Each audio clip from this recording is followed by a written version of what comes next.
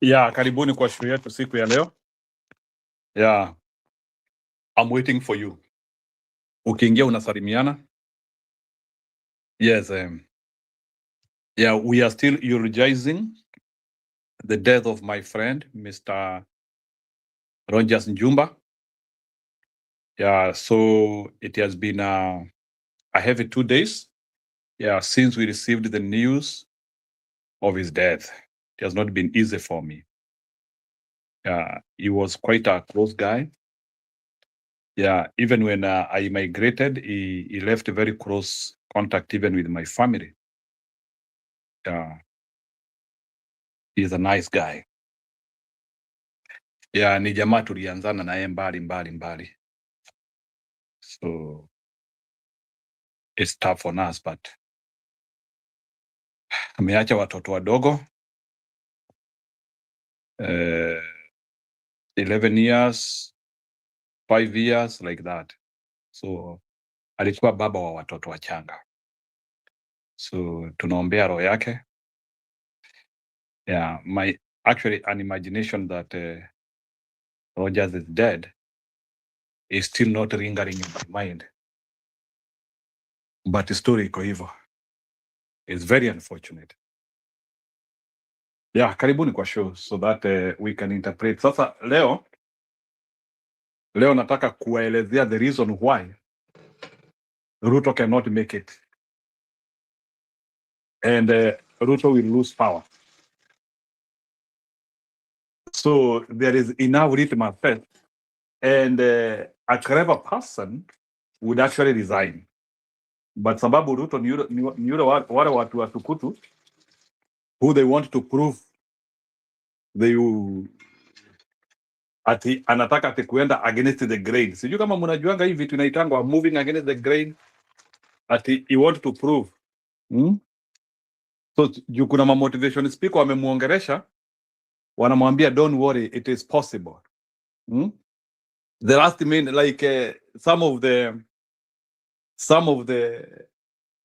zile vitu tulikuanga tunaamini tukua tunangojea mtihani form 4. I remember when I'm in form 4, the last minute can save a man. Sijui kama umesikia hiyo, the last minute can save a man. So kuna motivational speaker pahali ameambia Ruto don't worry, the last minute can save a man. Alafu lakini naye tu yeye yuko hapo. Actually Ruto will lose power. It has never been clear in our country that somebody would go one term kama sahi. Mimi hata venye nimeona hiyo news sasa nimejua wale watu ambao sasa ni the doubting Thomas sasa waangalie hiyo sasa, because unajua sasa there are some minions, some togege, especially Mlima Kenya wamekuwa kituambia ati mutatoa Ruto aende wapi. So if you want to know somebody who cannot retain a term, mtu ambaye atang'olewa katika mamlaka in any nearest election, kuna vitu ambazo you need to monitor. And I can tell you that I have monitored 3 things which can confirm that Ruto will get out of power. Nimezimonitor vitu 3. And I also monitored them in other countries. And they worked exactly that way. Every time a president is subjected to these 3 things, they always get out of power. It doesn't matter about the system, the systems which they have. It doesn't matter about the money they have, the corruption they have done, they will go away. So I can confirm to you unequivocally, Mr. William Samoei Ruto, ambaye hata anafanya mtoto wa shule fulani hawezi tulia, sababu mama naye kwa ujinga wake ati amesikia sasa Ruto amepata muhemuko sana. Kila mtu anaongea story ya hustler narrative. Inaonekana ni kama Ruto atakuwa rais wa Kenya. Halafu sasa huyo mama kwa muhemuko wake, na sijui mzee alikuwa wapi, wakikubali kupeana jina ya Aslov, wanapea mtoto jina William Samoei Ruto. venye wamepea mtoto jina William Samoei Ruto, wao walifikirianga Ruto yeye ataishi kukua juu, walifikiria Ruto ataishi kukua juu. Kumbe bwana, shida za mtoto zimeanza hapo. Mtoto hawezi tulia shule hata anaitwa Ruto must go. I don't know kama mumesikia hiyo narration ya huyo mtoto, and huyo mtoto anatoa suggestion, anaambia wazazi wake, although sasa naye mama yake ni kama ataki, sijui she still want to remain that glory. Mtoto anaambia mama yake, mimi simunibadilishie jina ama munitoe kwa hiyo shule, but I don't think hata huyo kijana akitoroka kwa hiyo shule if things will change, ataendelea tu kuitwa tu Ruto must go. So can you imagine you give your kid a name and that name makes your kid to suffer and by the way, let me tell you, huyo mtoto mambo isipofanywa ya kidharura, that is a kid who can die out of depression. Yes. So the idea is simple. Na mimi nataka kuadvise huyo mama, henda ubadilishe huyo mtoto jina, muite hata kama ni jina yako, kwani wewe hamuna majina kwenyu? Why do you want to call your kid the name of a sloth? I want to tell you, kama huyo mtoto hata badilishwa jina, that kid will not make it, because hawa watoto wa hiyo shule, they will not stop him Ruto, calling him Ruto must go, because it is reacting to the emotions what Ruto is doing to them, to somebody. So hakuna ati story ati na hapo ati hakuna story ati ya kusema ati una molest kijana or ati unafanyia kijana vitu baya. It's not possible. The kid is having a wrong name, so the kid will continue suffering. There is no any two ways. Na hapo hakuna ati story ya bullying. Msiseme ati hapo ni bullying, ni mtoto wako na jina mbaya. Sasa wewe hata ukikuwa na jina, ukianzia kuitwa Judas Iscariot, tutaanzia kufikiria aje? Anu ulisikia ati mama yake anasema ati anataka security. Huyu mama, in the name of wanting security, utapeana security kwa midomo? Hii uwezi zuilia mtoto kuitwa Ruto must go na kuitwa Zakayo na kuitwa Kasongo. That one you cannot how do you protect that? That woman is mistreating that boy. So that is how you know that mtu anangatuka kwa kiti. Kwanza mimi venye niliona hiyo nikasema okay. Kumbe Kenya ni kunoma. Venye tu niliona hivi nikasema okay. Ndiyo hii sasa, ndiyo hii. That is the most clear litmus test you can say. Hiyo hapo hakuna story ingine. Number one, people suffer when they associate with you. When people start suffering when they associate with you, ujue ni noma. Number two, litmus test ya kujua ya kwamba Ruto anangatuka mamlakani. Ni ukiamua kuanzisha kitu mpya, watu wanapinga. Whether it is good or evil, ukianzia tu kusema tu tutafanya hivi, watu wanasema hakuna. Yeah, because inaletwa na reaction ya vile umefanyia watu. Unaletoa reaction, inaweza kuwa sayo paji na maybe pengine hiyo jina amekuwa nayo for so long. Ama ile sasa tuanzie kuhurumia Zakayo ati venye mpaka ati he is being mistreated. Forget about that. So Ruto sahi, hata Ruto sahi aseme anakuja kunipikia kwangu, utasikia nikipingana na hiyo story. Hakuna. Mimi sipikiwi na Ruto. That is what happens. So when you fall out of glory. So na hii ni baadhi ya yale maneno ambayo Ruto has to grab with. Hapa sasa ati hakuna story ingine. He has to grab with it forever. Unfortunately. So hapo ati hakuna ati story ingine. Unfortunately, hakuna story ingine. Let me add some water here.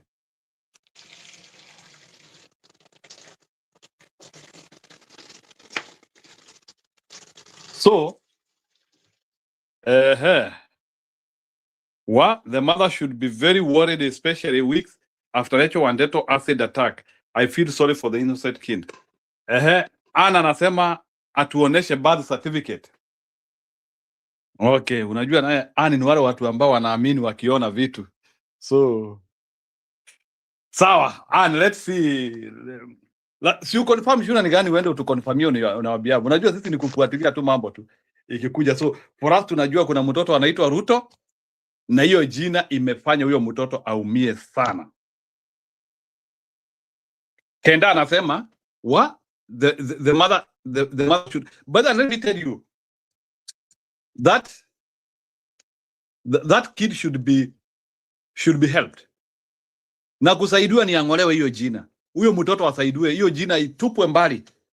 Why should you call your kid William Ruto? Jina ina upako, mwizi, mwizi, mundanganyifu. Surely, why would you want to associate your kid with such a name? It's pathetic. It's pathetic. Huyo mtoto anaumia sana sababu ya because of poor choices of his mother. Poor choices. Mama yako anachagua vitu mbaya, unaumia hivyo. Nataka kuwachezea story, niko kwa simu, mutaningojea kidogo. I need to pick my computer from the phone. Ana anasema ati am I more comment to confirm. So anaenda to confirm because wewe unataka details mingi, badala ya uamini kuna mtoto anaitwa William Ruto na anaumia, unataka tuende tukasome birth certificate. Wewe utuletee hiyo birth certificate. Tuache story mingi. Anyway, and we are still eulogizing the death of Rogers Jumba from Vihiga. Yeah, one of my best friends around. So tuendelee kuombea roho yake. Yeah, it's something which personally it has put me extremely down. I'm just trying to put a serious face, but truth of the matter is that hiyo story imenishika sana. I'm almost getting depressed by the way because huyo kijana nilimjua sana.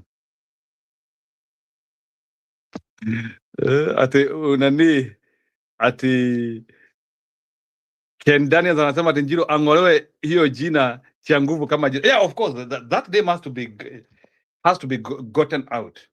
We cannot allow a kid to suffer because of an illicit name. Jina ambalo halina upako. Huyo mtoto angolewe jina, awekwe jina lingine. Afadhali hata huyo mtoto aitwe Sahani ama Kikombe. Alhamini Kikombe. That would be a better name. Aitwe Alhamini Kikombe. Ama aitwe Timothy Njoya. Ama aitwe Njiro Mwaura. Hiyo jina sitawaharibia. Ama aitwe Kendani. Mbona mnapea mtoto jina halina tukufu?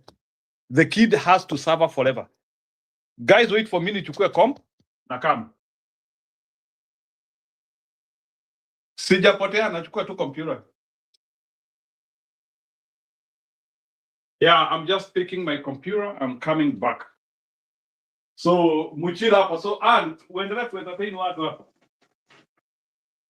Unasikia? Uendelee kuentertain watu. Can you continue entertaining people there? I'm coming. I'm just taking my computer.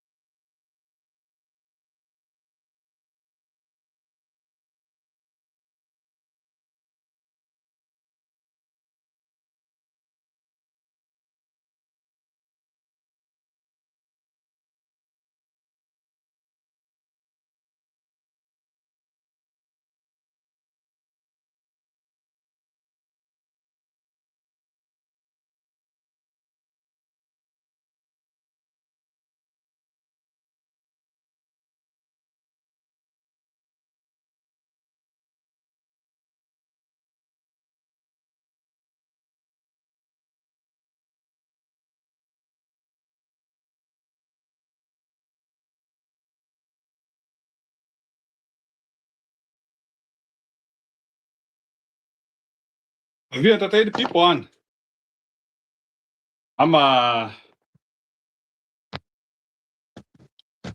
Did you say unpick or umeenda?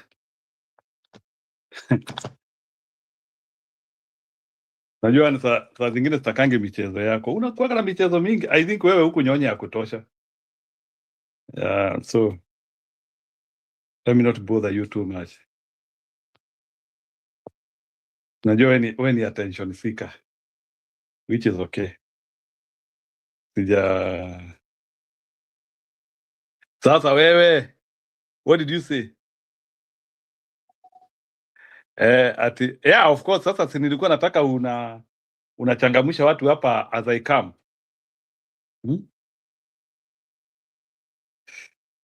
But you didn't do well. So sitakulipa. You didn't do well. So hiyo ndora yako mbao sikulipi. You performed very poorly. I was expecting to meet like 50 messages. Naweza enda hiyo dakika yote tu na unaweka tu like message moja. No.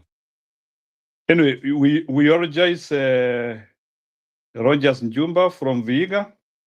Sijui kama kuna mtu wa Vihiga hapa.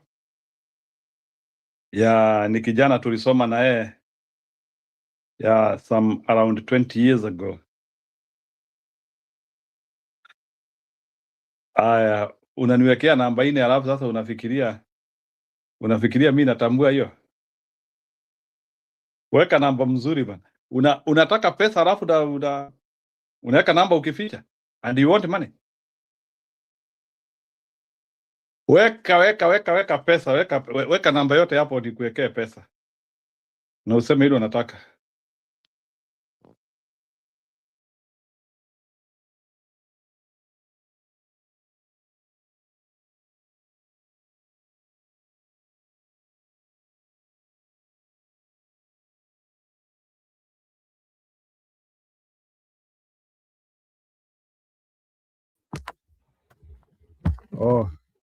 Haiko inaingia kwa haraka. So I think I'm in.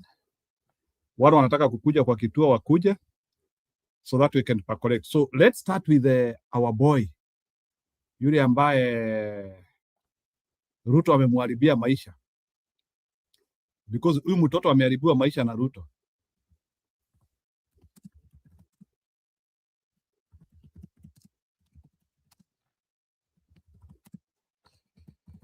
Wacha nitafute story, niliona kwa NTV lakini wacha tuitafute.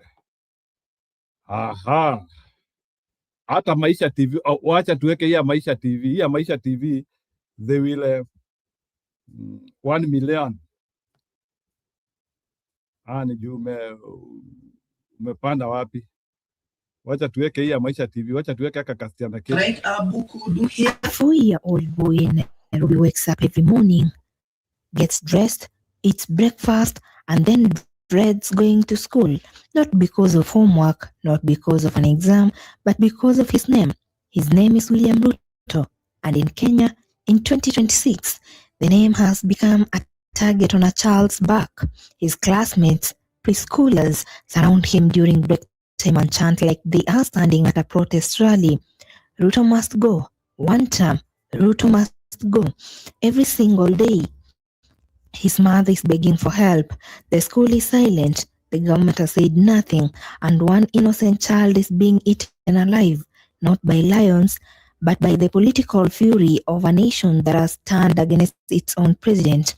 This is that story, and it should make every Kenyan stop and think hard. Sasa shida akiwa shule, mtoto anakuja kila siku ananiambia, "Mama, msirudi tena huko."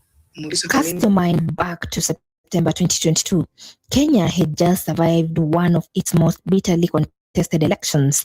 William Samoei Ruto, the self-styled hustler from Sugoi, had beaten Raila Odinga against all odds. The man who once sold chicken by the roadside had become the 5th president of the Republic of Kenya. For millions of Kenyans, it felt like a miracle, like the ground floor had finally beaten the penthouse. Naomi Njeri Diana was one of those believers. She was pregnant, she was hopeful, and when her son was born, she did what proud Kenyans have done throughout history. She named her child after the man she believed would change everything. William Ruto, her son, her pride, a declaration of faith in a new Kenya. It is a tradition as old as Kenyan politics itself. Children have been named after Kenyatta, after Moi, after Kibaki, after Raila. In African culture, a name is not just a label, it is a prophecy, a prayer, a public statement about what you believe in. Naomi believed in Ruto. She had absolutely no idea that 4 years later, that belief will cost her son his peace and his childhood. I need maximum security for myself and my son. Because hiyo ni kushangaza kuita mtu Ruto ni shida Kenya. He is the ugly reality inside that Eastlands preschool classroom. The teacher calls the register. She gets to his name, William Ruto. And before she can move on, the giggling starts. By break time, it has become a full chorus. Classmates, children who barely reach the kitchen counter, surround this boy and chant at him like they rehearsed it. Ruto must go. One term. They do it on the way to school. They do it on the way home. They do it during lunch. They have turned his name into a weapon, and they are far too young to even understand. Naomi Njeri Diana, also referred to as Diana Naomi, spoke out publicly with the raw, cracking voice of a mother whose heart is breaking in slow motion. She said her son is now afraid of his own name, afraid of his own classroom. The school, she revealed, has done little to nothing to stop it. And yet, listen to this carefully. She said with unshaking conviction, quote, I can't change my child's name because I love President William Ruto. End of quote. Muuliza kwa nini? Tukienda break, tukitoka baridi, watoto wananiita Ruto must go, one term.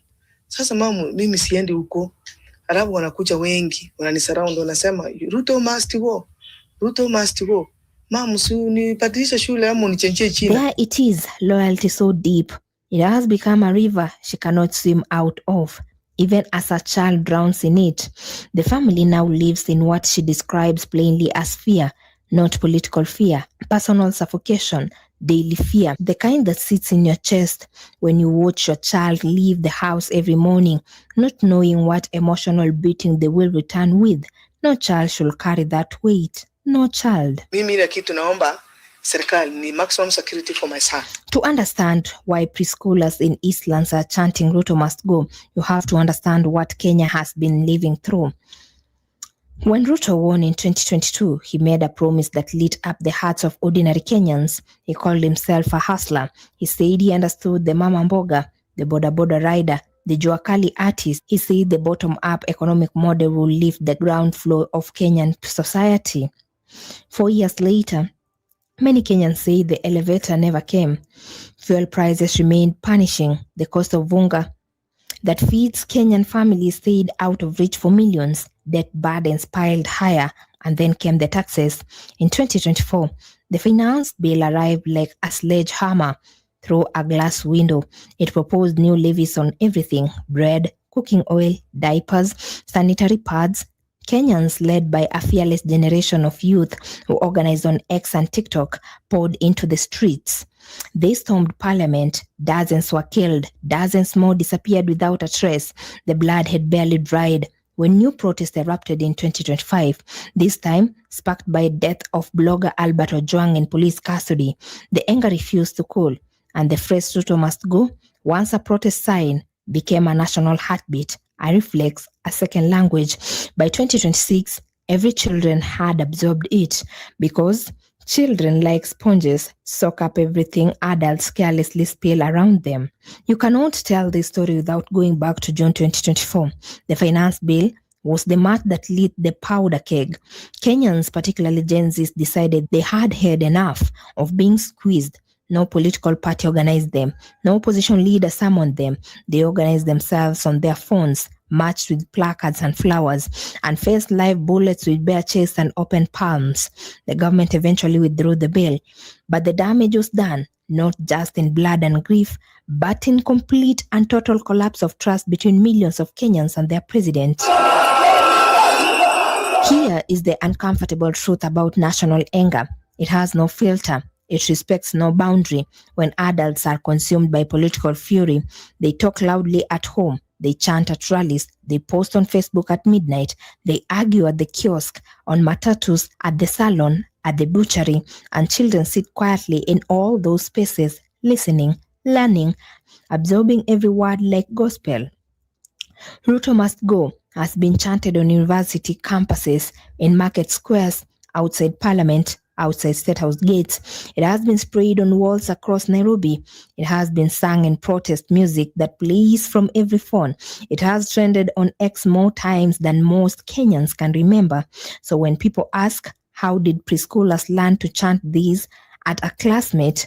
The answer is devastatingly simple. They learned it from us. We handed them our anger like pocket money and never once thought about where they would spend it. When Naomi Njeri Diana spoke out, she was not just a mother telling a painful story. She was a woman standing at the crossroads of loyalty and love and refusing to choose between them. She said in Swahili, with the kind of calm that only irony conviction carries, mimi sijaona ubaya wa Ruto. Sit with that for a moment. While Kenya was burning bridges, storming parliament, burying protest victims, and screaming Ruto must go, from every corner of the country, this woman in Eastlands looked at the same Kenyan, quietly said, I still believe. You may agree with her. You may think she is living in a bubble cell shut from reality, but you cannot deny the raw courage it takes to say that publicly in 2026. Kenya, when the tide has so completely turned, and yet, and this is where the tragedy cuts deepest, her loyalty is not protecting her son. Her conviction is costing him his childhood peace. The institution that is supposed to shield him, his school, is failing him completely. No counseling, no firm intervention, no anti-bullying policy enforced with any teeth, just silence while a small boy bleeds emotionally every day. So what actually needs to happen? Let us cut through the noise and be direct. First, this is the most immediate and practical solution available right now. Transfer the boy to a private or faith-based school with stricter discipline and a less politically charged atmosphere. Many people have said this bluntly online, and they are not wrong. You cannot wait for a broken system to fix itself while your child suffers inside it every day. Move fast, advocate later. Second, Naomi refuses to change the legal name, and that is entirely her right as his mother. But Kenya's legal system allows for affidavit-based name adjustments that are straightforward and common. The boy could go by a middle name, a nickname, or a school name without erasing his mother's declaration of love and faith. This is not disloyalty. This is protecting your child. Survival first. Third, his wait gets interesting. President William Ruto's administration has a golden PR opportunity sitting right in front of them, and they are letting it rot. Imagine if the president publicly acknowledged this child, sponsored his education, visited the family in Eastlands, or simply looked into a camera and said, no child should ever suffer for carrying my name. Fourth, schools need firm enforced anti-bullying frameworks that specifically address politically charged language aimed at children. Parents need to become intentional about what they chant, what they say, and what they model in front of young eyes and ears. Teachers need real training and real authority to act, because a classroom is not a rally ground and a child is not a political statement. The bigger mirror, what this boy's story says about Kenya's soul. Newsroom, Maisha TV, Mesh Msembi. Apparently you can go from 0 to a complete site in just a single prompt with Wix Harmony. I don't know if this is going to be possible. Or vibe coding me.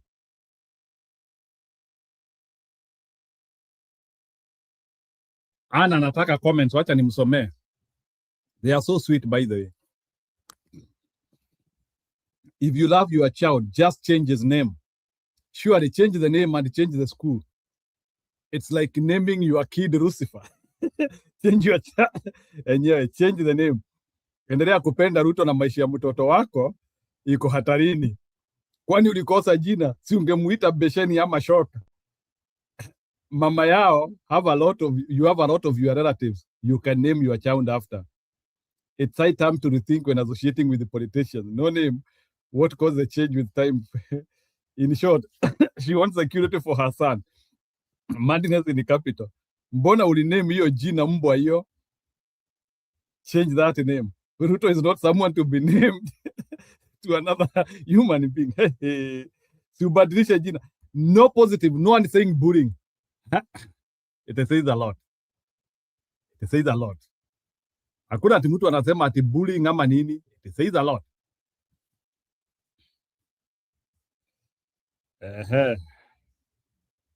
Wacha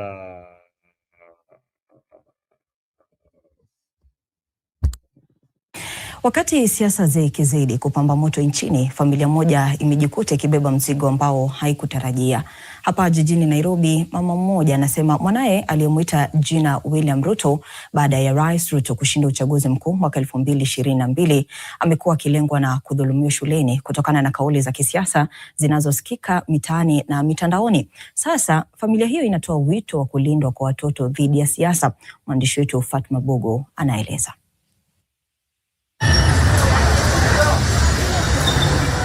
Kwa wengi jina ni utambulisho na fahari ya familia, lakini kwa mama mmoja mkazi wa Nairobi, jina la mwanawe limegeuka kuwa chanzo cha maumivu, hofu na unyanyapaa.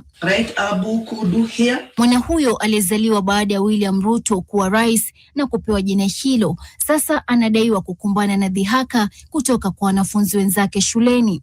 Familia hiyo inasema watoto wamekuwa wakimwimbia nyimbo na kauli za kisiasa wakati wa mapumziko shuleni na wanaporejea nyumbani kutoka shuleni. Lakini sasa shida akiwa shule, mtoto anakuja kila siku ananiambia, mama msirudi tena huko.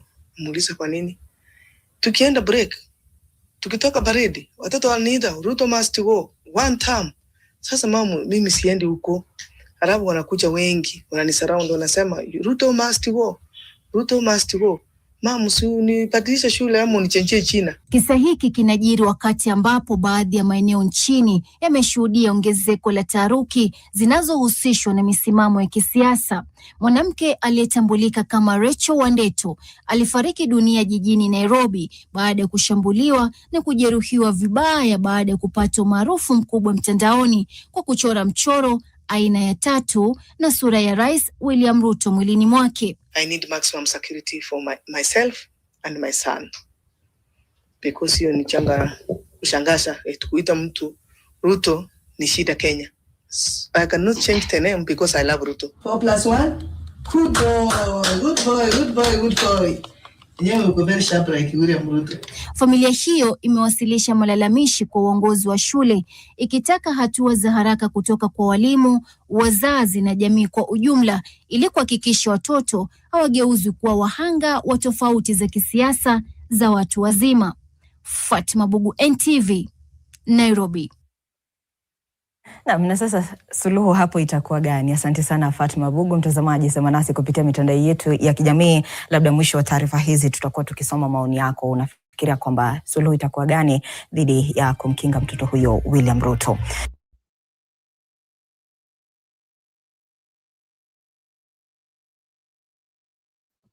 Kwani jina limebadikwa bana? Watoe jina bana.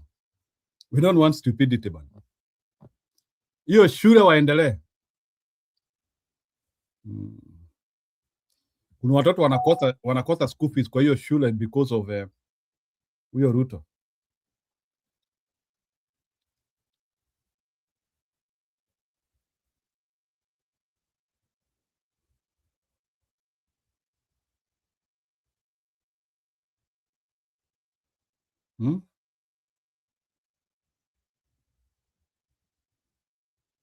Wacha tuone hii maana. Na mtazamaji wangu, kama ilivyo ada, kila Ijumaa tunajitosa ndani ya vimbwanga. Basi wiki hii mbunge Sylvana Sosoro anajigamba jinsi huwapa watu hela ovyo ovyo. Basi hayo tu, Winnie Odinga anasema mwenye deni lake basi asivae suti na hata kuzurura bila kukulipa. Na gavana Natembeya amsuta gavana Lusaka kwa kudai kuwa yeye ndiye aliyemfanya kuwa DC. Paul Nabiswa na yaliomo pamoja na sekeseke la Ebola nchini Kenya.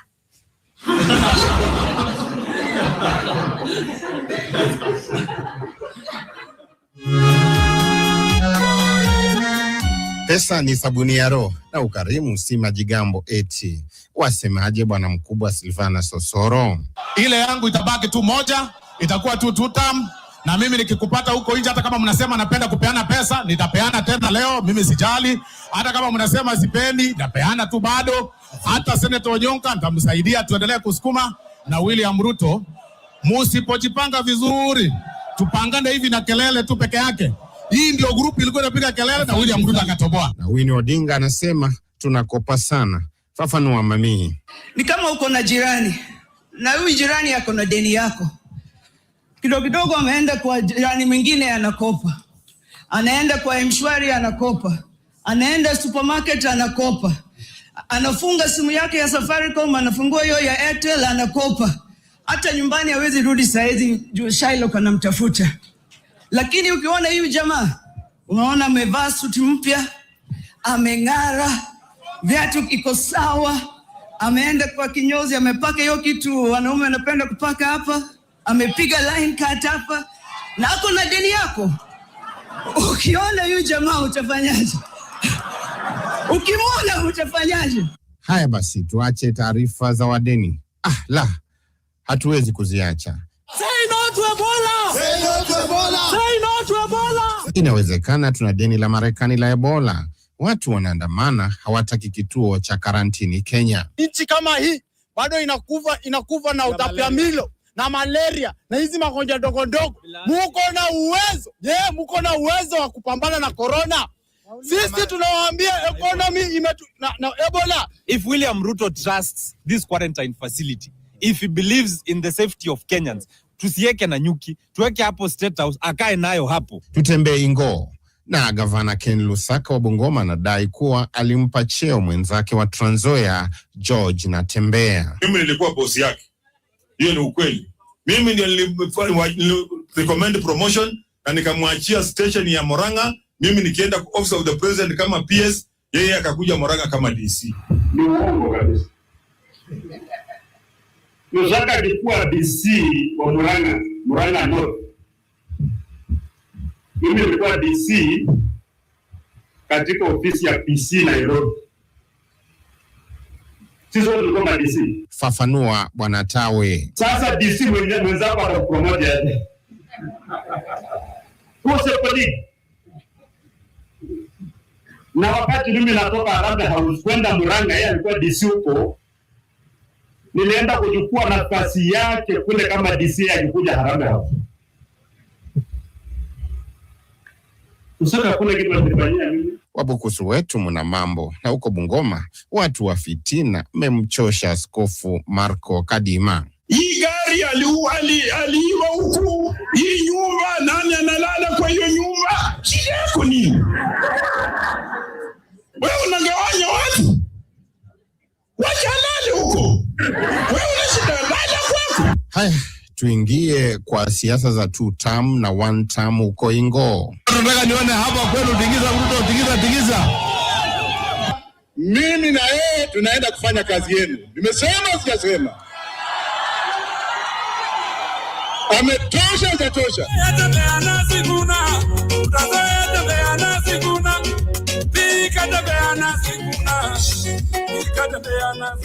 Alafu tumalize na ngoma mpya ya Edwin Sifuna, Mitaani. Mama wanapenda Sifuna. Wakenya wanapenda Sifuna.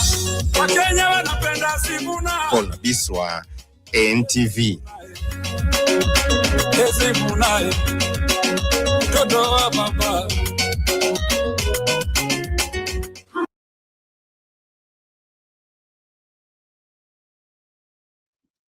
Yeah, that was epic. Sasa wengine wamesema ni wao walitafutia wengine kazi.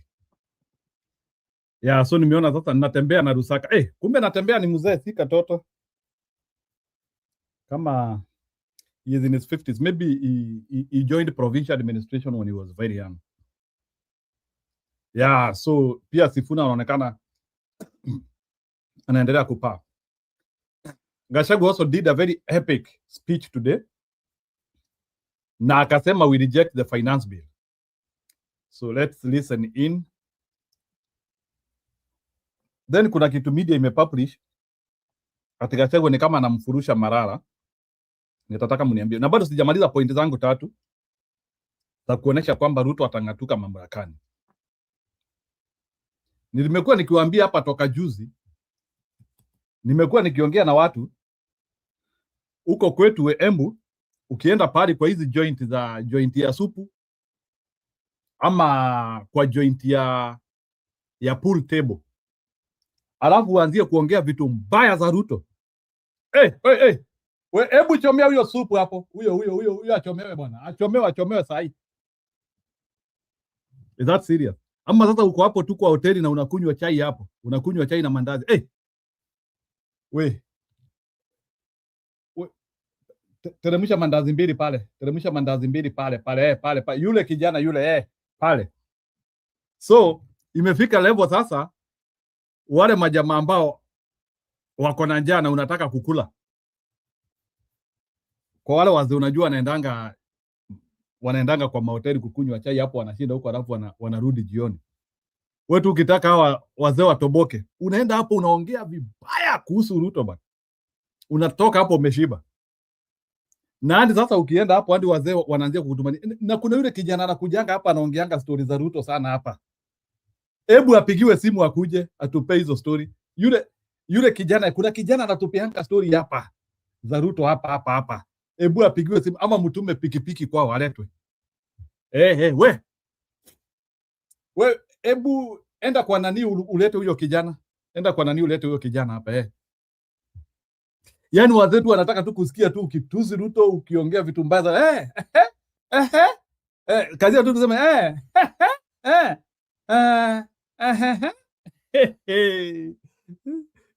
Hebu sikia vile huyo kijana ni mwerevu. Hebu sikia huyo kijana mwenye ni mwerevu. Siku hizi if you talk current issues na vile Ruto ni mbaya, ina translate wewe ni mwerevu. Ini Kikuyu, na mwanake ni muogemu. Huyo kijana ni mwerevu. No, and I've been telling you the stories hapa until sasa imebidi musikie sasa hata mtoto anaimbiwa Ruto must go. I have been telling you because I've been investigating the villages, I've been hearing from the villages ile kitu iko. Sahi. Mimi nilikuwa nimepeana kibarua, watu wakanilimia. Ya watu hiyo kibarua iliisha. Kibarua iliisha. Si watu walipigana. Na jamaa hapo anakuja hapo sasa ati anaanzia kusifu Ruto. Ilikuwa vita. Siku hizi hata tukikupea kibarua tunakwambia wewe kama ni mtu ya tutam wachana na sisi. Enda ukaajiriwa na mtu ya tutam sasa. Amuta tuibia na pia mnakuja kufuata tu pesa yetu kidogo. We will not do that. So pia nyinyi izikuwe mnafuata hii kipindi sababu tunaongea vitu mbaya kuhusu Ruto. Hadi mnaanza kusema na huyu kijana ni mwerevu. Hata nyinyi mko hapa sababu ya hiyo. Nawajua sana. Najua ni hiyo tu story ya kuongea vibaya tu kuhusu Ruto tu ndio inawafanya tu mnahanga hapa. Na huyo kijana pia anaongeanga. Pia anaongeanga mingi. Anaongeanga vizuri.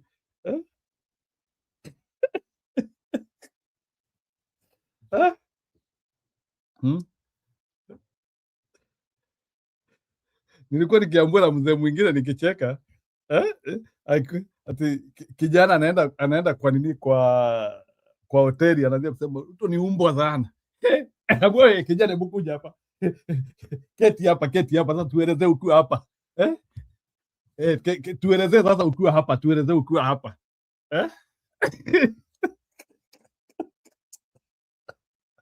I didn't know like speaking ill against Ruto would be leverage.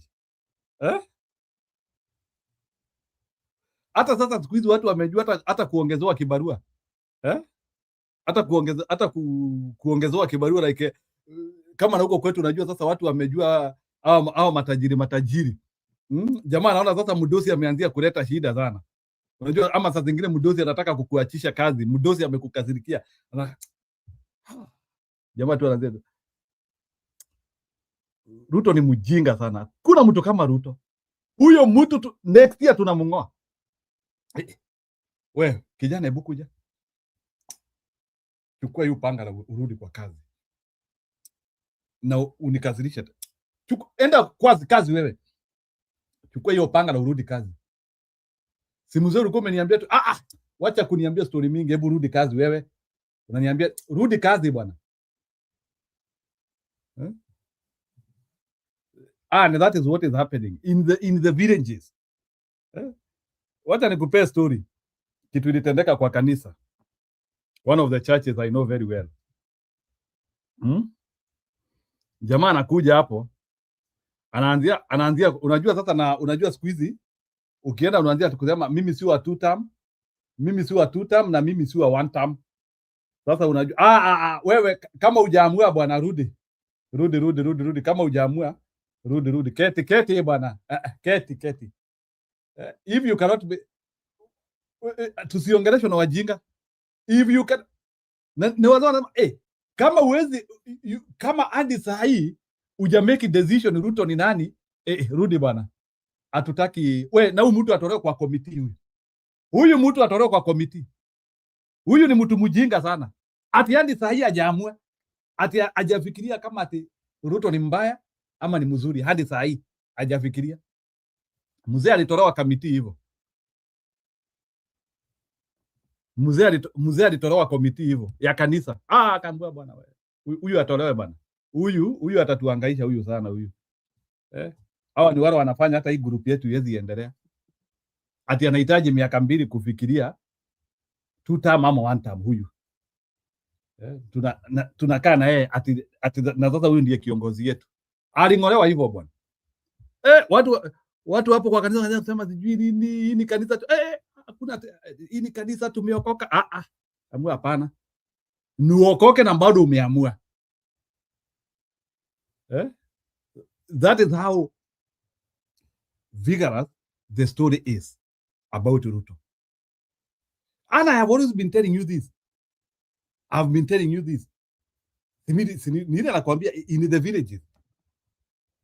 Atunaenda tukuongelesha, unajua people can feel the pain. Alafu unakuja kuambia story ya yule mtu ambaye amefanya watu wakue hoi hai. Unakuja kuambia story yake. I'm telling you. And ngojeni next year ndio mtaona. Hii hatred bando. By next year utakuwa unaenda rally ya Ruto unapigwa. I'm telling you. Bado hii hatred inaenda ikibuild up. Ama unaonekana na nguo ya Ruto. Ati tuta mguu imeandikwa tuta mapa. It will be suicidal. My friend. Ati umevaa nguo ya Ruto ati, let me tell you. Hii ndio inaitwa monosided politics. Ruto ashajiondoa kwa axis. Sasa imagine hao ni watoto. Wanaletea mtoto shida juu ya jina. Hao ni watoto na watu wazima. No. Let's now transpose it. Watoto wanashindwa wakimbia mtoto, Ruto must go. Watoto wa miaka 5, miaka 4, miaka 6. Ruto must go. Na watu wazima watakufanyia nini saa hii? Ati unaonekana let me tell you, hata poster ya Ruto utaiona. Forget about Mount Kenya, titifa Mount Kenya peke yake. I want to tell you, muniambie saa hii, nataka mtu anipigie picha niambie pali ameona poster ya Ruto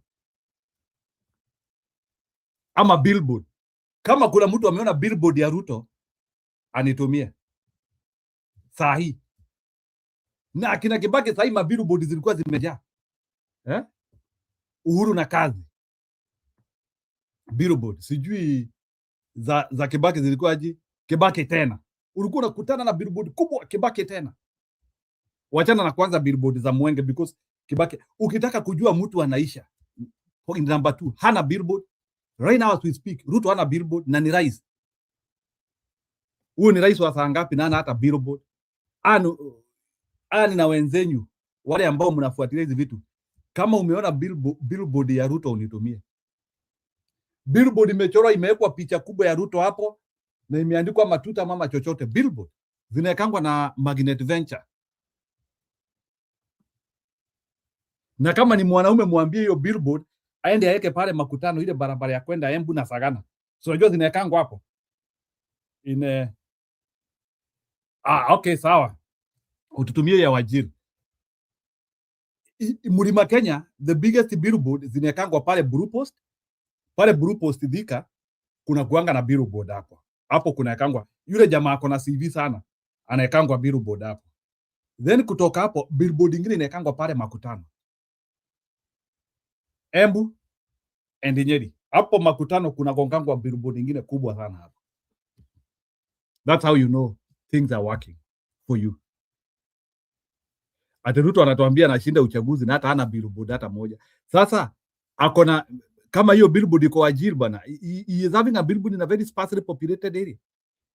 Nionyeshe billboard hata Eldoret ya Ruto.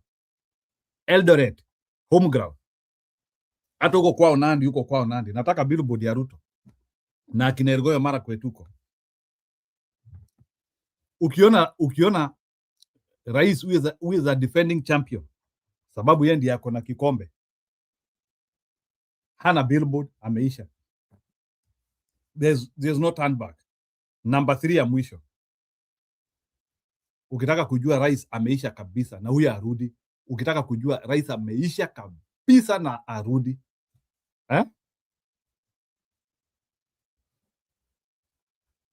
ni he has lost over a half of the people who brought him to power. And it is confirmable. Ruto has lost over a half of people who brought him to power. Na unajua wale tunaitanga constituency, tunaitanga ground, your ground. Ile ground inakuingizanga kwa power ndio inakumaintain. Ati tunaenda kucreate a new ground ati kusustain kwa power. Hakunanga kitu kama hiyo. In politics, whoever makes you get elected ndiye anakusustain kwa power. Ni kama ndege. Siasa ni kama ndege. Na Muigai aliwaimbia vizuri sana. Ndege, the power which the aeroplane, niseme na Kizungu because taki mwanzie kusema na Waingereza Kikuyu hapa ama Kiembu. The power which the aeroplane gets out from ground, it is the one which makes it stay in the air. And you know, hiyo ni wimbo yenu. Ile nguvu inatoanga ndege. So like Ruto cannot create his own constituency. Constituency ya Ruto ni ile ilimuingiza. That is the most royal one. Wale watu, the people who made you president. That is your royal group. Hii unajaribu kurecreate. Hii group unajaribu kurecreate. Ni relationship which cannot be confirmed. So Ruto has lost this election. Look, even if it was a contentious election, even as Kibaki was losing power, he never lost his constituency. Constituency yake ilikuwa hivi.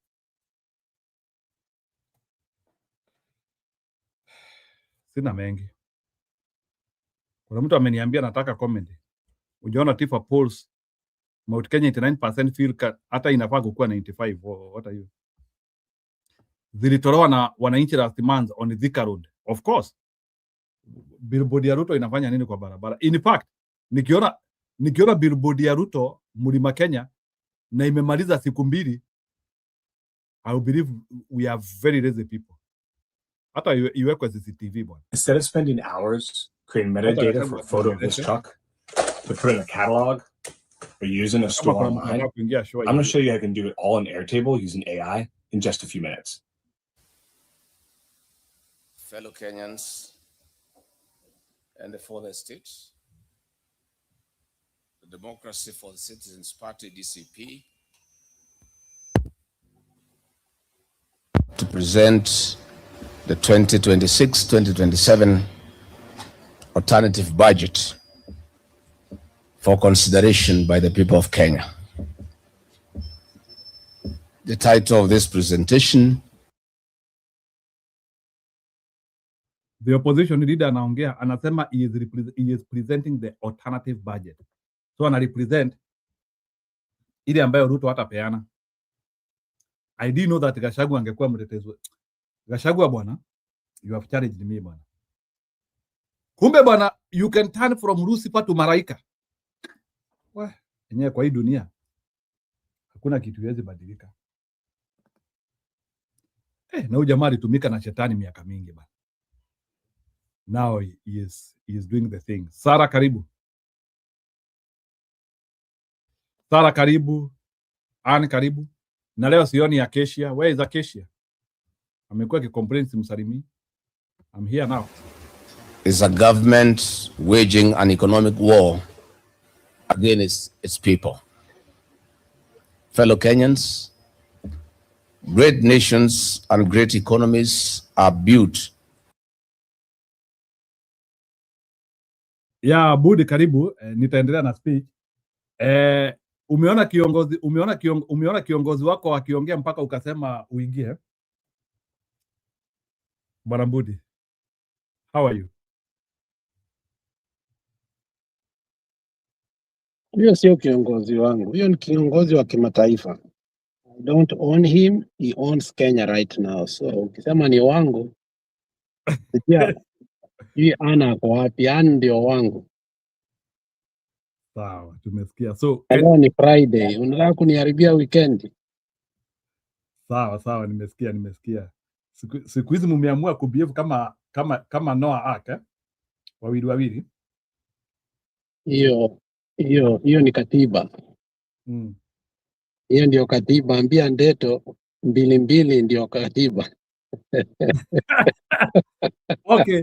Can you first of all, maybe before ni kuingiza kwa Gachagua in lane, can you react kwa huyo mtoto William Ruto?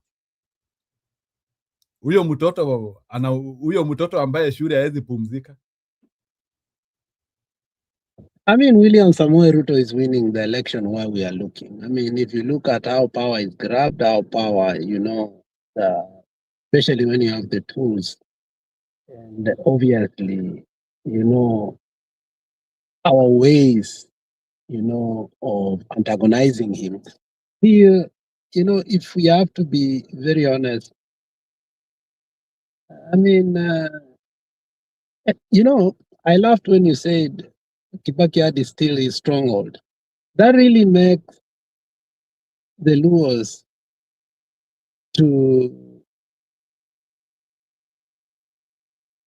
Kenyan history is mad with a lot. When you think you are giving a point, but at the same time, you are also dismantling yourself when it comes to other things.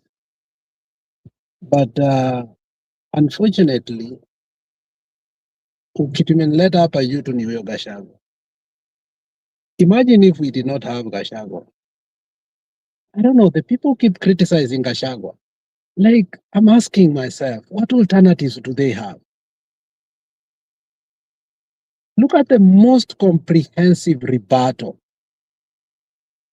Look at how presidential Gachagua is. I don't know, the people just hate Gachagua. I don't know what kind of hatred they have. I mean, sometimes take all your preoccupied, ideologies, put them on the side and just listen to the man.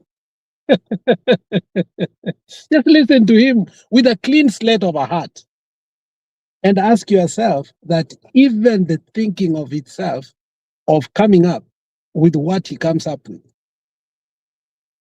hata muachie Matiang'i 100 years from now to be able kupea Ruto sleepless nights the way Gachagua amempea.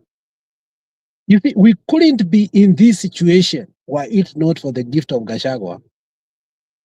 And I stand strongly by that. Anielewa. So I listened to Gachagua, hiyo speech yake on part of dismantling of the government and also the alternatives that he was giving. It was a long, obviously tiring speech. But what made it exciting is the fact of everything that he was saying. The way the IMF, you see, we are looking at Senegal and looking how Sonko and Faye, cannot agree because of IMF and the inputs and what and how they want the government to run. Whereas we have a person who actually is taking directives totally, completely from IMF, and everything that is happening today in that country is colonialism at its peak. I agreed with Gachagua. I didn't know how bad this budget was until I highlighted some of the things that he said. And anybody who is a political student that will want actually to understand how bad this budget is, take just your time, sit down, just don't even write, highlight, and peruse through what he says and go actually and research on all these things. You can understand that today Kenya, from what it was in the last government, we own nothing. We are directing nothing. Our judiciary and our legislature are under hostage. Ruto himself is dying to get out of the hooks he put himself. That's why you saw him even limping in South Africa. He can't do nothing. I mean, it is way beyond. This is not even state capture. State capture is still within the control and confines of sovereignty of the people of the Republic of Kenya, because even those state sovereignty, the state capture, they are the people of Kenya. But right now, we are not even talking. This thing is beyond Ruto. And I'm wondering, Jiru, if this budget, we go by it the way, and I don't even want to talk about it, because when I started researching myself, because I was like, Gachagua is blowing things out of proportion. But something was telling me, Alex, go check out. It's always good to check out, because just be like a Berean in what? In the Bible. Go check out and see. And it's a high time we should not be educating people so that they can get angry. We want people to educate themselves so that they can truly get angry and desire to do something. This is the end of what we knew as a country. We thought Moi was bad. But at this rate, even if we think that at 2027 we are going to have a country to rescue, I think it's going to be beyond us.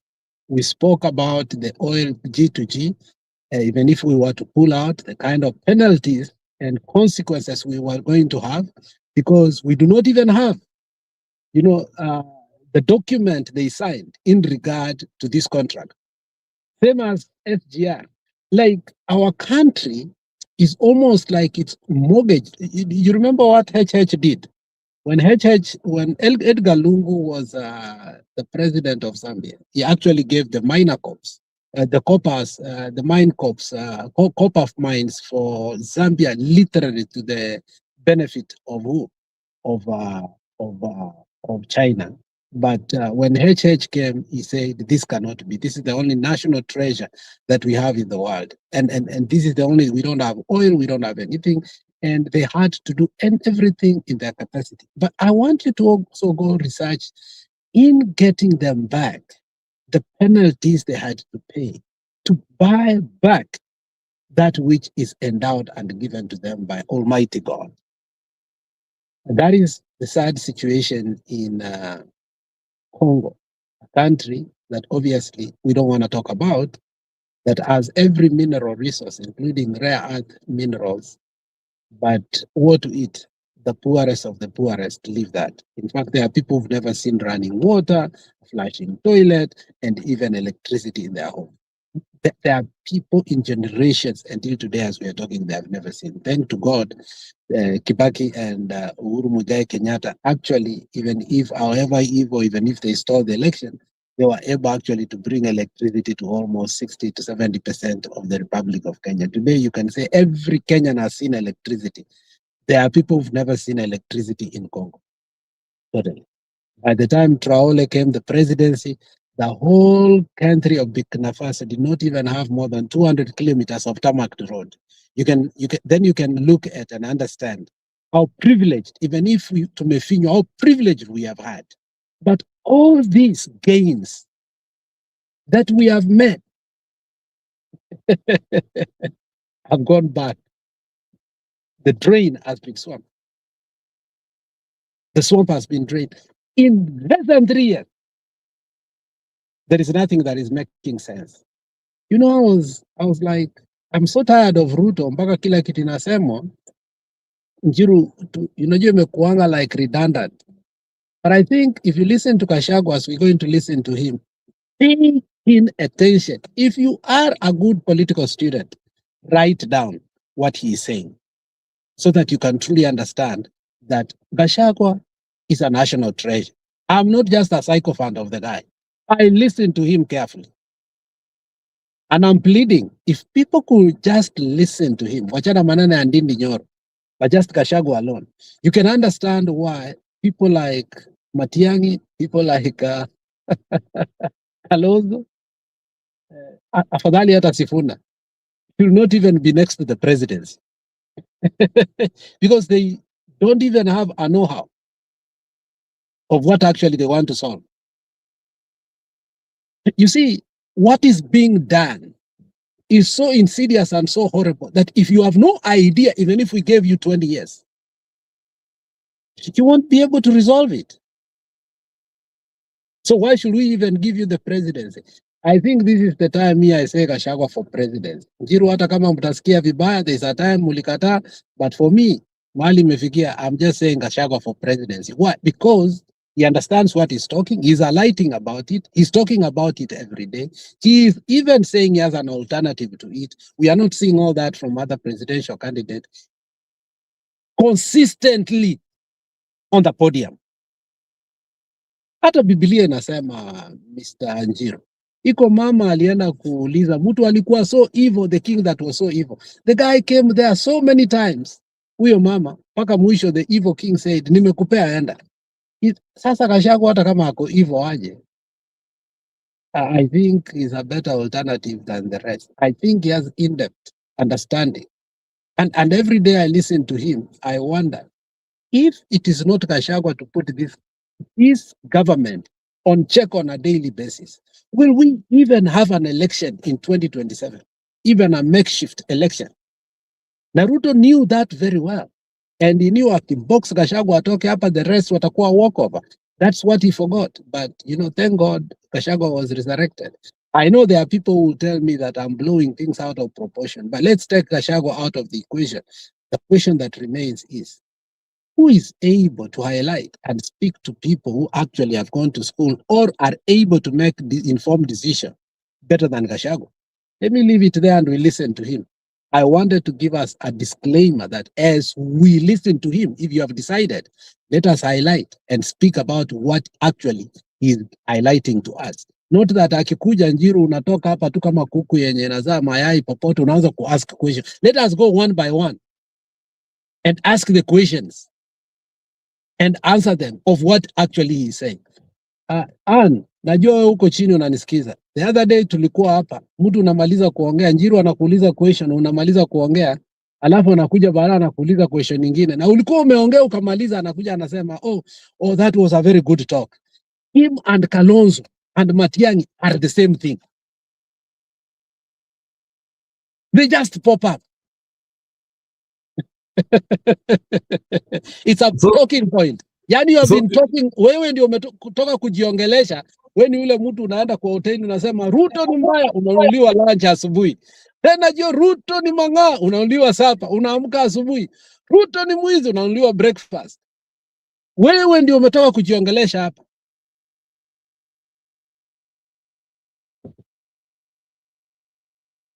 No, I just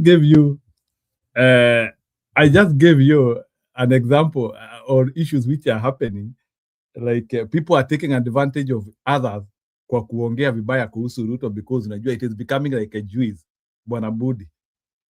Sahi yani ukitaka hata mtu akutreat vizuri, including hata wasichana kuingia box. Unajua hii economy ni mbaya bwana.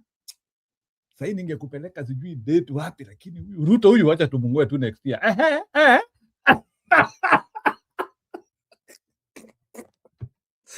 Alama za dukuduku. Siendelei zaidi ya hivyo. So mtu anasema, mimi napendanga kuengage huyu Suda anaitwanga Ellen Troy. Anasema Rigathi is not a presidential material. Lakini alternative ya Rigathi Gachagua ni nani? Ni Matiang'i.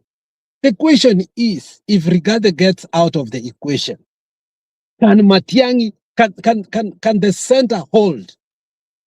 Njiru, can you answer me that question? And be honest.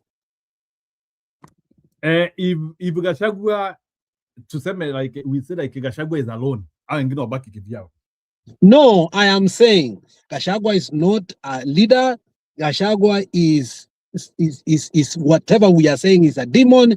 He is fighting for his life. Let's put him on the side. He's out of equation.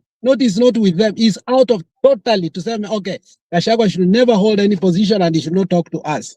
Tell me what remains of us. Be honest and simple. Just a carcass. Actually, the guy who makes serious news, Gachagua. I think opposition, 75% of information quotient is from him. Let me ask you another question. And I want you to be honest. If it was not Gachagua, the last 4 by-elections, zingekuwa by-elections? Hizo tungefagiliwa kitambo. No, nimekuuliza zingekuwa by-elections. Yes or no? Hakuna. So when people come here, they want to lie to us because of hatred that they have. And you see, when you don't have foresight, that means you don't have insight. And if you don't have insight, continue yapping. We have no reason to tell you not to yap. You continue, say, shout the way you want. The truth is, we get bitter wakati Gachagua anaibiwa by election. Not Matiang'i, not Kalonzo. Why? If it doesn't make sense to us. Wakati Mbeere tulishindwa.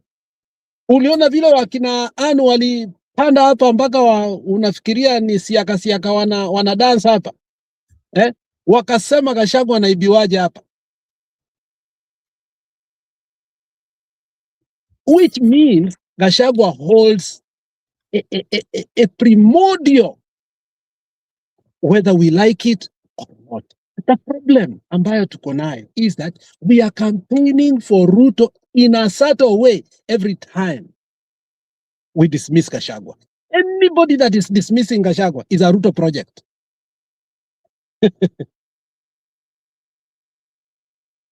In fact, so far, for me, I think Gachagua is the only so far, the only person who I can confirm that he is going to this election straight. I think unajua tuko na side B, tuko na side A na side B. The only participant of side B I can confirm ni Gachagua. How wengine we still don't know how they will percolate. You see, for me, I will wish my party DCP will disassociate itself what is called the opposition and alternative government, so that we give them an opportunity. Wakina Ellen Troy wapate platform yao. Unaelewa? Si tunaenda huko tunawasikiza, tunawambia, now sasa you tell us what we can do. Because, you know, they are living under what we call hii hewa yenye unawekanga wakati unakufa inaitwaje hii, unaweka to keep yourself alive. How do you call it hii yenye unakuwa kwa ICU? Ventilator? No, hii ingine unawekewa to keep you alive just oxygen. For the second. No, there's a way they call it. All these people are actually living life support. Life support. Yeah, opposition. Immediately we will turn our life support off. I want you to tell me. I want you to tell me. Of course, Gachagua is the tape which is holding everything together, because you can, and it is not difficult to measure that. When Gachagua is outside the country, unasikia watu wakisema, hey, Gachagua arudi tena bwana, arudi. That's why, like, he has, every time he is going outside the country and he has to cut his... And my problem I have, Njiru, is this, and I want you to tell me, because I have sat down, I have said, okay, let me listen to Robert, let me listen to Nani, Stone PK. There's value in listening, there's civilization listen. And I have sat down with a pen and paper. I can even open my nini hapa, my video, angalie vitu saa ingine na angalianga. The prospect of Sifuna convincing the central people, which is the key constituency, ni ngapi? You tell me. Kuwatoa kwa Gachagua. 12%. I want you to be honest. The central people. Because the moment Gachagua tunamtoa kwa equation, Ruto goes back with all his, all these people. Do we have an alternative for Sifuna in the mountain? Of course, unajua sasa the mountain has galvanized itself through Gachagua. So if you want a mountain, you have to be with Gachagua. No, so you are repeating the same thing they are saying, that tunataka Gachagua akue, lakini ABCD. Now I want Sifuna to take over. Okay? Gachagua atoke kabisa. I want us to be now real. Okay? Let's get Gachagua out of equation. Now, let us propel Sifuna. Okay? Let's be raw today and very organic. Gachagua is not anywhere. Okay? Sifuna is the man of the people. Amenda Machakos everywhere. Amenda Vizuri. And we love it. Now, the mountain, Sifuna versus Ruto. The leadership of the mountain will gravitate to who? I want you to tell me. Be honest. They could abstain. That's the problem we are having. So in strategy, and if we are willing, Matiang'i can win the mountain, but it looks like also because they've been dealing with the issue of by-election. I'm not sure, come on, internal wrangles. I'm not sure what is happening within Jubilee. They say they have money, they have power, they have every city.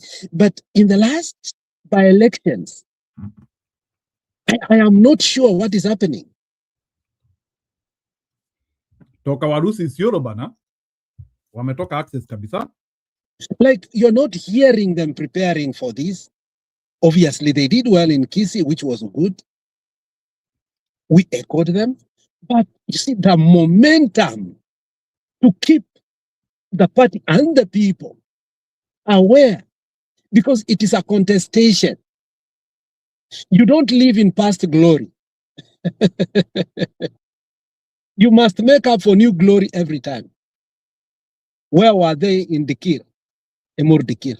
Where are they in Olkarau? Olkarau is basically a showdown between what? Obviously, we want DCP to win. But and your wife, and your wife is saying that Olkarau tunaweza shindwa. Hebu react kwa hiyo. Unajua hiyo labda abstinence ikuwe mpaka hiyo wakati tutashinda hiyo kesi.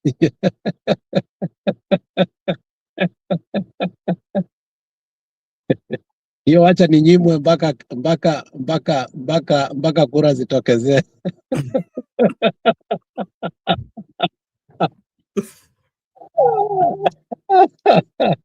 Now, I'm worried that within the opposition, if we do not understand that our unity is the only... Do you remember 2002, the unity carried Moi to the point that Moi had to just concede? And we need that kind of unity and formation. And the opposition was quick enough to know the strengths of each person. They were very quick to understand the strength of each person and who should do what very quickly. Can you? And now we are not fighting somebody. Moi was getting out of power. We are fighting somebody who knows that he needs the second term. Not only that, he needs to extend even past second term. Now, the other thing is we are fighting an individual who has changed every institution within 2 years. He's going the third year, but he was capable to change everything within the institution that matters, that governs that country. From the courts, parliament, he changed the police, he changed the ESCC, he changed the electoral commission, he has changed the military. We are going against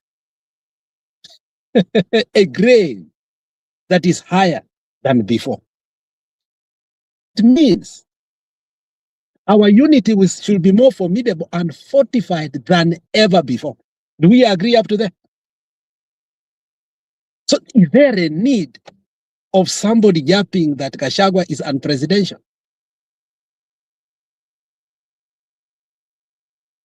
Is there a need? I think sometimes we fail to understand that power.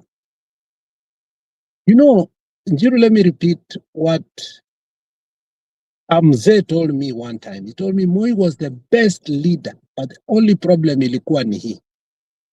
And then akaniambia Kibaki was the worst leader, but the only thing that he had is because of this. Then he went again to the next statement. He said, when Michuki said, ukitaka kuongea na Wakikuyu, pia kwa Uhuru Muigai Kenyatta. At that particular time, nobody saw the presidential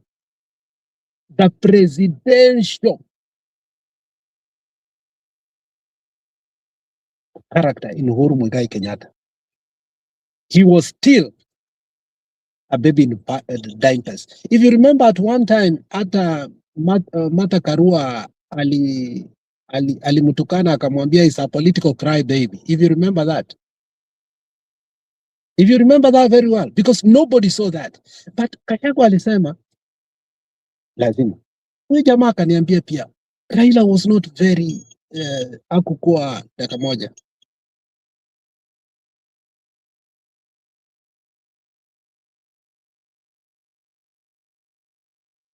Akasema Raila was not very philanthropic. But there is one thing the Luos understood. For power to get close or to them,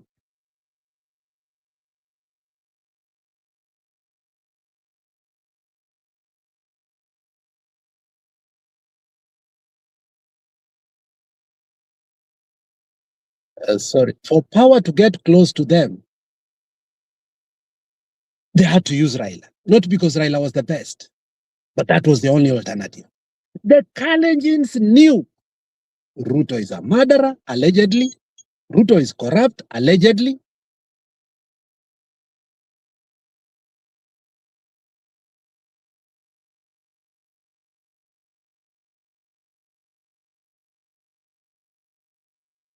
But they knew after Moi, not even Gideon Moi could give them power.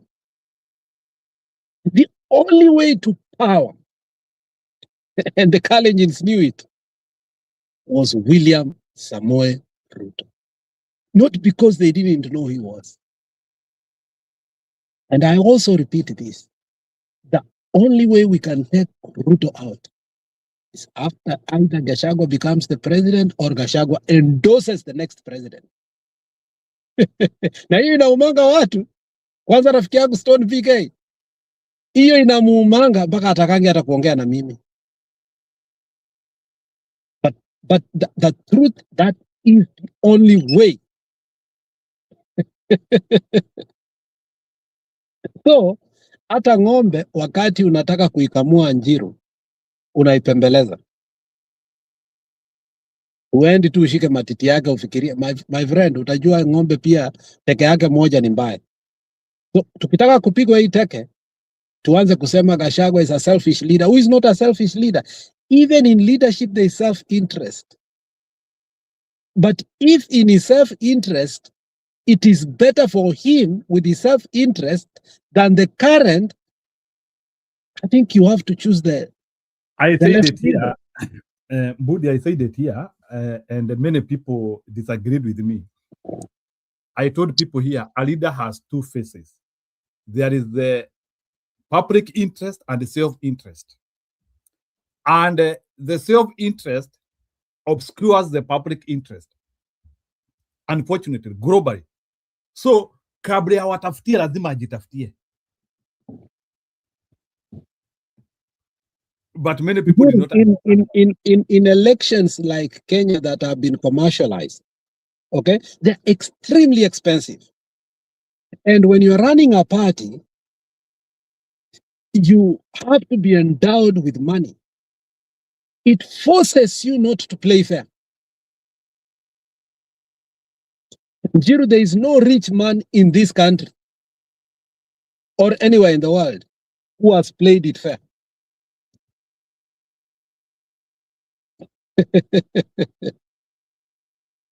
There is no truly, whether they screw corruption or walikata shortcuts, but in the end, they ended up. So their target became their purpose. The route to it was not important. And if we want to sanitize everybody before we take leadership, then we need to go back and take a stock and do the laundry of the leadership in Kenya. Who did we actually wash? Because mtu kama Kibaki aliangalia Wakikuyu akawacheka mpaka akawaambia kutoa Moi ni kama kukata mgumo na nini na wembe. Jamaa aliwaambia, right, and he was honest when he was saying that.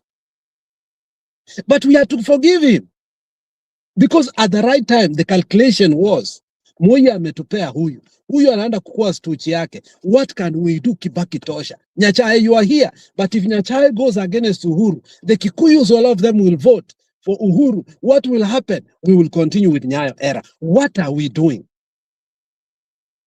That is why Kajwang said, and people feel bad when Kajwang said Kibaki was an accidental president. Let it be. Gachagua can be an accidental president.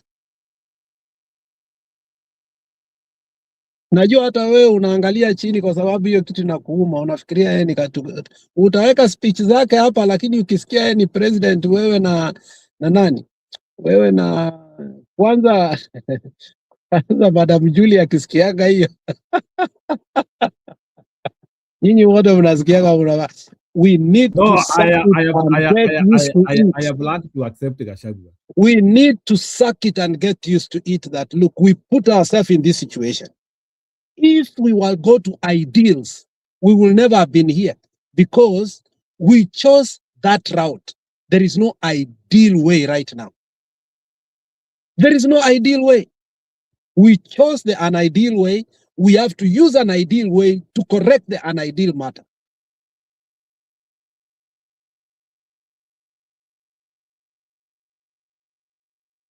Yeah, I have learned to deal with Gachagua anyway. It was tough. It was tough. So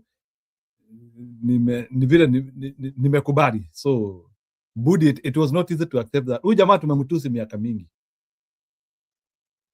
Sema umemtusi, sio mimi. Sema wewe.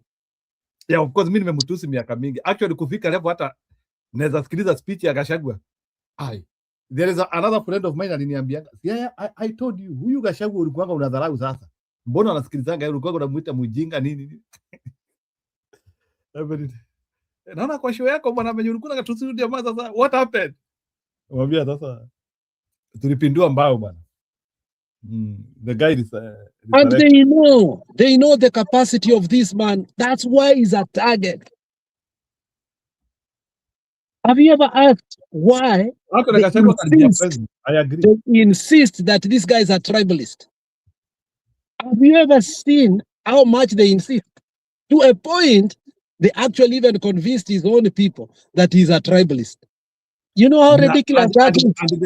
And the biggest tribalist in Ruto ambaye and nobody talks about it. Nobody talks about, unasikianga tu watu wanasema ni mukabila. Nobody talks about Ruto. And nobody talks about Raila when he was given the experts.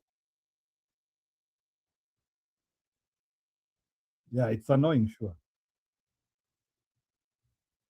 Hata tusikize hizo speech tuone kama itatusaidia. Kama itatusaidia tuseme tuachane na Gachagua, it's okay. We will wait for your alternative. Tutawafuata.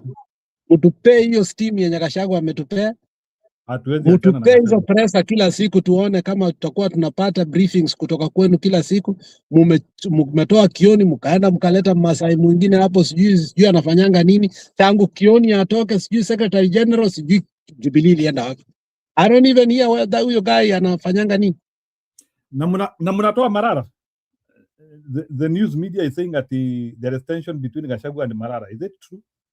Ama nilo ujinga wa media tu. It does not matter whether Malala goes or stays.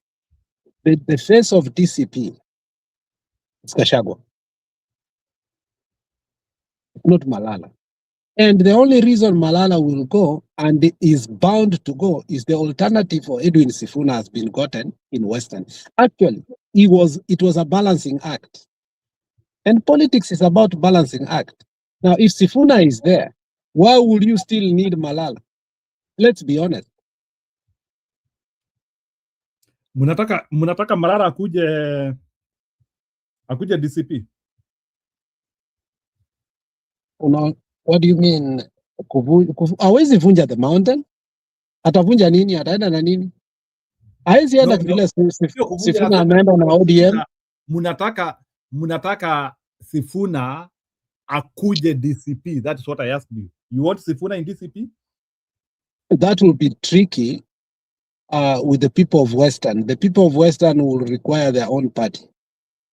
It is going to be very tricky for them to do that.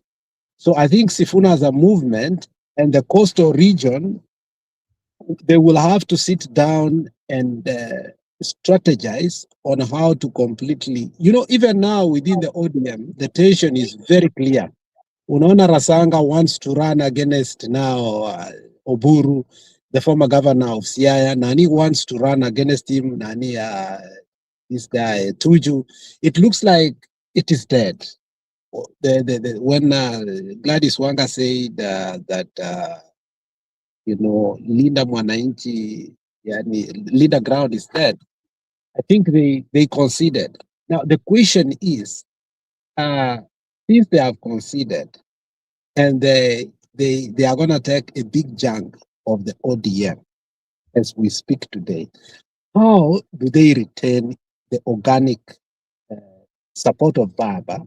Even if it was to go up to maybe 50%, completely fit, Wajua kona 50%, and I think it's going to be more than that, while Gachagua also cuts Ruto's support in the mountain, then I think we are balanced. We are in a balancing act.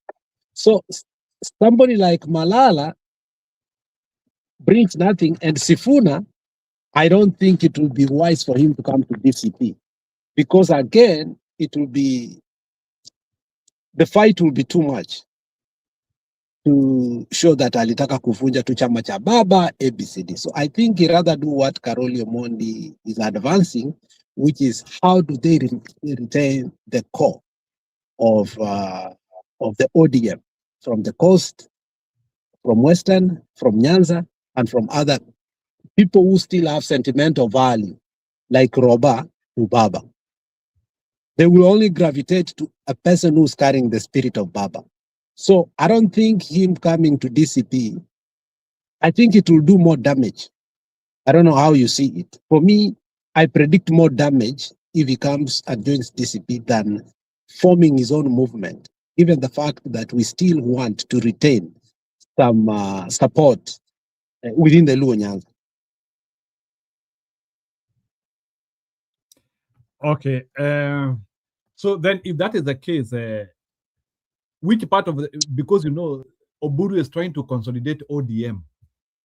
So which ODM? In quotes. That was there's no ODM that Oburu is consolidating. That's a makeshift of William Samoei Ruto to steal election in Nyanza, and it has failed terribly. Even the Kisumu meeting, given 200 million, Tom Ojienda confirmed it in Luo television. It's not working. It is not working. So let's not keep on discussing heresy here.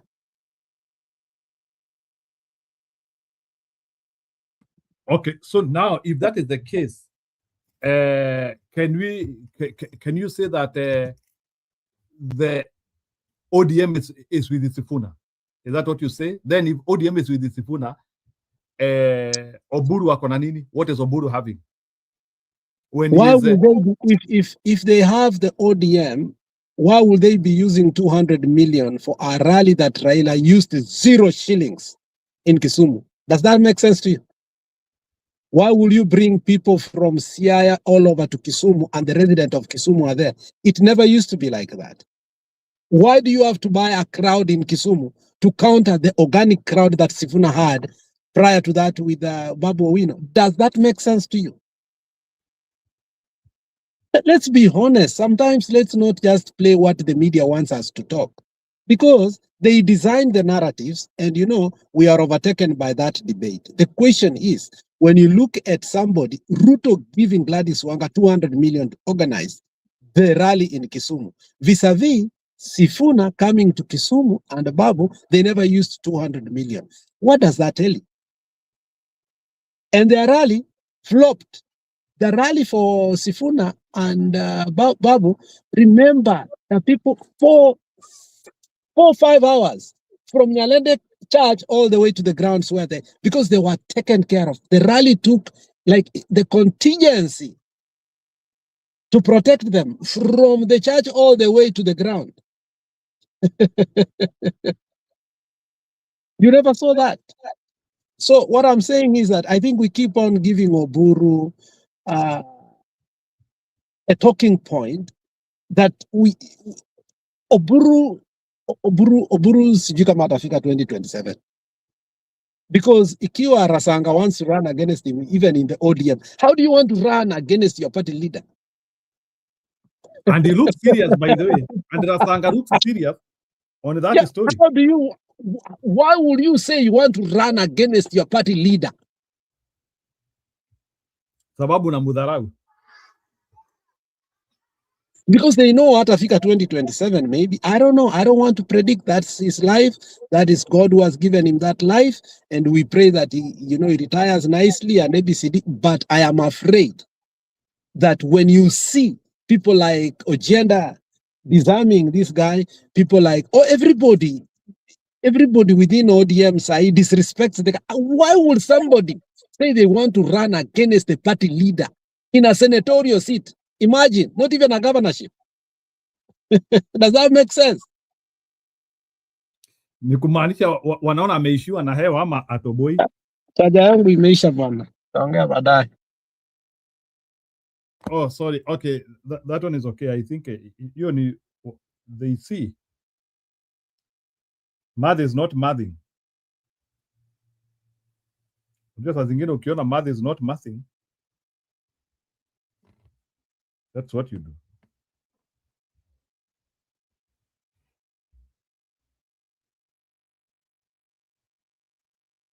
Okay, Gachagua aongee. Through strategic and visionary leadership, intentional production, ethical and disciplined leadership, institutional stability, industrialization, and a collective national purpose. When these key factors lack in a nation, a country fails. Why do I say this? The government of Mr. William Ruto will present the budget estimates for the next financial year on Thursday, 11th June 2026.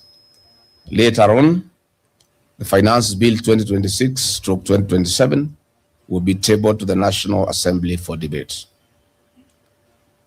But what is in this budget and Finance Bill for Wanjiku? Both are a twin evil. The Finance Bill 2026 is taxing Kenyans into poverty.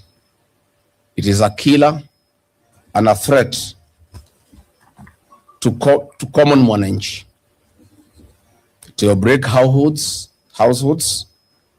while stifling the freedom of Kenyans and violating the very soul of our nation. The Constitution of Kenya 2010. It is a budget for a 50 regime billionaires and 1 trillionaire out of our sweat and blood. The two documents are not a rescue plan for the common mwananchi, but an increased tax burden on workers, consumers, farmers, businesses, manufacturers, SMEs, border operators, mama mbogas, and the youth who are the very soul of our nation. In my remarks, I will demonstrate how this is so. We, the Democracy for the Citizens Party, DCP, affirm that a national budget must be a plan for prosperity, a blueprint for opportunity, and a statement that gives priority to the people and not a cake for a few elites. We strongly hold that a people-centered budget must give priority to affordable food, access to education, affordable health care, affordable farm inputs, support small and medium enterprises, and support household safe opportunities for our young people. Excuse me, sir, how old were you when you made your first million? What is this for? We're trying to get advice for the younger generation. I made my first million last year, actually. What line of work are you in? I'm in sales. Okay, what's the best advice you can give someone that's in sales? Additionally, it must fully adhere to the Constitution of Kenya, and in particular Articles 220 and 221 on public participation. This budget does none of this. It does the exact opposite by violating the Constitution and, in fact, waging a terrifying economic war. The budget estimates before us at Kenya shillings 4.82 trillion is completely out of touch with Wanjiku. The projected revenue is about Kenya shillings 3.67 trillion, leaving a deficit of Kenya shillings 1.144 trillion. We have a clueless regime led by an elite cabal that continues to vomit on our feet and display their ill-gotten wealth.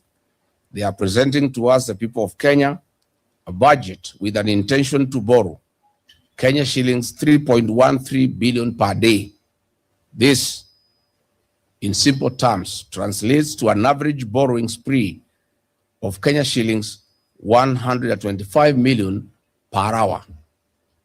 This is the money you see roofing State House, traveling overseas in luxurious jets, being dished at State House to bribe voters, and in EUDA campaign lorries, while the balances are blown in helicopters, in needless flights and charters. What if this money was channeled to our schools, hospitals, and road infrastructure to achieve a multiplier effect in the economy? Reports have shown that this government steals Kenya shillings 3 billion per day. Ironically, the same government borrows 3.14 billion per day. Why borrow to steal? Why can't you even steal less if at all you have to? What a regime. But first, we pose a fundamental question and state an undeniable fact. Over the last 4 years, the Ruto regime has taxed and illegally levied hardworking Kenyans a whopping 8.7 trillion Kenya shillings. Further, they have borrowed a whole 4.2 trillion Kenya shillings. Please show us the corresponding development projects. Where is the impact on Wanjiku? Fellow Kenyans, further, our country is trapped in a dangerous borrowing cycle. The Grand Coalition government under the late President Mwai Kibaki, the greatest president of our time, borrowed Kenya shillings 1.3 trillion in 10 years. The Jubilee government under President Uhuru Kenyatta borrowed 6.7 trillion in 10 years. This regime, a one-man show, has borrowed 4.2 trillion in 3 years.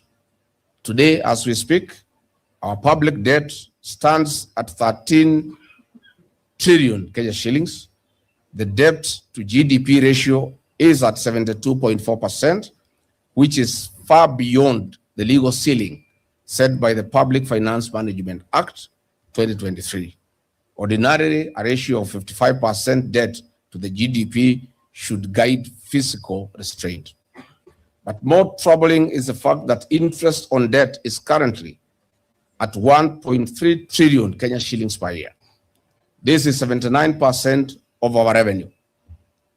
The interest on debt has become the largest consumer of public revenue. In practical terms, the government is working first for leaders, then for the people, and we, the people of Kenya, are on our own. Dear Kenyans, I have been on record several times on the crisis our nation is in. Out of the 4.2 trillion Kenya shillings borrowed recklessly by this regime, only Kenya shillings 1.9 trillion went to the development expenditure. This is in direct contravention of Article 211 Constitution of Kenya.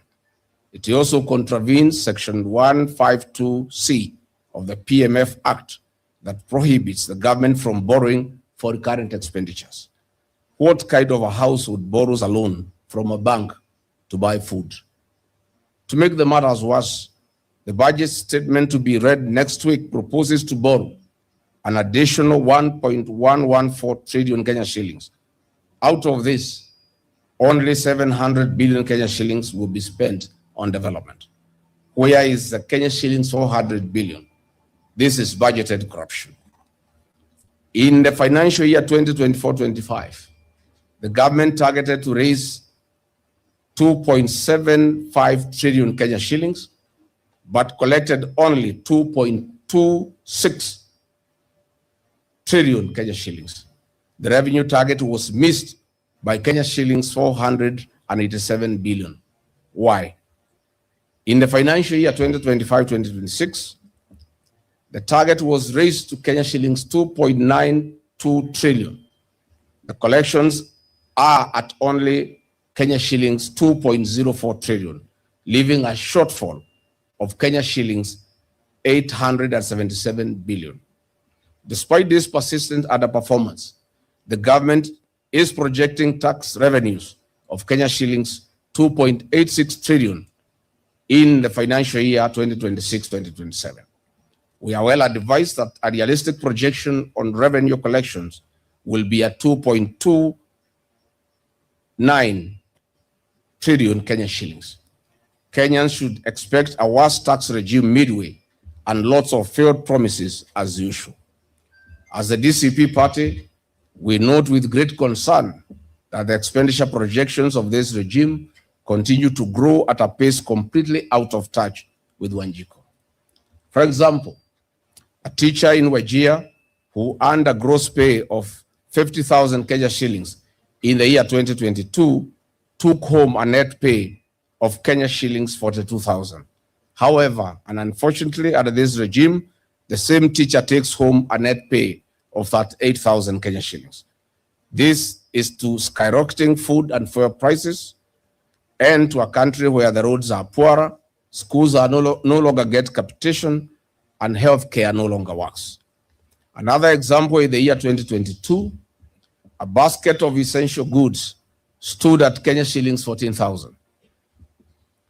Under this elite regime, it is now stands at 25,000 Kenya shillings for a medium-sized family. In addition to a shrinking payslip, Kenyan households are no longer able to save or afford essential goods for their families. Above all, the purchasing power has been sunk. This is while the wages remain stagnant and taxes keep soaring. Fellow Kenyans, the result is not prosperity. The result is economic fatigue, reduced consumer spending, shrinking margins for businesses, and rising public anger. Kenyans remain under deep unspoken stress. In the budget statement, we have made a closer examination of sectoral allocations, reveals a worrying shift in Kenya's national priorities over the past 3 years. Kenya's priority sectors are education, health, and agriculture. These sectors touch every Kenyan and every facet of our lives. Previous informed and caring governments gave priority and adequate funding to these sectors. During the Grand Coalition administration, education continuously received between 20 and 25% of the national budget, making it one of the government's highest priorities. Under the Jubilee administration of President Uhuru Kenyatta, education remained a major priority, receiving between 24 to 27% of the national budget. Under Mr. William Ruto, education funding has fallen to 16.2% of the budget. This drop is felt directly by the parents who are being forced to pay for primary and secondary education, school, college, and university education. The gains made in free primary and free free day secondary school education are all being blown into oblivion. What is the future of our children? Why is this regime at war with our children and our youth? Why are you killing our future? Under the budget estimates of 2025-2026 financial year, agriculture remains at crossroads. Traditionally, agriculture has been the backbone of our economy. The sector has been traditionally receiving between 4% to 6%. Under this regime, agriculture has been grossly defunded. Only 2% of the total budget has been allocated to this sector. This is despite the fact that this sector employs a majority of the population and remains the socio-economic backbone of our rural livelihoods. Mr. President, why are you defunding agriculture? Did you consult the over 7.1 million registered farmers and the 40% of the total population and nearly 70% of the rural workforce depending on agriculture? On matters health, the sector has historically received between 6 to 8% of the total budget. Unfortunately and painfully, under the current budget estimates, the sector has been allocated a paltry 3.5% of the total budget. This is despite the fact that Kenyans are paying more taxes and higher share deductions than ever before. What is more important to citizens of any nation, if not healthcare? A healthy nation is a wealthy nation. In any case, a nation's greatest resource is its people. These people must be healthy and productive. Despite suffocating critical sectors, the government continues to increase allocations to non-essential expenditures. The presidency and State House have continued to expand up to 17 billion in this year's budget. This is funding opulence and corruption. What does State House need Kenya shillings 17 billion for? Are there schools and hospitals in State House? Fellow Kenyans, between the 2022 to 2026, allocation to the security docket steadily rose from Kenya shillings 318 billion to Kenya shillings 567 billion, an increase of Kenya shillings 249 billion without corresponding improvement in securing the people of Kenya and our territory. Why this sharp increase? Why do we still have Jubilant forces still occupying Mandera County and harassing Kenyans? Why are goons working alongside the National Police Service? In recent months, the government has continued to channel billions in travel, hospitality, and administrative overheads, while ordinary Kenyans are being asked to sacrifice more. Official supplementary estimates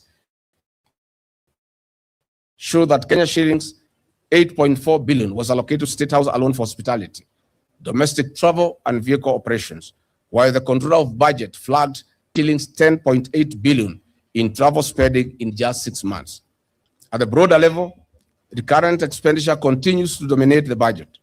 Approximately Kenya shillings 1.2 trillion has been allocated for operations and maintenance across government, while Kenya shillings by loan interest payments. As a result, development priorities continue to be squeezed.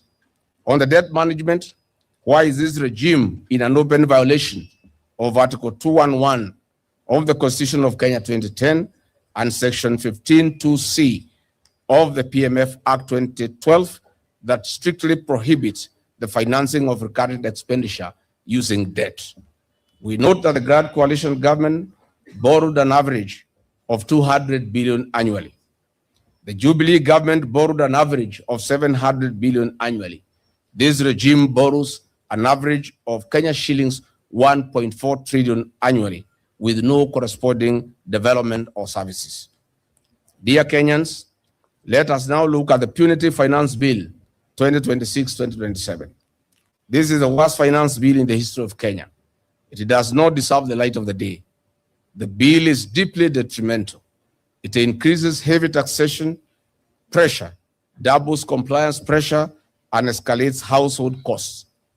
We thought it would have been expanded the economy and cushioned the ordinary mwananchi.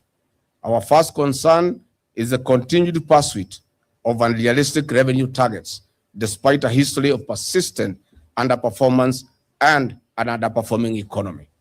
The government revenue collections have consistently fallen short of targets, yet the response has been to introduce new taxes and illegal levies rather than addressing inefficiencies, broadening the tax base, or stimulating economic growth. This creates a cycle where businesses and citizens are repeatedly asked to shoulder a heavier burden to compensate for unrealistic fiscal planning. The second concern is a proposal to move certain products from zero-rated to VAT exempt status, including solar products, electric mobility equipment, locally assembled mobile phones, and animal feeds. While this may appear neutral on paper, it effectively increases costs because producers can no longer recover input VAT. The inevitable result is higher prices for consumers, farmers, and businesses. At a time when Kenya should be encouraging renewable energy, agricultural productivity, and digital inclusion, these proposals move in the opposite direction. The proposed 16% VAT on digital payment service provider commissions is another regressive measure. Kenya has become a global leader in financial inclusion because mobile money and digital payments have reduced transaction costs and expanded access to financial services. There will be more pain at M-Pesa shops and ATM machines. Taxing these services will increase costs for traders, SMEs, schools, hospitals, and ordinary citizens who rely on mobile payments. And ultimately, these costs will be passed on to the consumers and could reverse years of progress in financial inclusion. Further, the proposal to increase excess duty on mobile phones from 10% to 25% is particularly damaging to young people and low-income households. Mobile phones are no longer luxury goods. They are essential tools for education, businesses, communication, financial services, content creation for youth and agencies, and job searching. Increasing their costs will widen the digital divide and disproportionately affect students, entrepreneurs, and rural communities. We certainly know the finance bill also proposes a 30% growth withholding tax for what is called non-resident landlords, but effectively it affects the Kenyans in diaspora. While intended to raise revenue, the practical effect is likely to be higher rents for businesses and commercial tenants as landlords pass these costs to occupiers. This will increase operating costs for businesses and contribute to higher consumer prices. This is unfairly targeting our diaspora communities who should be investing back home while they work abroad. Where do you want these Kenyans to retire to? Or where do you want them to invest? Equally concerning is a proposal introducing a 60% minimum deemed dividend threshold. This measure risks penalizing businesses that retain earnings for expansion, working capital, debt repayment, and an investment. Rather than encouraging growth and job creation, firms will be forced to distribute funds that would otherwise be used for investment. From a governance perspective, one of the most troubling provisions is the proposed removal of protections against agency notices during active tax appeals. This will allow tax authorities to freeze bank accounts and enforce collection actions while disputes are still before tribunals or courts. Such powers will cripple businesses before they have an opportunity to be heard, undermining due process, investor confidence, and the constitutional principle of fair administrative action. The finance bill further proposes tax filing timelines from June 30th to April 30th and introduces stricter objection deadlines, which include weekends and public holidays, increasing compliance costs for businesses and taxpayers. These measures may appear administrative, but they affect businesses that lack the resources of larger corporations and will struggle to comply within shortened timelines. The cumulative effect of these proposals is deeply worrying. At a time when Kenyans are already grappling with a high cost of living, rising statutory deductions, expensive credit, unemployment, and weak economic growth, the Finance Bill 2026 places additional pressure on households and businesses.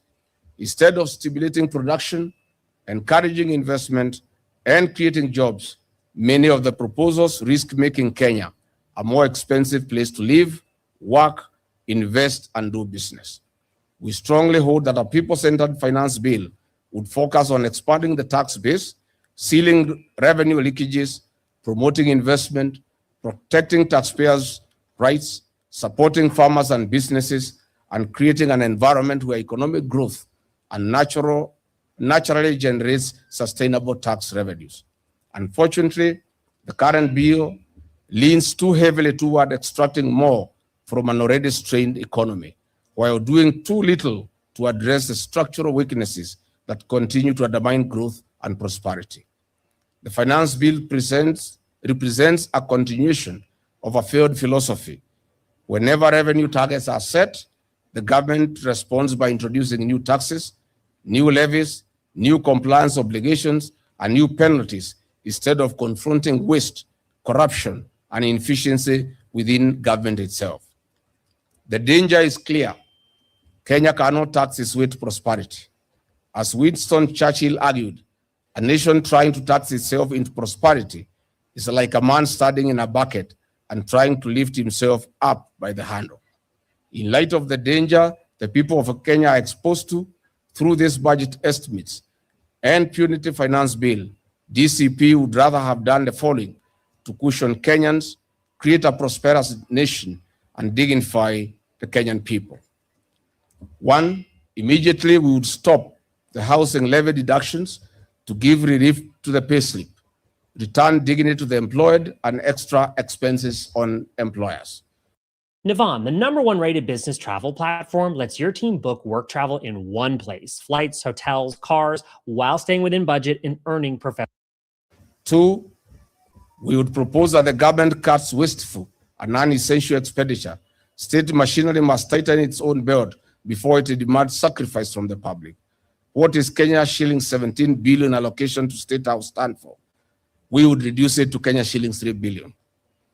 Thirdly, debt growth must be slowed, and then disciplined borrowing must be linked to high impact development, not recurrent consumption. Kenya must move toward a more sustainable fiscal posture with a credible plan to reduce the deficit over time. Fourthly, education, agriculture, and health must be protected as priority sectors. Agriculture should be funded as the engine of food security, rural employment, and lower inflation. Health should be funded as a core human right and an investment in productivity. 5, the government should pay pending bills to businesses and suppliers. That would restore liquidity, support SMEs, and stimulate activity across the economy. 6, taxation must be broadened fairly rather than imposed repeatedly on the same shrinking base. Compliance should be improved through modernization, transparency, and trust, not through punitive pressure on households already stretched to the limit. 7, Parliament must claim its oversight role. Budgets should be interrogated line by line, not passed as routine exercise. The legislature must insist on accountability, realistic revenue assumptions, and the protection of vulnerable sectors. Oversight is not obstruction, it is stewardship. Finally, the government must restore accountability. Every shilling spent should be explainable. Every project should be measurable. Every ministry should be held to performance, not rhetoric.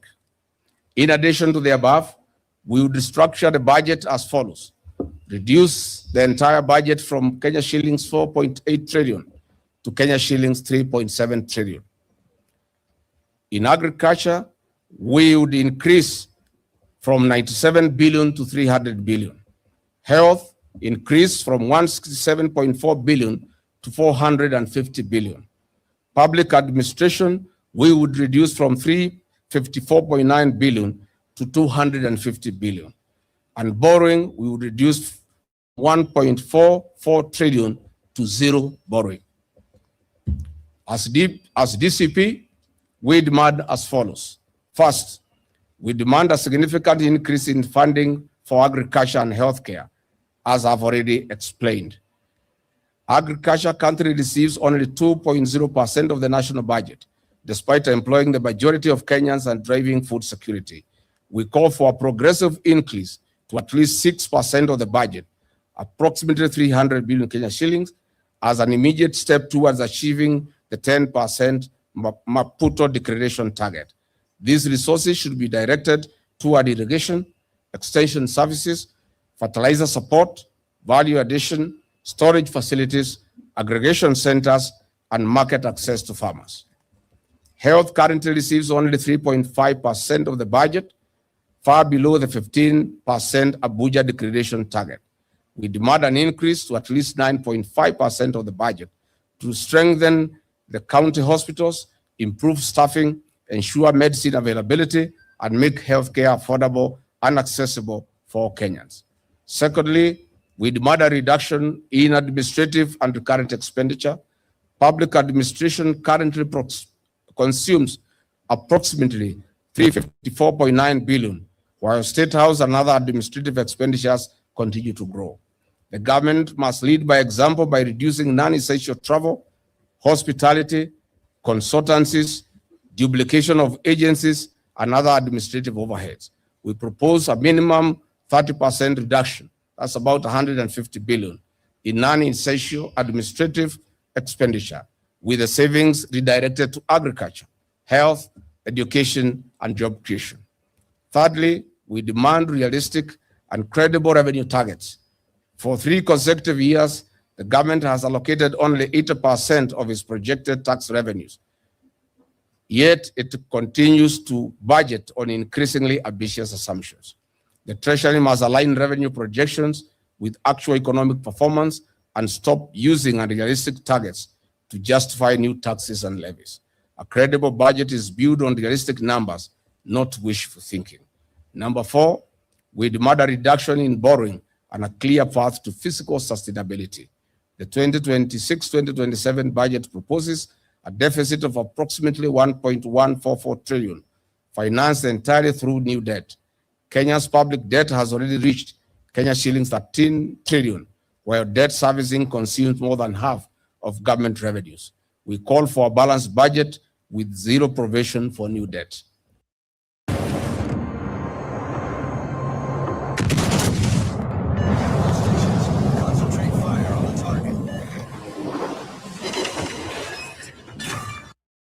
Fellow Kenyans, if our country is to recover, we need a national reset built on discipline, fairness, and productive investment. This means restoring confidence in public finance. It means using public money to unlock private activity rather than crowd it out. It means making agriculture profitable, healthcare accessible, education effective, and business financing affordable. It also means understanding that economic growth is not created by slogans. Growth comes from productivity. It comes from predictable policy.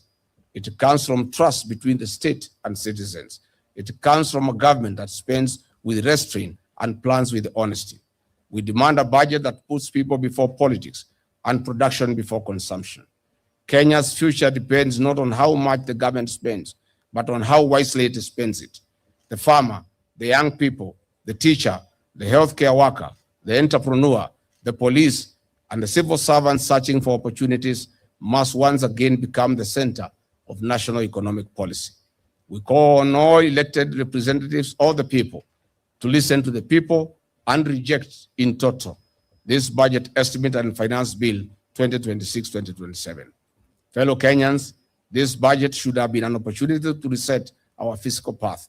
Instead, it risks deepening the same pattern of debt dependence, weak priorities, and citizen frustration.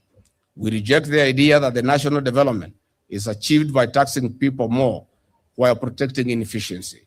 We reject the idea that debt is an alternative to discipline.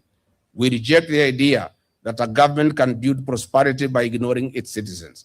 The future of Kenya will not be built by a budget that feeds bureaucracy. It will be built by a budget that empowers production, protects the vulnerable, rewards honesty, and places people before politics. That is the Kenya we deserve. That is the Kenya we must demand, and that is the Kenya that we must build. Finally, I urge the people of Kenya that we remain vigilant. We must call out our elected leaders supporting this reckless budget estimate and punitive Finance Bill 2026-27. Keep a record of all those who will stand with the Kenyan people and those who will stand with this reckless proposal and regime. The day of reckoning is 10th August 2027. God bless you, God bless Kenya, and thank you.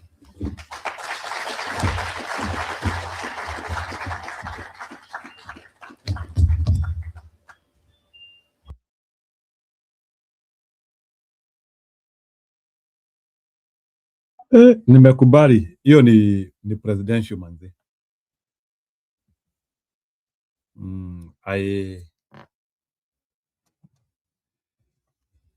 Nimekubali. That is presidential. Sawa, Mayakeshia nimesikia.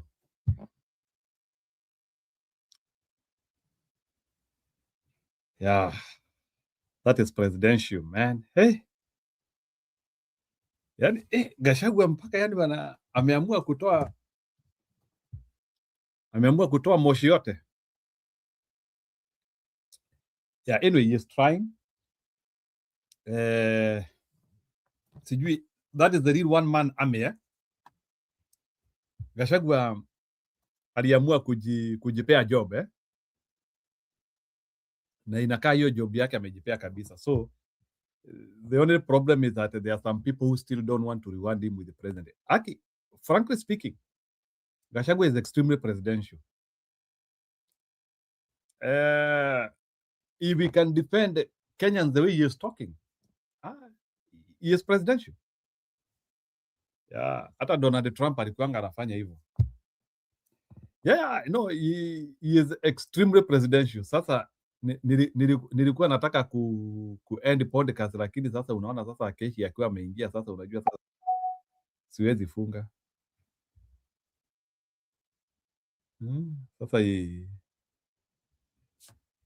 Sasa Akeshi anaweza kuwa ameingia dakika moja, alafu nalea Akeshi ameingia mpaka na profile.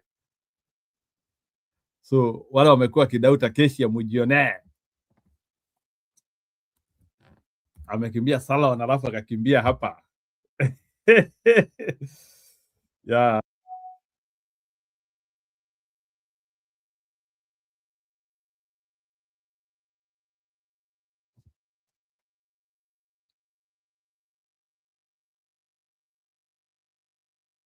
Yeah, I think that one is so good. Yeah, we appreciate. So let me see. Alafu sasa nimesikia ati Nyandarua hiyo kareri Ruto amewaekea huko ati ako kakitu kanaua watu vibaya sana. People got accident, watu wamegonga nako kakichwa. Let's see. Now, for the first time in 46 years, residents of Olkalau and Nyahururu are once again hearing the sound of a train passing through their towns. The government on Tuesday officially relaunched the Gilgil-Olkalau-Nyahururu railway line, a historic corridor that has remained dormant since 1929. Authorities say the revived line will lower transport costs, support movement of agricultural produce, and boost economic activity across the region. But even as some residents celebrate its return, others question whether the project will deliver the promised benefits. NTV's Susan Waweru took a ride on the reopened route and filed this report. For many residents along the Gilgil-Olkalau-Nyahururu corridor, Tuesday was more than the relaunch of a railway line. It was the return of a sight many had never witnessed before, and one others had not seen in nearly half a century. Children left their classrooms to catch a glimpse of the train. Residents lined up along the tracks, phones in hand capturing photos and videos as the locomotive slowly made its way through the region. The railway line, first commissioned in the 1920s, has officially resumed operations after remaining dormant for 46 years. The government says the revival is part of broader efforts to modernize Kenya's railway network and improve regional connectivity.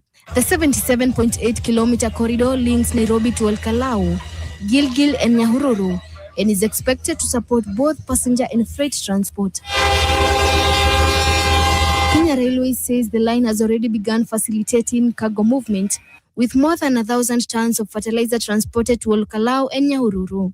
We have several orders also of commodities that are going to be transported through this line. And one of the key commodities, as I mentioned, is fertilizer.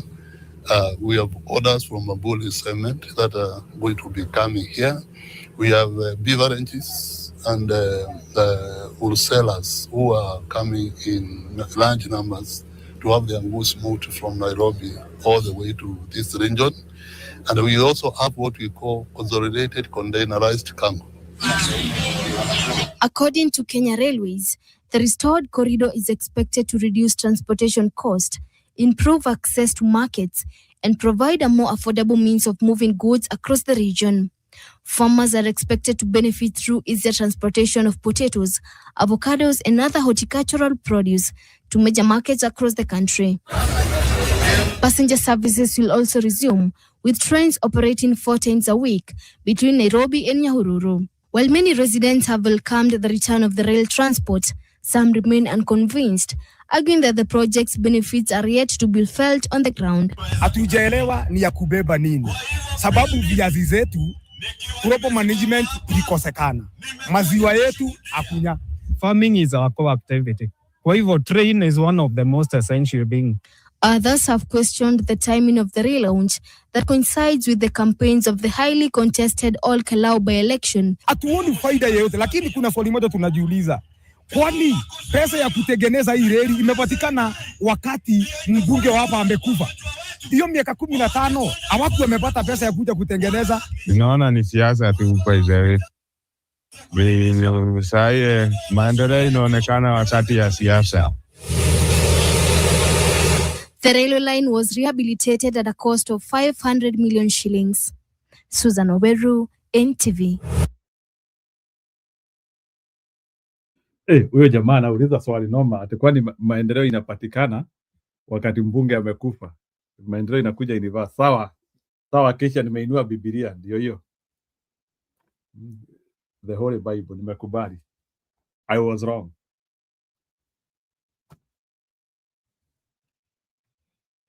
I was wrong. Niana alikuwa amenidunga mashindano.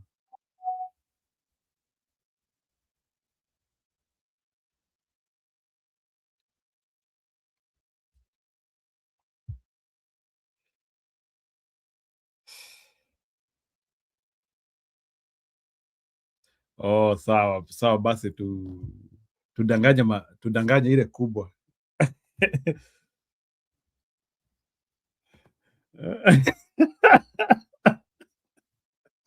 Wewe yani nuoli niambia, nuoli ni chocha.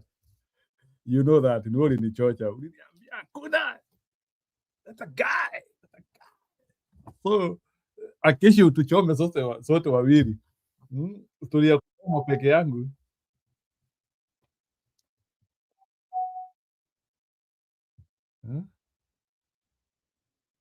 So, anyway, we are still mourning Lonjas.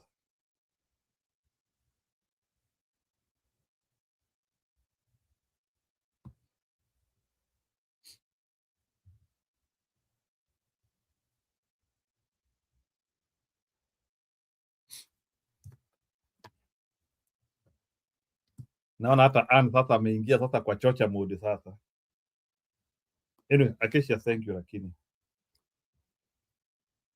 Nilipokea pole yako.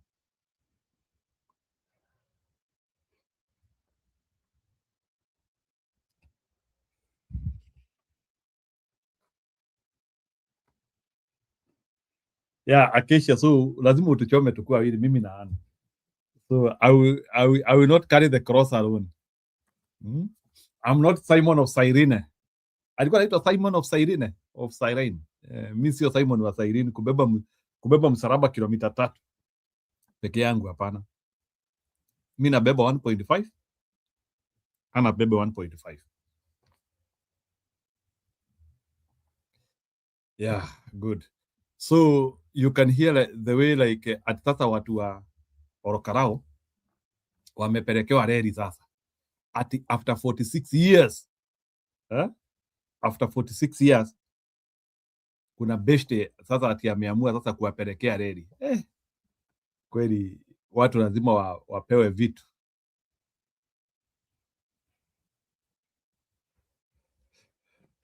Wewe unajua keshi ya Kikuyu is an endangered species.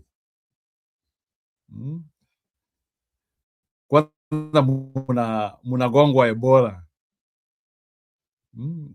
Bora ifanye culling ya kama 25% ya nyinyi. Hiyo kura mnalinga nayo mingi, kwanza mnadungwa Ebola kwanza. Inaitwa existential threat. Wewe unasikia mtoto anapewa jina ya Ruto mpaka jina yenyewe atoboi, like it's so bad. It's so bad. It's tough.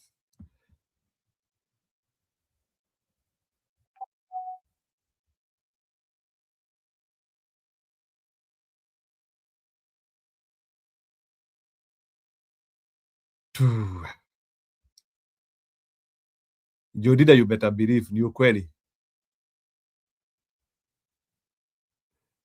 After 4 years nitawaletea jina yake.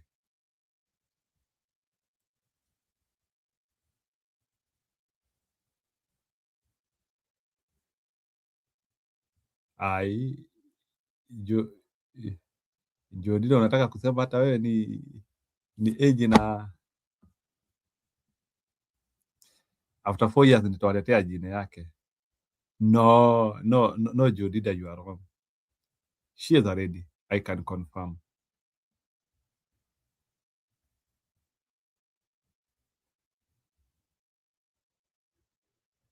No, she is already, please.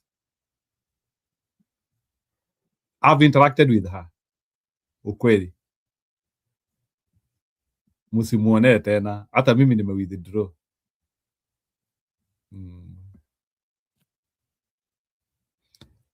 Musiambie dem ni mwanaume tena. She is already, I can confirm that. Nimeshika mpaka makovu na nika confirm. So the debate is over. The debate is over.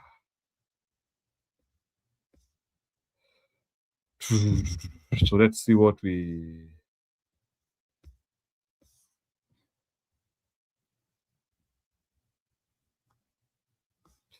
Makueni politics explode. Hebu tuweke na baadhi. Mama Suluhu alikuwa Russia.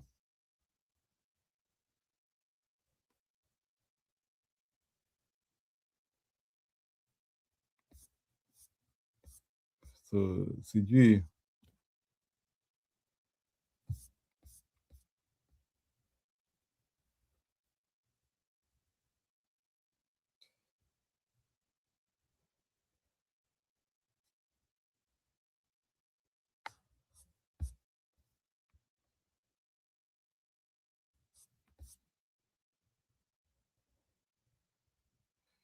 okay.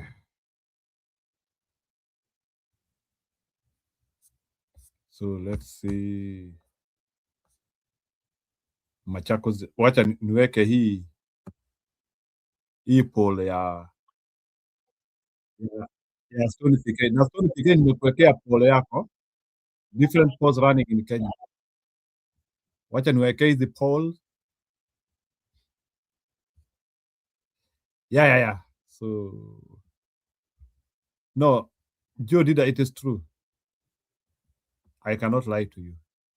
If you don't believe Jodida, no, if you don't believe Acacia, believe me. I have interacted with her. Ni murembo. Vote for as the president in 2027. We begin by eliminating the one they will not vote for from this list. From this list, William Ruto, Kalonzo Musyoka, Edwin Sifuna, Rigathi Gachagua, and Fred Matiang'i. Who will you not vote for to be the president in 2027? This guy. Nani? That's all go. Nani huyo? William Ruto. Uwezi mpigia? Asante sana kwa maoni yako. The first vote has gone to Dr. William Ruto. The first politician to get 5 votes is eliminated. Yupi huwezi kumpigia kuwe president wa Kenya 2027? Huwezi pigia. Kalonzo. Huwezi pigia Kalonzo? Asante sana. Nani huwezi pigia kuwe president wa Kenya 2027? Inaweza pigia Ruto. Unajua Ruto kitu wa kwanza ni mzuri. Yaani yupi huwezi pigia? Yupi huwezi pigia? Huyu mlima. Nani? Mlima. Nani? Gachagua.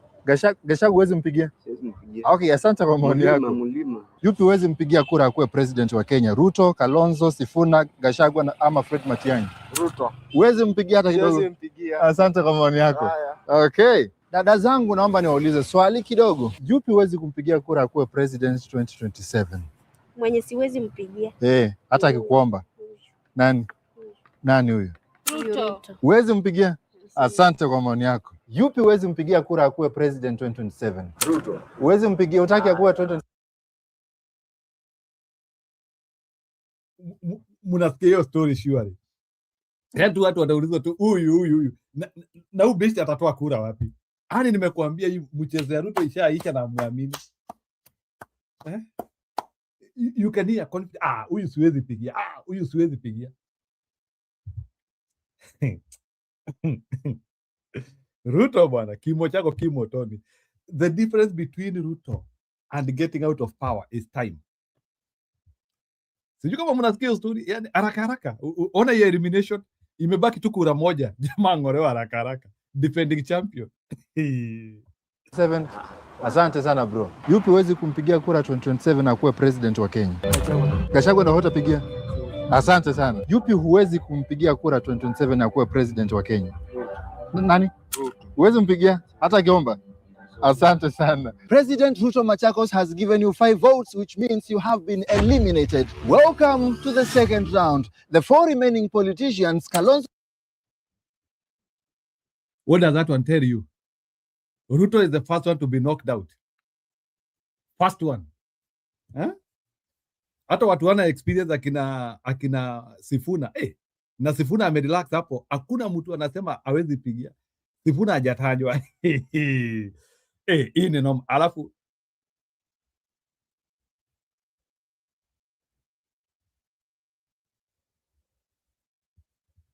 ni noma hii. No, she is already Jodida, just relax. Unaona hata hiyo picha. Leo inaonekana ni kama ametoka kuweka manukato.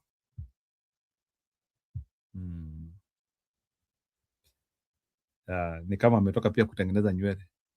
Ama hiyo picha ni ya lini? Acacia. Ni ya hii mwaka ama ni ya last year? Unajua kama mimi niko na profile ya 2010. So inategemea. So hebu konifamia tuambie hiyo profile umetu. Na yani you had to disapprove people. Acacia Romeno kafanya kazi ukasema hawa lazima these ones I have to disapprove them.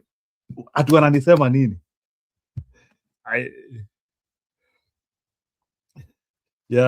So me ani profile yangu ni that is the last time when I updated my profile ya Facebook, by the way. If you go and you look for me Facebook, hiyo picha yangu ya Facebook ni ya 2010. Niko na uvivu sana ya kuupdate. I'm not a fan of photos. So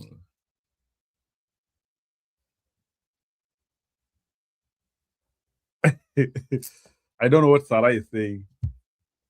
Njiro is scared of catfishing.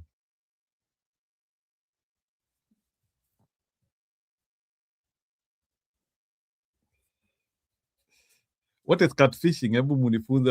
Unajua mimi ni wa zile zamani za I'm from medieval time. Mimi ni mtu wa medieval time. I was born in 300 AD. No, anake munichanue. Mimi ni wa wakati wa Mephibosheth. Nilizaliwa zamani ya kina Mephibosheth. I'm not of this generation. I'm an incarnate of Mephibosheth.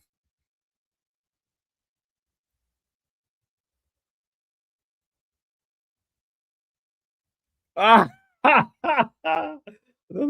Remember, it's a young pig, but she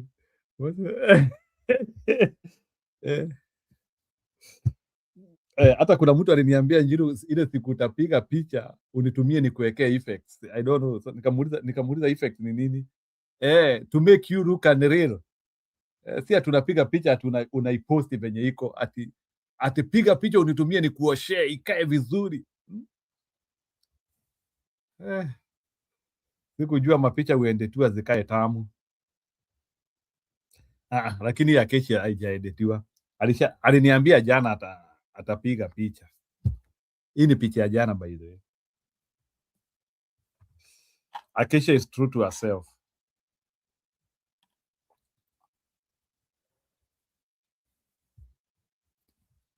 She told me anakuja kuwapea surprise. I was waiting for that surprise. Aliniambia by the way. Aliniambia ngoja nitakuja niwashtue kwa grupu vibaya sana. Sawa, nimekubali Acacia umetushtua. So wacha tuendelee na kura. So I was just trying to confirm. Mnaona vile Kasongo ameng'olewa kwa line hapo haraka haraka. And by the way, you can see when Gachagua is not Gachagua, when Kasongo is getting 5 votes, Gachagua amepata 2, Kalonzo amepata 1. So the total vote cast were 8. So rejection vote was 5 out of 8. That is very high rejection. Na mtu anakuja kutuambia ati Ruto anashinda. Anashinda kwa nani?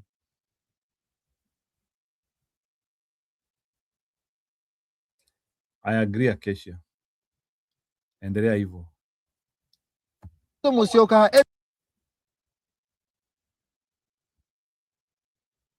Yeah, 5 na ameweka. So what is the ratio? 5 out of 8 disapproval rate in Machakos. Acacia ukitudanganya ni kuache. Let me see. Where is my calculator? Calculator ndio hii. 5 divided by 8. 62.5% rejection. 63%, so a third.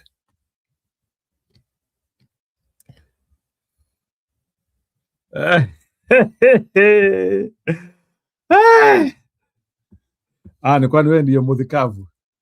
Wewe kazi yako wewe ndio unashikanisha nanga watu. Haya, hebu tuendelee na rejection.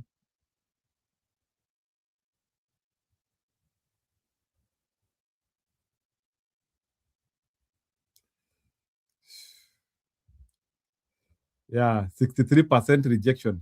Nitawekea mpaka ya Kajiado, they did too. I don't think even there's need of control. Sifuna, Rigathi Gachagua, and Fred Matiang'i will be tied in a 1v1 battle. Kalonzo Musyoka will be tied against Fred Matiang'i, and Edwin Sifuna will be tied against Rigathi Gachagua. We begin with a mega battle.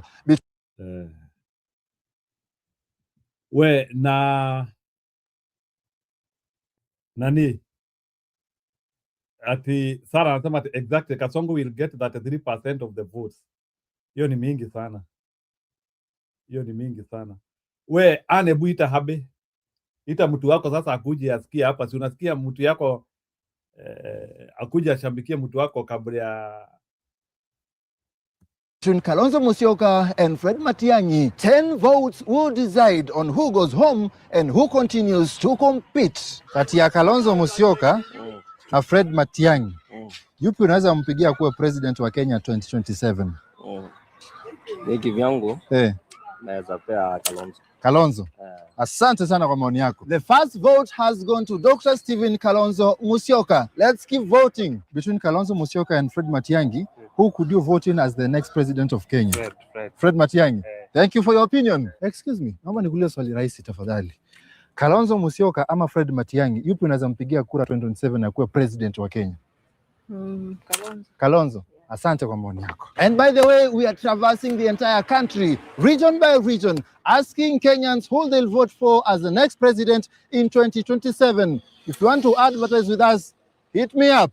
Let's keep voting. Kati ya Kalonzo na Matiang'i, yupi unaweza kumpigia kura akuwe president 2027? Nani? Kalonzo. Asante kwa maoni yako. Kati ya Kalonzo na Matiang'i, yupi unaweza mpigia kura akuwe president 2027? Nani? Matiang'i. Matiang'i. Asante kwa maoni yako. Kati ya Kalonzo Musyoka na Matiang'i, yupi unaweza mpigia kura akuwe president wa Kenya 2027? Napea huyu. Nani? Kalonzo. Kalonzo. Kalonzo. Asante sana kwa maoni yako. Kalonzo. Kati ya Kalonzo Musyoka na Fred Matiang'i, yupi unaweza kumpigia kura? Wewe ushasema. Yupi unaweza kumpigia kura akuwe president wa Kenya 2027? Kalonzo. Asante kwa maoni yako. Dr. Stephen Kalonzo Musyoka has gotten 5 votes, which means he gets 1 more. It's game over. Bro, naomba nikuulize swali rahisi. Nakuuliza, Kalonzo Musyoka na Fred Matiang'i, yupi unaweza kumpigia kura akuwe president 2027? Kwa maoni yako. Ni maoni yako tu kama Mkenya. Anasema Fred. Fred Matiang'i. Asante kwa maoni yako. Kalonzo Musyoka, Fred Matiang'i, kwa maoni yako, yupi unaweza kumpigia 2027 akuwe president wa Kenya? Kalonzo. Kalonzo. Asante kwa maoni yako. End of the second round. Kalonzo Musyoka 6 votes. You're moving on to the finals to compete against either Edwin. By the way, Matiang'i has really done very well. In Machakos, 3 out of 6. And that is very good vote. That's a very good vote for Matiang'i. I didn't know that you could even get 1 or 2. That because you see already Matiang'i is that is the 6-3. That is the 3 out of 9. 1 over 3 again 33. Matiang'i is getting 33. That's a very good vote in. Anyway, but Kalonzo has taken the win. Let's see sasa ya Gachagua na Sifuna or Rigathi Gachagua and Fred Matiang'i. Ebu munipe prediction kwa hii. Akisha, can you give me your prediction ya Gachagua na Sifuna?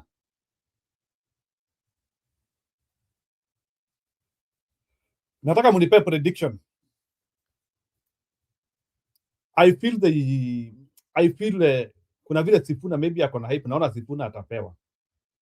So I will have a prediction of 6-2. Yeah, 6-2 for Sifuna. From what I think. But let's see. Acacia, alafu tuendelee. Acacia, I need your number. Can you give us a prediction?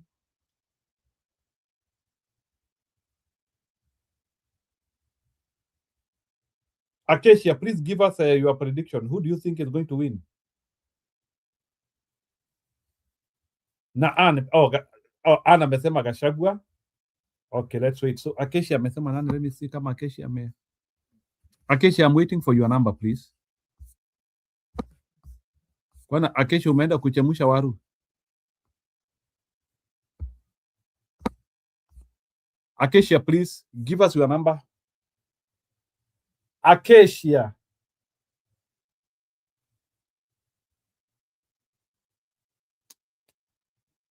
And can you ask Acacia to bring her number? Between Sifuna and Gachagua, who will win? Why make young people who are indoors? Acacia, please give us your number so that we can move on. Rachel, give us your number. RWK, give us your number. Nauliza tu wale watu ambao wanaanga kwa show hapa. Please, I need another number ya Sifuna ama Gachagua.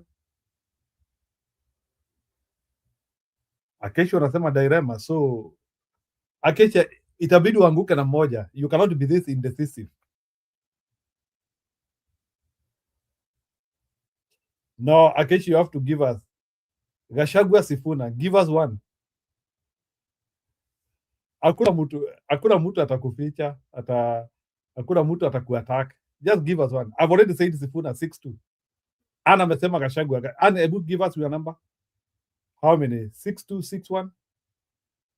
Acacia, tupe nani atashinda? Gachagua, Sifuna. Acacia, you cannot put the dilemma. I'm waiting. Okay, Joe amesema I say Gachagua. Okay, Acacia amesema I'm resignated. Sawa. Nimepata Acacia so I can move on. Acacia ndiye alikuwa amewafunga. 3 votes, you have been eliminated. Welcome to the third round, second to the last competition between Edwin Sifuna and Rigathi Gachagua. 10 votes who make the decision on who goes home and who goes to the finals to compete against Dr. Stephen Kalonzo Musyoka. Excuse me, nikuulize swali rahisi. Kati ya Edwin Sifuna na Rigathi Gachagua, yupi unaweza kumpigia 2027 na kuwa president wa Kenya? Sifuna. Asante kwa maoni yako. You're applying for tech jobs and every listing says SQL required. Want to accelerate your technology career? SQL is the #1 skill for anyone working with data. And First vote has gone to Edwin Sifuna. Let's keep voting. Kati ya Sifuna na Gachagua, yupi unaweza mpea 2027 na kuwa president wa Kenya? Gachagua. Asante kwa maoni yako. Haya, nikuulize. Sifuna ama Gachagua, yupi unazotaka kumpigia kuwa president wa Kenya 2027? Sifuna ama Gachagua? Kwa maoni yako. Gachagua. Asante kwa maoni yako. Thank you. Mama, naomba nikuulize swali rahisi tafadhali. Nakuuliza hapa Kenya, kati ya Sifuna ama Gachagua, yupi unazotaka kumpea kura kuwa president wa Kenya 2027? Mimi sifuatiliani na siasa. Oh, wewe unajua. Mwenye Mungu atajagua, utaita baba. Wewe unajua unafuatiliaga siasa kidogo. Sifuna ama Gachagua?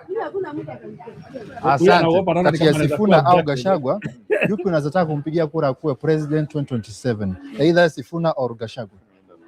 Nani? Sifuna. Asante kwa maoni yako bro. Excuse me bro. Kama nikuulize swali rahisi.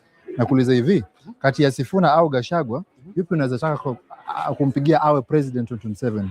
Either hawa wawili.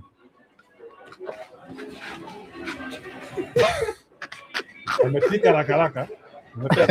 Sifuna ama Gachagua, yupi unaweza mvotia kuwa president 2027? Tuseme hawa wawili ndio wamesimama. Who is a better choice? Sifuna. Asante kwa maoni yako bro. Mama, naomba nikuulize swali rahisi tafadhali. Na Sifuna na Gachagua wanakimbizana aje? Okay, nimeacha. Excuse me kidogo. Naomba nikuulize swali rahisi tafadhali. Nakuuliza hivi, hapa Kenya, kati ya Sifuna na Gachagua, yupi unaweza taka kumpigia kuwa president wa Kenya? Either Sifuna ama Gachagua. Kwa maoni yako. Sifuna ama Gachagua. Sifuna ama Gachagua, hao wawili. Sifuna. Asante sana kwa maoni yako. Kati ya Sifuna au Gachagua, yupi unaweza mpigia kura kuwa president 2027 kama hao wawili ndio wamesimama? Sifuna. Asante kwa maoni yako. Excuse me. Naomba nikuulize swali rahisi. Nakuuliza hapa Kenya, kati ya Sifuna ama Gachagua, yupi unaweza taka kuwa president wa Kenya kama hawa wawili ndio wamesimama? Sifuna ama Gachagua? Kwa maoni yako. Sifuna. Asante kwa maoni yako. Thank you. Sifuna 6 votes, Rigathi Gachagua 2 votes, which means even if Rigathi Gachagua got all the other remaining votes, he wouldn't win. Safe to say that Edwin Sifuna has won this round, and Rigathi Gachagua, you have been eliminated. Now Sifuna, you're moving on to the finals, which means it's time for the grand finale. Welcome to the grand finale from this list of 5 politicians who are eyeing the position of the president of Kenya in 2020. Sawa. So nataka sasa munifanyie prediction. Acacia, I want to begin with you na usiniweke. Because sasa amebaki Sifuna na Kalonzo. Can you give me your prediction? Sifuna, Kalonzo. Acacia, I'm waiting for your answer. Can you predict? Uwezi kuwa like utaanguka zote mbili. So give me Kalonzo and Sifuna. Who do you think is going to take it?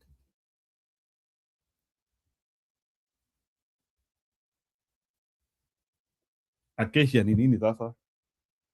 Na Acacia una take time. Do a guesswork.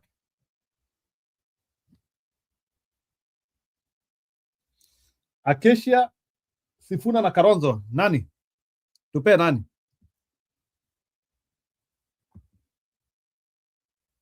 Oh, kumbe. Okay, Ann Kalonzo. 2-4. I'm waiting for Acacia. Acacia, kama hujapeana siwezi songa. Naweza kuacha aje?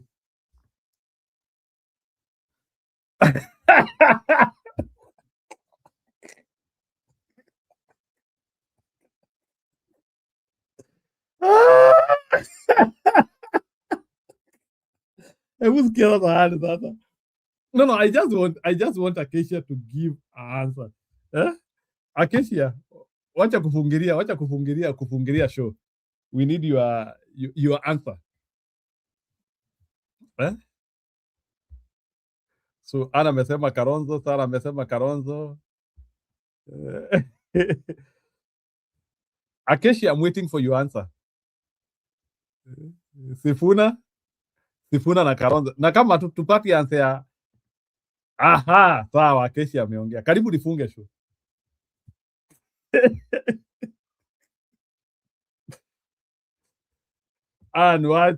Wacha wivu. Kwani hata nikipewa high five sure you don't like. Mambo ingine sure yani ni ngumu yani. Aya, Sifuna. So let's see. So kuna Sifuna, Kalonzo.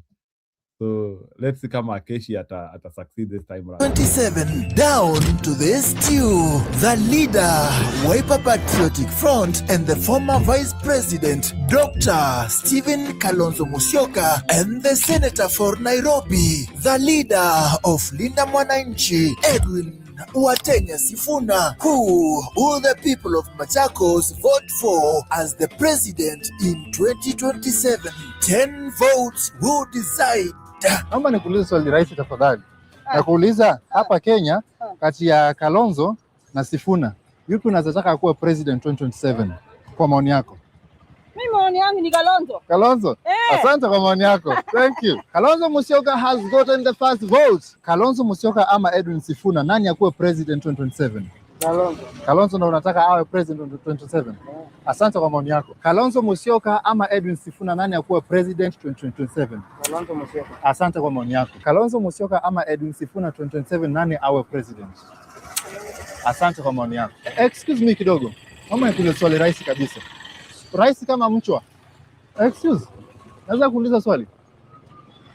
Okay. Kalonzo Musyoka ama Edwin Sifuna, nani akuwe president 2027? Sifuna ni sawa, ni juu Sifuna. Lakini shida yake hana experience. Kalonzo ako na experience. Sifuna amekuwa senator? Amekuwa senator Sifuna? Senator Kalonzo amekuwa vice president. Na ako na experience akiwa na Kibaki. Na ile ingine ni lawyer. Yani wameamua Sifuna apate mtungi. Atajua kufuata katiba si kama. So nani akuwe president kati ya wote? Asante kwa maoni yako. Thank you. Kalonzo Musyoka, Machakos has given you 5 votes against 0 for Edwin Sifuna, which means you get 1 more vote. Machakos believes you'll be the next president of the Republic of Kenya. 100%. Excuse me kidogo. Nikuulize. Kati ya Kalonzo na Edwin Sifuna, nani akuwe president 2027? Kati ya Kalonzo na Sifuna, nani akuwe president? Nani? Sifuna. Asante kwa maoni yako. Edwin Sifuna has gotten the first vote. Excuse me. Wacha nikuulize swali rahisi tafadhali. Nakuuliza kati ya Kalonzo ama Sifuna, nani akuwe president 2027 wa Kenya? Nani? Kalonzo. Kalonzo. Asante kwa maoni yako. Asante. Through the powers vested in me by the people of the internet, I now declare that the next president of the Republic of Kenya, according to the people of Machakos, is Dr. Stephen Kalonzo Musyoka.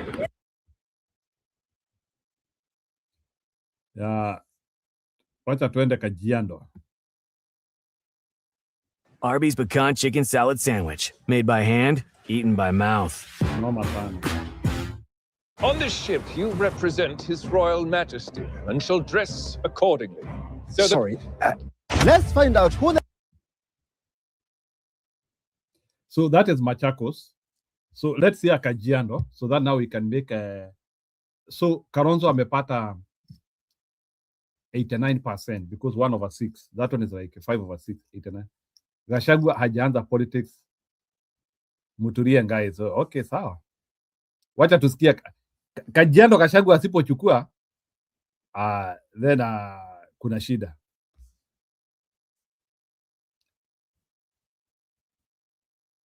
So Acacia, can you tell us who will win Kajiado? I want ni irritate kabisa sasa. Acacia, who will win Kajiado?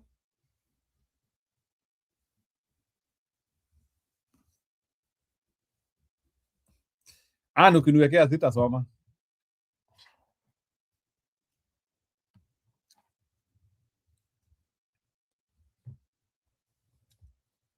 will win Kajiado. Akeshi amesema 0 for Sifuna. So who will win? Give me the winner. The people of Kajiado. Okay.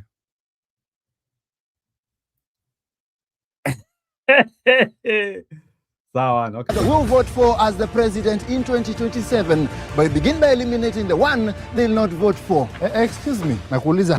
Tusikie kama Ruto hapa pia atangolewa haraka. I cannot be. Hebu tusikie kama Ruto atangolewa kama vile ameng'olewa Machakos. Let's see the speed ya kung'oa Ruto. Na uanzie na Ruto wewe. Hapa Kenya, kati ya Ruto, Kalonzo, Sifuna, Gachagua ama Matiang'i, yupi huwezi kumpigia kura akuwe president 2027? Huyu wa kwanza Ruto. Huwezi? Asante kwa maoni yako. The first vote has gone to President Dr. William Ruto. The first candidate to get 5 votes is eliminated. Today I'm in Kajiado, but I'm going across the country asking Kenyans who they'll vote for as the next president in 2027. So be prepared. I'm coming to you. Excuse me dadangu, naomba nikuulize swali moja rais. Nakuuliza hapa Kenya kidogo tafadhali. Nikuulize swali rais. Kama mchele. Aya, sawa basi utake mchele. Excuse me. Naomba nikuulize swali rais tafadhali. Nakuuliza. Moja kidogo niko na nini? Uko na? Ama unauliza ni rais hapa Kenya, yupi huwezi taka akuwe president 2027? Ruto, Kalonzo, Sifuna, Gachagua, Matiang'i. Sijui. Kutoka hapa. Hiyo akiwa kwa debe ni pick. So nani huwezi pigia? Si unajua tu. Mimi sijui, kwa maoni yako wewe kama Mkenya. Kwa maoni yangu huyu jamaa tulichagua mapema. Lakini tutamtoa mapema. Ruto. Asante kwa maoni yako bro. Thank you so much. Okay, asante sana. Yupi huwezi taka kumpigia 2027 na kuwa president wa Kenya? Mwenye siwezi pigia. Nani? Siwezi. Ruto. Huwezi? Asante kwa maoni yako. 2027. Yupi huwezi kumweka status? Nani? Huwezi? Okay, asante. President Ruto has gotten the first 5 votes, which means he has been eliminated. Welcome to the second round. In this second round, the 4 remaining politicians, Kalonzo Musyoka, Edwin Sifuna, Rigathi Gachagua, and Fred Matiang'i, will be tied in a 1v1 battle. Kalonzo Musyoka will be tied against Rigathi Gachagua. So, hapo ameotane.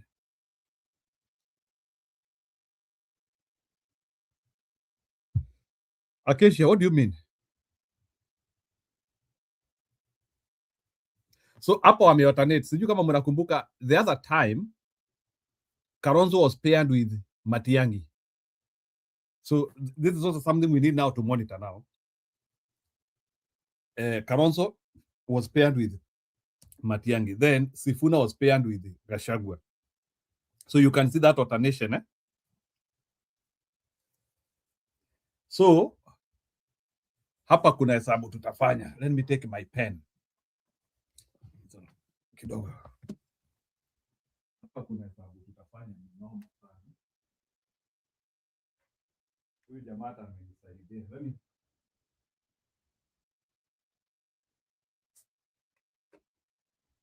Hapa kuna hesabu tutafanya. Kuna kitu inaitwa combination, permutation. So tulikuwa na Kalonzo plus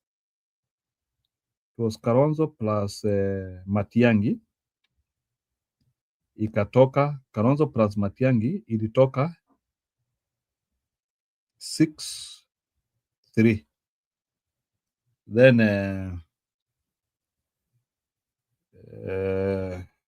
ilikuwa Gachagua plus Sifuna ilitoka 6. Hebu munikumbushe. Gachagua plus Sifuna ilitoka 6. Ilitoka 6. Was it 6-2? Kalonzo Sifuna. No, Gachagua Sifuna ilitoka 2. Ilikotoka 2-6. Yeah, 2-6. Correct. So Kalonzo plus so ilikuwa sasa ni K to M was 6:3. Then G to S was 2:6. 6. Yes, to 6. So ile hawakutufanyia. So because unaona sasa tuko na Kalonzo Matiang'i na tuko na Gachagua Sifuna. So ile combination anataka kutufanyia saa hii ni combination ya, so this one was in Machakos. So in Kajiado anatufanyia Kalonzo to Gachagua, na then atatufanyia Matiang'i to Sifuna. Those are two combinations. So hapa unajua sasa tunaweza toa Kalonzo to Matiang'i to Gachagua to Sifuna. 6 of them ni ngapi? No, 4 of them. Aya, Mayakos is rocked, so wacha tusikie. And Edwin Sifuna will be tied against Fred Matiang'i. We begin with a battle between Edwin Sifuna and Fred Matiang'i. 10 votes will decide on who goes to the finals and who goes home. Kati ya Sifuna au Matiang'i, yupi unaweza taka kuwe president 2027? Sifuna, I guess. Sifuna? Yeah. Asante kwa maoni yako bro. Yupi unaweza taka kuwe president 2027? Mimi naonelea kulingana na vijana. Huyu Edwin Sifuna anafaa. Hata wewe unaona ni Sifuna? Sifuna anafaa.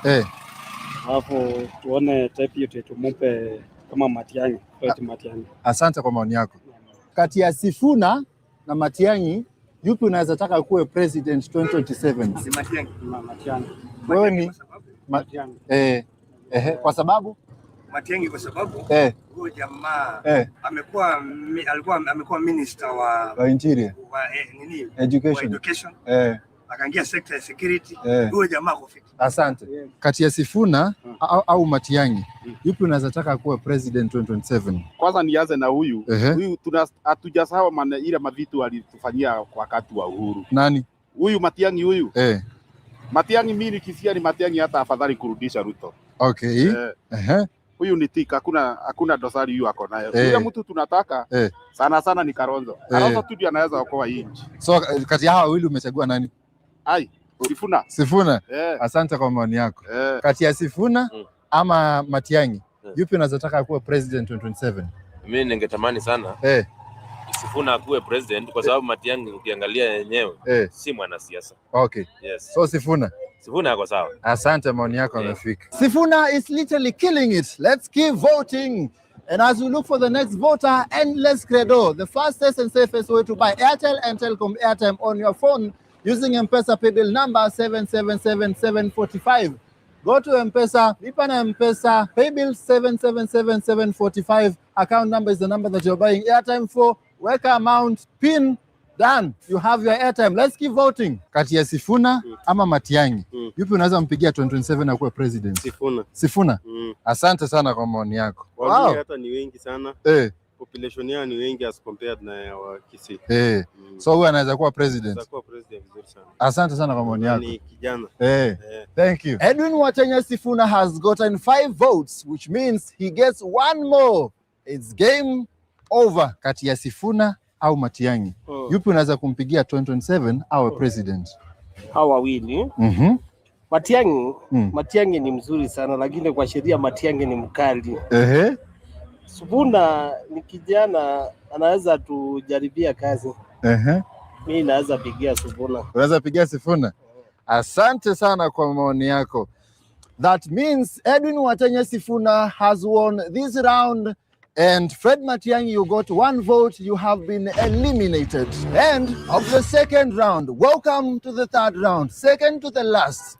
The competition you've all been waiting for. Kalonzo Musyoka versus Rigathi Gachagua. 10 votes will decide on who goes to the finals and who goes home. either Kalonzo ama Gachagua 2027, yupi unaweza taka awe president wa Kenya kwa maoni yako? Kwa maoni sioni. Hauni kitu? Kati ya hawa wawili hakuna? Kati ya Kalonzo na Gachagua, yupi unaweza taka 2027 awe president wa Kenya kwa maoni yako? Kalonzo. Asante kwa maoni yako. First vote has gone to Dr. Stephen Kalonzo Musyoka. Mambo vipi dadangu? Na kuuliza hapa Kenya, kati ya Kalonzo au Gachagua, yupi unaweza taka awe president 2027? Gachagua. Utapigia Gachagua? Asante sana kwa maoni yako. Kalonzo 1, Gachagua 1. Hapa Kajiado. Kwa maoni yako wewe. Kalonzo Musyoka, Rigathi Gachagua. Yupi unaweza kumpigia kura awe president wa Kenya 2027? Afadhali wewe kidogo. Nani? Mr. Kalonzo. Kalonzo. Asante kwa maoni yako bro. Thank you. Kati ya Kalonzo ama Gachagua, yupi unaweza taka awe president wa Kenya 2027 kwa maoni yako? Hawa wawili tuseme ndio wamesimama. Kalonzo. Asante kwa maoni yenu. Kati ya Kalonzo ama Gachagua, yupi unaweza taka awe president wa Kenya 2027? Na watu Kalonzo. Asante kwa maoni yako. Kati ya Kalonzo ama Gachagua, yupi unaweza taka awe president wa Kenya 2027? Rigiji. Asante. Wewe tu piga kura na uende. Hii story ati hapa hakuna kitu. That is too demeaning. Nilikuwa nikifikiria Kajiado ni home ground kwa Gachagua. Nini mbaya? Asante kwa maoni yako. Kati ya Kalonzo na Gachagua, yupi unaweza taka awe president wa Kenya 2027? Tuseme hawa wawili ndio wamesimama. Gachagua. Asante sana. Excuse me sister. Kama ni swali rahisi. Nakuuliza hivi, hapa Kenya kidogo tu, hapa Kenya kati ya Kalonzo au Gachagua, yupi unaweza taka awe president 2027 kwa maoni yako mwenyewe kama Mkenya? Sema maoni yako kati ya Kalonzo ama Gachagua kwa maoni yako.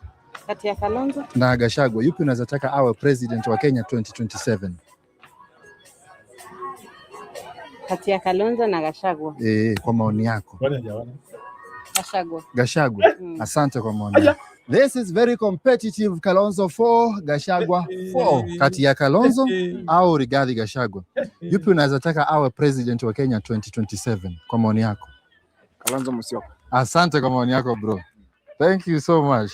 9 votes done, 1 to go. Kalonzo Musyoka has 5 and Rigathi Gachagua has 4, which means if Kalonzo Musyoka gets this final vote, it's over. But if Gachagua gets this one vote, it's a tie. 5-5. We find a tiebreaker.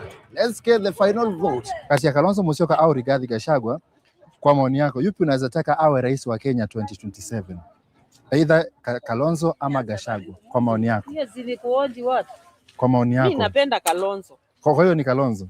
Asante kwa maoni yako. Kalonzo Musyoka has garnered 6 votes against Rigathi Gachagua, who has 4, which means Kalonzo Musyoka, you are moving on, and Rigathi Gachagua, you have been eliminated, which means it's time for the grand finale. Welcome to the grand finale from this list of... Sasa, hebu tu analyze hapo kidogo. Unajua nataka kucompare with what we did before. So, then, kulikuwa na Kalonzo Sifuna ya kwanza. So, Kalonzo to Sifuna was... ilikuwa ngapi? 6 what? It was 6. Kalonzo na Sifuna. I think Sifuna 6-2. So, kwa hivyo sasa, again wanaenda finals. Kalonzo to Sifuna. Because...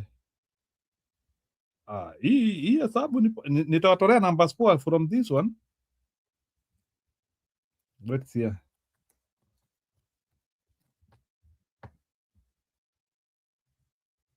These numbers are very good. K/M 6:3. G/S 2:6. K/S 6:2. Then tunaenda Kajiado. K/G 6:4. M/S 1:6. K/S hiyo sasa the grand finals So K/S tuone numbers hapo. So ukitumia sasa namba ya juu na namba ya chini, kuna namba tutacalculate hapo.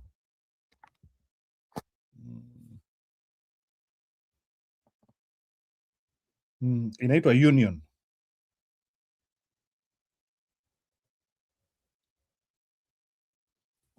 Union and intersection. Sorry. Yeah, union and intersection. Kuna namba tutacalculate hapa noma sana. Yeah. This guy doesn't know the amount of data he has given us. Sawa. Nitaonesha ile there is a magic number we will get from this too. I'll let you know like 5 politicians down to this 2. The leader for Wiper Patriotic Front, Dr. Stephen Kalonzo Musyoka, and the senator for Kenya's capital, Nairobi, Edwin Watenya Sifuna. Who will the people of Kajiado vote for as the president of Kenya in 2027? 10 votes will decide. Nataka nikuulize swali rahisi kabisa. Kalonzo Musyoka, Edwin Sifuna. Yes. Yupi awe rais wa Kenya 2027? Edwin Sifuna. Edwin Sifuna. Yeah, man. Asante kwa maoni yako. Kabisa. Thank you. First vote has gone to Edwin Watenya Sifuna. Let's see who is gonna win. Swali kidogo. Rais. Nakuuliza hapa Kenya, Kalonzo Musyoka, Edwin Sifuna. Nani awe rais wa Kenya 2027 kwa maoni yako? Sifuna. Sifuna. Asante. Kalonzo Musyoka, Edwin Sifuna. Nani awe rais wa Kenya 2027 kwa maoni yako? Tuseme hawa wawili ndo wamesimama. Hawa wawili tu ndo wamesimama leo. Kalonzo. Asante kwa maoni yako. Kati ya Kalonzo Musyoka ama Edwin Sifuna, yupi awe rais wa Kenya 2027? Wewe sasa, wewe. Acha kuangalia wengine. Wewe. Tuseme tu Kalonzo basi. Asante kwa maoni yako. Haya. Wiper. Nakuuliza hivi. Hapa Kenya, kati ya Kalonzo ama Sifuna, nani awe rais wa Kenya 2027 kwa maoni yako? Kalonzo ama Sifuna? Mayon. Oh. Nani? We mama, naomba niambie. Kalonzo ama Sifuna 2027 rais, president. Nani? Nani? Kalonzo. Asante kwa maoni yako. Bro, naomba nikuulize swali rahisi kabisa kama chakula cha mtoto mdogo. Rahisi kabisa. Nakuuliza hivi, hapa Kenya kwa maoni yako, kati ya Kalonzo Musyoka ama Edwin Sifuna, yupi unazataka awe rais wa Kenya 2027? Nani? Kalonzo. Asante kwa maoni yako, yamefika kabisa. Kati ya Kalonzo Musyoka ama Edwin Sifuna, yupi unazataka awe rais wa Kenya 2027? Kati ya hawa wawili, Kalonzo ama Sifuna? Kalonzo. Asante kwa maoni yako, asante sana. Okay. Kalonzo Musyoka has gotten 5 votes against Sifuna, who has 2, which means Kalonzo Musyoka gets 1 more vote. Kajiado says that Dr. Stephen Kalonzo Musyoka will be the president of Kenya in 2027. Excuse me. Naomba nikuulize swali rahisi tafadhali. Nakuuliza hivi, hapa Kenya, kati ya Kalonzo Musyoka au Edwin Sifuna, yupi unazataka awe rais wa Kenya 2027 kwa maoni yako? Kalonzo ama Sifuna? Nani? Kalonzo. Asante kwa maoni yako. Thank you. Through the powers vested in me by the people of the internet, I now declare that the next president of the Republic. Yeah, imagine in Machakos it was 6-2 and in Kajiado it is 6-2. Something there statistically. So, yeah, you are kumaliza. So like that's a unique similar number. Wamepata the same both in Machakos and Kajiado. That's a very, very, very, very serious number. Kalonzo Sifuna 6-2. Kalonzo Sifuna 6-2. Machakos and Kajiado.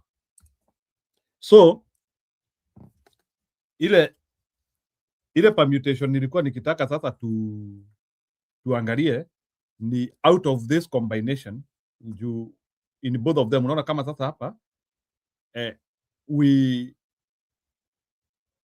there was Kalonzo Matiang'i, Gachagua, Sifuna. Then unaona Kalonzo Matiang'i, Kalonzo Sifuna. Then finals walikuwa naenda Kalonzo Sifuna, the across one. Alafu ingine ilikuwa Kalonzo Gachagua, then Matiang'i Sifuna. Again wameenda finals, the across one. So Kuna kitu nataka kuonesha hapa. Hii namba lazima nione. I think I would have to come with a pen here niwafunze kitu hapa. Statistics kidogo. Can you see my numbers here? Unaona? Kalonzo Matiangi 63. Gachagua Sifuna 26. Then unaona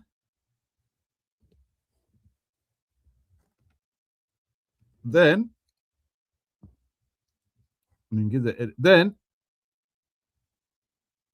Kalonzo na Sifuna hizi ziko across hapa Kalonzo na Sifuna hapa hivi who actually got 66 because they got similar numbers ndio walienda finals. So ikakuwa Kalonzo Sifuna 62 hapo.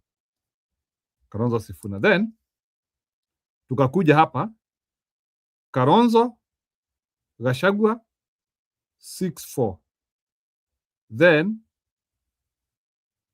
Matiangi Sifuna 16. Again 66 hapa, so ikakuwa ni Kalonzo Sifuna. So Kalonzo Sifuna, then wakakuja hapo wakapata 62. 62. Sasa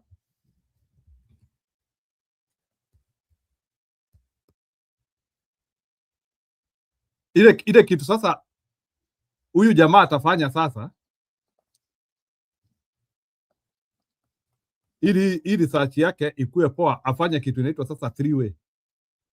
Sasa 3-way ni anafanya Kalonzo to Matiangi to Sifuna 10 votes azigawe.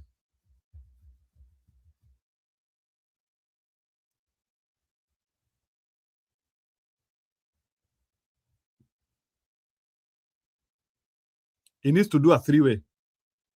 A 3-way will give a more definite answer. But so far the research is good. So I agree with what Kagiri has said.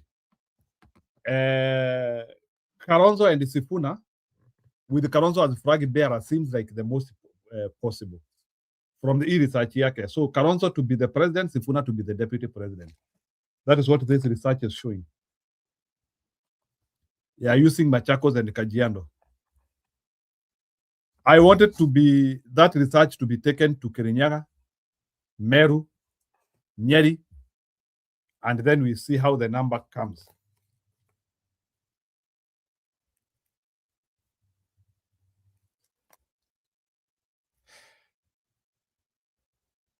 The numbers are too small. No, this one is a spontaneous number.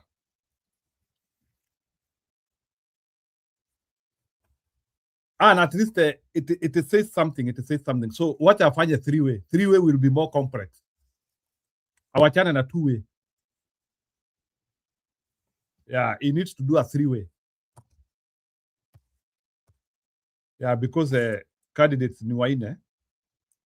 Kalonzo, Matiangi, Gachagua, Sifuna. Afanye 3-way. So if you have 4 candidates, ndio nataka kuuliza which are the possible outcomes. Unajua sasa which are possible outcomes. So you have 4 candidates and you are doing a 3-way. How many outcomes? So you have 12 outcomes. They have to do then he amefanya ya 2-way ya 4 candidates. So you have 4 candidates. You have 4 candidates and pairing them 2 ways. So you have 8 ways of pairing them.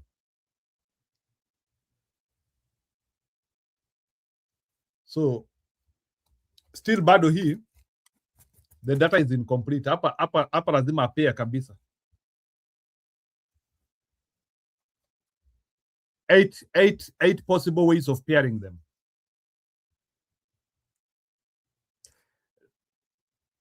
Like kabla nipe Eli, wacha niwaoneshe what I mean. If you have Kalonzo, I want to show you, if you have Kalonzo Kalonzo, Matiang'i, Sifuna, Gachagua. And you want to pair them 2-2-2. How can you pair them? Wawili. So there is Kalonzo Matiang'i. So there is Kalonzo Matiang'i. So you are pairing them. So there is Kalonzo Matiang'i. That is one. There is the Kalonzo Sifuna. Kalonzo Sifuna.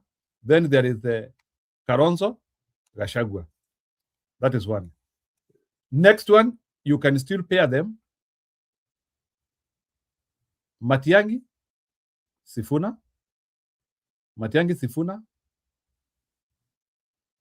Matiang'i, Gachagua. Matiang'i, I'm showing you here. So you can pair them Matiang'i, Sifuna, Matiang'i, Gachagua. So Matiang'i, Sifuna, Matiang'i, Gachagua, Matiang'i, Kalonzo. But now sasa Matiang'i, Kalonzo, you already repeated it in one. So hapa so ni 3-2. Then the other one ni Sifuna, Gachagua, Sifuna, Gachagua, and Gachagua. No, Gachagua, Matiang'i is here. So there is a Sifuna, Gachagua. Na watafuta hizo combination zote. Sifuna, Gachagua. So there is Sifuna, Gachagua. Then Gachagua, Matiang'i. That one we have already done it. Then Gachagua, Kalonzo. And Gachagua, Kalonzo is here as well. So 1, 2, 3, 4, 5, 6. So far I have 6. I have 6 combinations. They are supposed to be 8. Not after your combine. So all those combinations you're supposed to deal with them.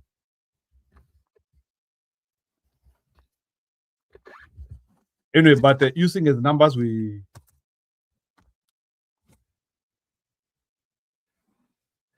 no akesha inaitangwa ini hesabu ya combination and permutation. Wacha niwaandikie hapa. Combination and permutation. Just Google that. You are looking for possible possibilities when 4 people and you want to combine them 2 per individual. So how many combinations do you need? So our brother somehow survey yake sio complete. He is supposed to have more combinations than that. So true. Okay. Mother would be okay. Ellie, you can react, or you unaweza ingia kwa kituo.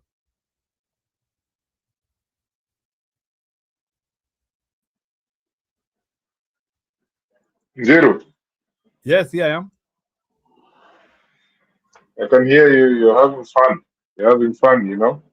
You're trying to sound like a guy who used to do this British election permutations. Peter Hitchens, yeah. No, what I was doing is I'm looking at the method of that guy and I'm trying to look at the weaknesses.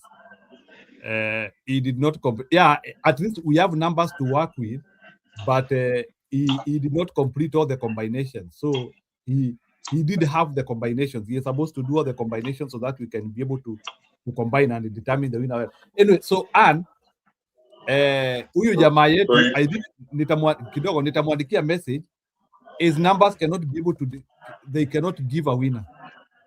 The combinations are not, it's not that simple. The way he is doing it is not that simple. The way he is doing it. So bado. Nitamwandikia message, nitaenda kwa wale yake nimwandikia message. I tell him he needs to do all the combinations. Otherwise atatupea numbers za musisimuko tu, which are not real numbers. Go ahead. So are you trying to do Tharakanithi? It's not about Tharakanithi. Si ni jamaa anajaribu kufuatilia how people love each politician from region to region. It's interesting. Anyway, that's something that I've never seen a random Kenyan doing before. So we can applaud him for trying, you know. But what we know is that there are things like how many young people have registered as voters?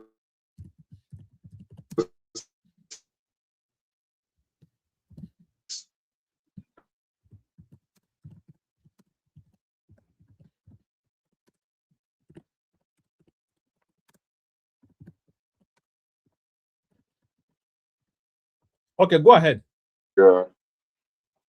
CG, you're not connected. No, I'm okay. Niko sawa. So maybe so it's interesting. It's interesting. Oh, kabla nikuingiza Okay, kwa give me time. permutation. I'll talk for a few minutes. Okay. Go ahead. Nilikuwa before nikuingiza kwa permutation, have you heard of huyo mtoto anaitwa William Ruto?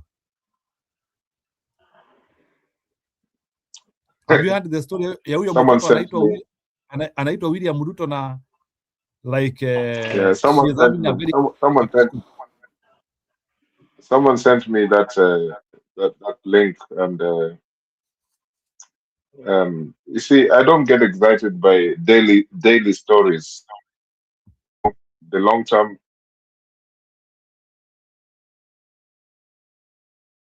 that is not to dismiss the story of that lady. She chose to support William Ruto and named her child after William Ruto.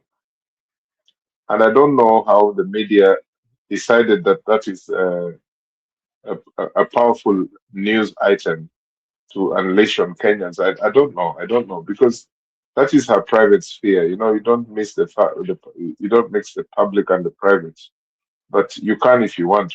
But I wouldn't put my child in that kind of situation where I want to discuss that it's children are bullying my child because of a leader. Whether that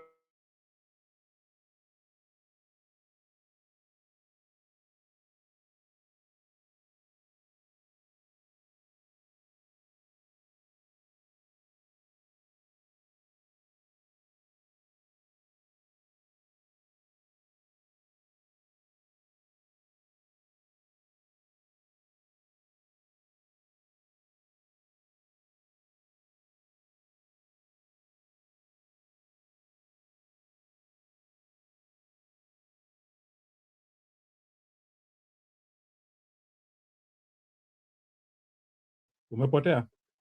Njiru, unanisikia vizuri? Yes, I can hear you. Go ahead. I was waiting for you to remove the voice. Nafikiri wifi yangu ndio ilikuwa na shida hapo. These extenders, you know, the extenders don't work well sometimes.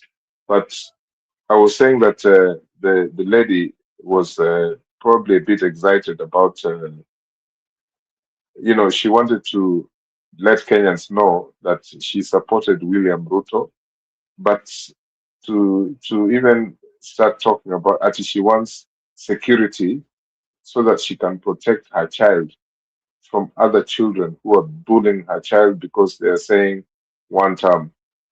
You see, I don't even have an opinion about this particular issue because for me, this is just it's a personal sphere. It's something that lady should deal with herself.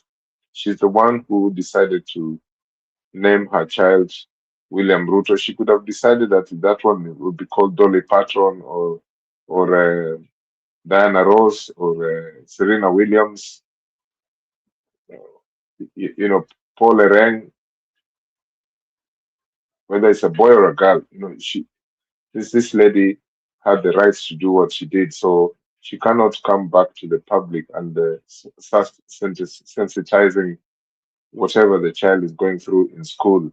Because I believe that the school, the confidentiality and the protection of the child would have been so strong that she doesn't even need to come to the public, you know, forum. But that's her issue. I don't think it should affect Kenyans. But what's really I felt that was really insulting that she even decided to repeat that she is supporting and she supported William Ruto, and she thinks William Ruto is the best thing since sliced bread. You know, she repeated that she supports William Ruto, that no one will stop her from supporting William Ruto. And then she's asking Kenyans that the child should be protected from harassment by some kind of security mechanism. So I really got bored with that story, but I don't want to condemn. I'm a very objective person, so I wouldn't just condemn person. I don't know what is going on in her life, so it's not for me to condemn her. But I think it was just she stretched it a bit too much. This issue of about her son, I think she should have just played easy. The kids will, kids, they bully each other. They call you fat, thin, all manner of things. That's what happens in the playground. In nature, the children will do that, but of course, they have to be managed or supervised. It just happens that right now we have a person of a joker called William Ruto, and the children, they've been given the chorus to sing one time, and that's the way it is. Going back to your this thing they call psephology, which is basically the science of predicting or counting elections scientifically. This is not a Western issue. Elections are not primarily a Western agenda. These things, even Africans have always done some kind of elections when they choose people in their communities. But we have a thing called democracy in Kenya, which does not exist here. So when I see that we're predicting what we already know, Jiru, you know that the elections will be rigged. You know that. Standard and Nation newspapers last week dedicated some space where they said that William Ruto is going to win elections because of Northeastern. Now, the biggest aim for William Ruto is to scuttle votes from other parts of the country by relying on votes from Northeastern. You remember, in the last 2 years, this man has said that the people of Northeastern and beyond will not be segregated or discriminated against or marginalized, because that is what has happened to them in a very long time. And then Kenyans were told that these people from the border areas will not need some form of ID verification. They will just be they will be approved as citizens of the country. Now, even me, who is a fully fledged Pan-Africanist, who believes that there's no borders, now I'm starting to think that what William Ruto is going to do in 2027 is to use the so-called Northeastern votes to totally smash this opposition vote that is building right now as we speak. It's going to be something very difficult to deal with if right now we're not talking about it, and then later on being practical about it, how to stop this happening. Because you remember, for example, Dennis Itumbi, just one man, literally, he declared who was the winner of 2022 votes. Can you imagine? This person called Dennis Itumbi, he took the role of IEBC with his fake exit polls. And then those exit polls were used, plus others, to declare who was to be the President of the Republic of Kenya in 2022. So there is a lot of intellectual problems that we have right now. that needs to be dealt with immediately, sooner rather than later. I would hope that there are some people in government right now who are fed up with that kind of situation, and they're ready to say, to put their stamp and say, and sometimes I feel that because the people from the Kikuyu community, especially the top leaders, they, if these people had balls, they can stand up and say, enough is enough. But that's not what's happening at the moment. So while you're excited about the, the the results you gave us of your mock elections, Sifuna, nimekusikia kusema sana ati Sifuna ndiye atashinda. Hiyo pia ni sawa, lakini kusema ati kuna hao wengine from different communities that will not take part in the choosing of their leaders or elections here, that is a very, very difficult situation. So I think that what we need to focus on is that Kenyans have to probe what people are saying. These leaders, right now, we're being told that Babu Owino is going to be the governor of Nairobi.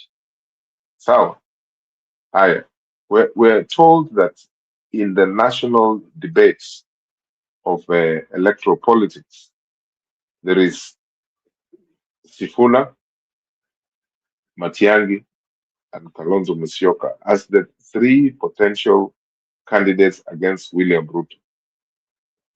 Why can't these people just craft out a deal right now, including including Gachagua? Right now, head on. They say, this is our team. And this team might change in the next few months. We don't care, but this is our team. I think if this happens right now, when it's not too late, even those people who are participating in that opinion poll that you just unleashed on us, Njiru, I think they would respect the fact that there is definite leaders who are vying to oppose the regime of William Ruto. Right now, it is not something that they would be afraid to do that. It is something they should do. And to me, it's very unfortunate that it is just the same usual suspects who have to do this. But then I ask myself, who else can do this? You see,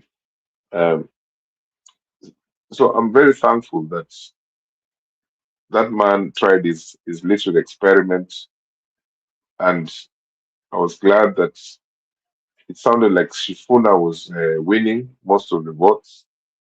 But also to me, I think it really looked way too flavored to think that that was an original research document that shows what's the politics of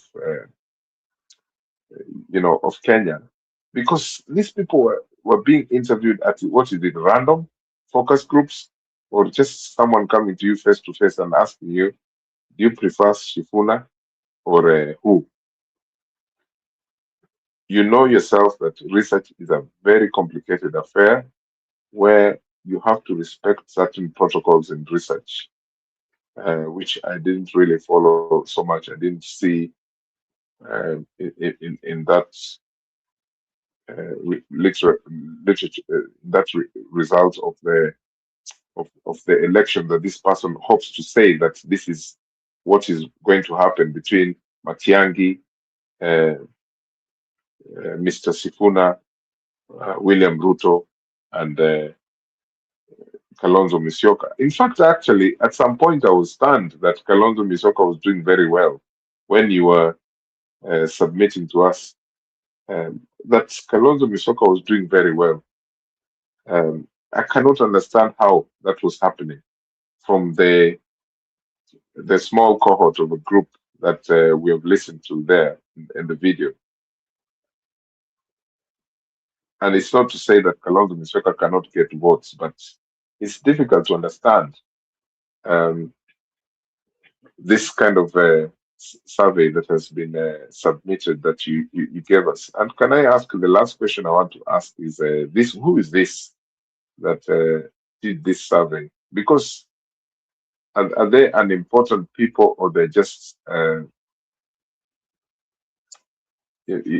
everyday persons who decided to do this survey, and they want to know the results of the elections if they happen? Because I'd really want to know, because right now, if anyone mentions to me Gachagua, Kalonzo, and Matiang'i, I will say, are they mentioned these ones as possible future ministers or running mates? Because for me, there is a principal candidate, but these other people, they don't matter. So, to my way of thinking, and I think that a lot of people share this kind of thoughts.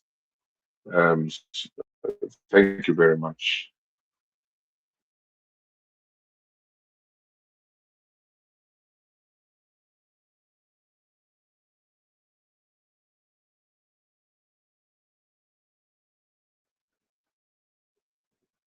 In effect, what I'm trying to say, Njiru, even the results that you gave, there was not a landslide, there was not a definite figure to show that there's such a big vote from one person to compare to another. There was some vote there between Kalonzo, Siji, and Nanani. It was nearly 4-4.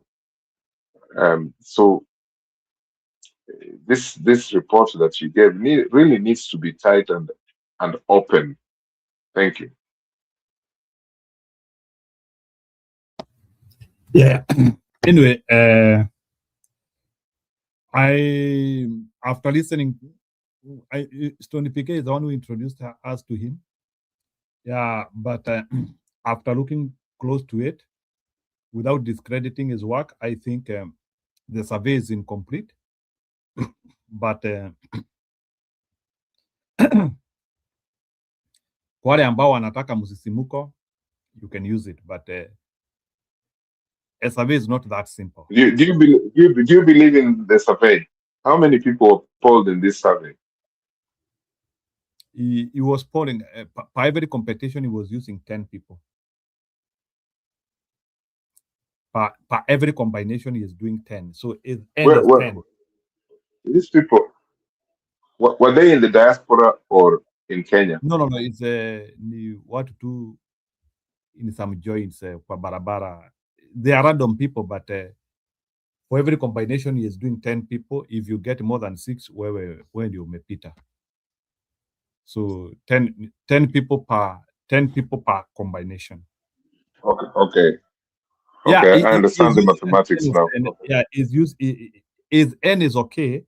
The only problem which I'm having is that if you are polling for 4 people and you are combining 2, you're supposed to have 6 combinations, not just so you're supposed to have 6 combinations. So there is something he is missing in between, so that now you can be able to have a complete survey for them. If he is able to do all those 6 combinations, he can get the data you want. And it's sour. So because I can see we also have new entrants in the town, so maybe Bwana Eri utaniruhusu tusikie vile msimamo atasema, and then we also have BBM, Brother Benson, host. Yeah, so sijui kama Brother Benson nyinyi bado mko kwa kipindi ama ni mimi nimepotea wakati wa mchana siwaonangi. Mimi niko bana, labda kazi, uko na kazi.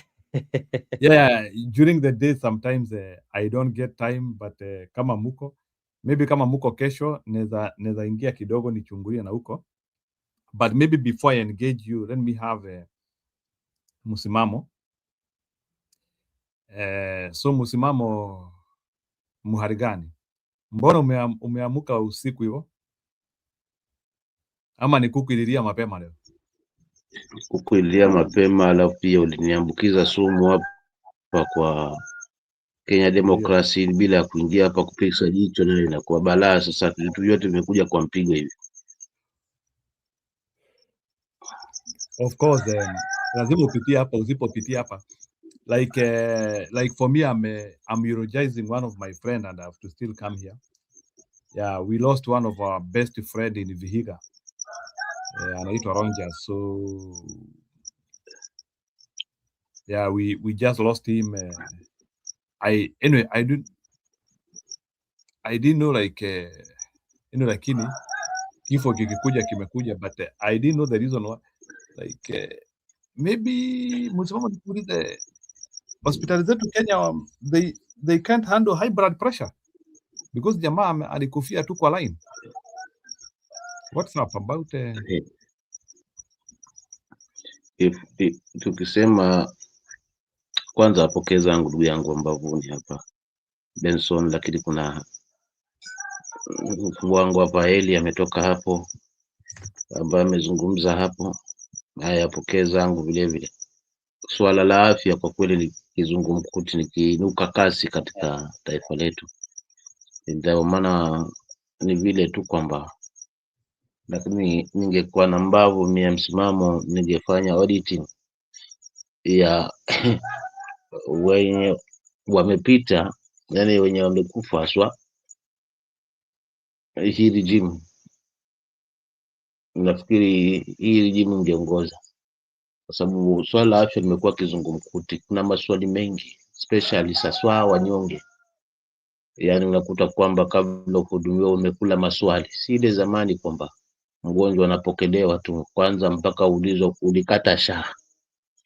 Sasa kizungumkuti kinakuja pale hujakata sha, ama umekata lakini hujalipia. Kuna balance za watu hapo, ndo utajua kizungumkuti. So swala la afya kwa kweli haswa likinadiwa hapa kwamba limeboreshwa na serikali inalipia wagonjwa, ni kizungumkuti kwa kweli, ni kizungumkuti. Hospitali zetu kwa kweli zimebadilika sasa hivi, si ile huduma za mwanzo ambazo tulikuwa tunaziona kwamba ukifika mgonjwa anachukuliwa juu juu, anapata huduma na maswali hakuna nini. Lakini sasa hivi si wa mama wajawazito wala si mgonjwa.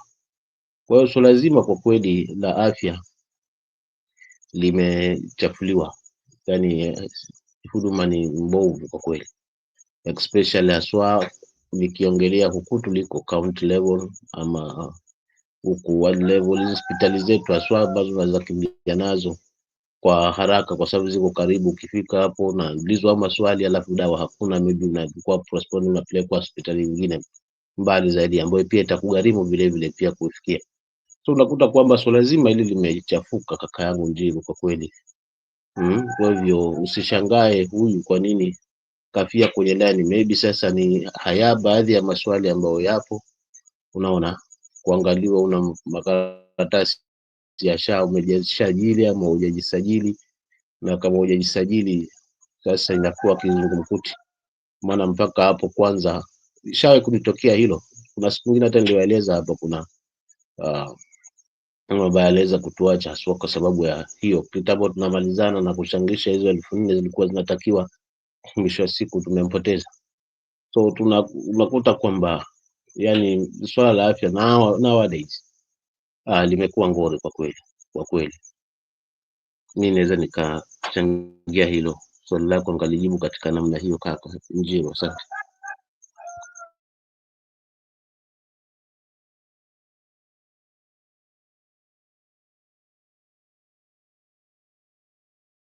Sawa msimamo.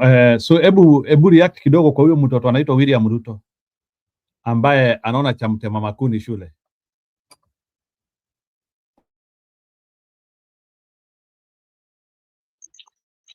Yupi? Kuna mtoto anaitwa William Ruto, imekuwa noma. Hujaona hiyo? Hujapata hiyo taarifa?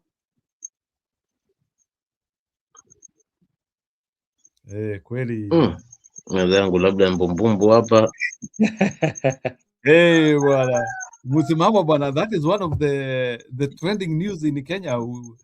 Maybe bwana BBM ebu chanua msimamo kidogo ajue kuna kijana maybe labda pengine kama ni hili kijana huyu labda ameona vile anachechemaa kule akitafuta jinsi gani atakavyotembea kutembea balaa, labda kwa hili labda pengine kuona kwamba mpaka kutembea imekuwa balaa sasa ni kwa kutafuta. Hili ndio lilipepesa jicho zaidi ya hapo. Mimi huyu mtoto William kwa kweli sijui kama kuna mapya, lakini zaidi kwamba nimeona mpaka kutembea kwake kwenyewe imekuwa balaa, kwamba jamangu kwa kweli aswa sijui miguu inamkataa wala ni mwili unamkataa, labda kwa hilo. Lakini kama kuna jipya, jamani, mnijuze, maana tuko hapa, unajua tuko hapa kujuzana, angalau na mimi nipate kiduchu kwa mbali. Labda hili nitamwachia ndugu yangu hapa Bena, ambaye labda atatueleza zaidi, lakini kwa kweli nilipigia jicho ndugu yangu Njiru hapa, nimeona kwamba kule South Africa naona utembeaji sule wa uchangamfu wa spidi ni wa kubangaiza, yani ile kwamba uongo si kazi hapa. Nikahisi kwamba si mchuzi peke yake, hapa ndani kuna nyama. Asante, labda Ben atanieleza zaidi jamani, na mimi pia niondolekewe haswa na hizi nani anitoe hizi taka za masikio. Asante. Haya, sawa msema, asante. So bwana BBM, karibu sana. Umesikia story ya huyu mtoto wetu anaitwa William Ruto, ameteseka sana. Niko na habari ninayo. Haya, go ahead. You can react to that amidst the other issues which are happening, but that's a scary story because especially in the Luo Nyanza, nimekutana na vijana wanaitwa Tomboya. Nimekutana na kijana anaitwa Jomo Kenyatta, Mujaluo. Unajua, I think Luo people are synonymous in giving people names, especially from these strong people. I've met with a Luo guy called Daniel Moi. Yes, I've met with a Luo guy called Daniel Moi. So mbona hii jina William Ruto amtaki? I can look it into two perspectives. One, on the face value,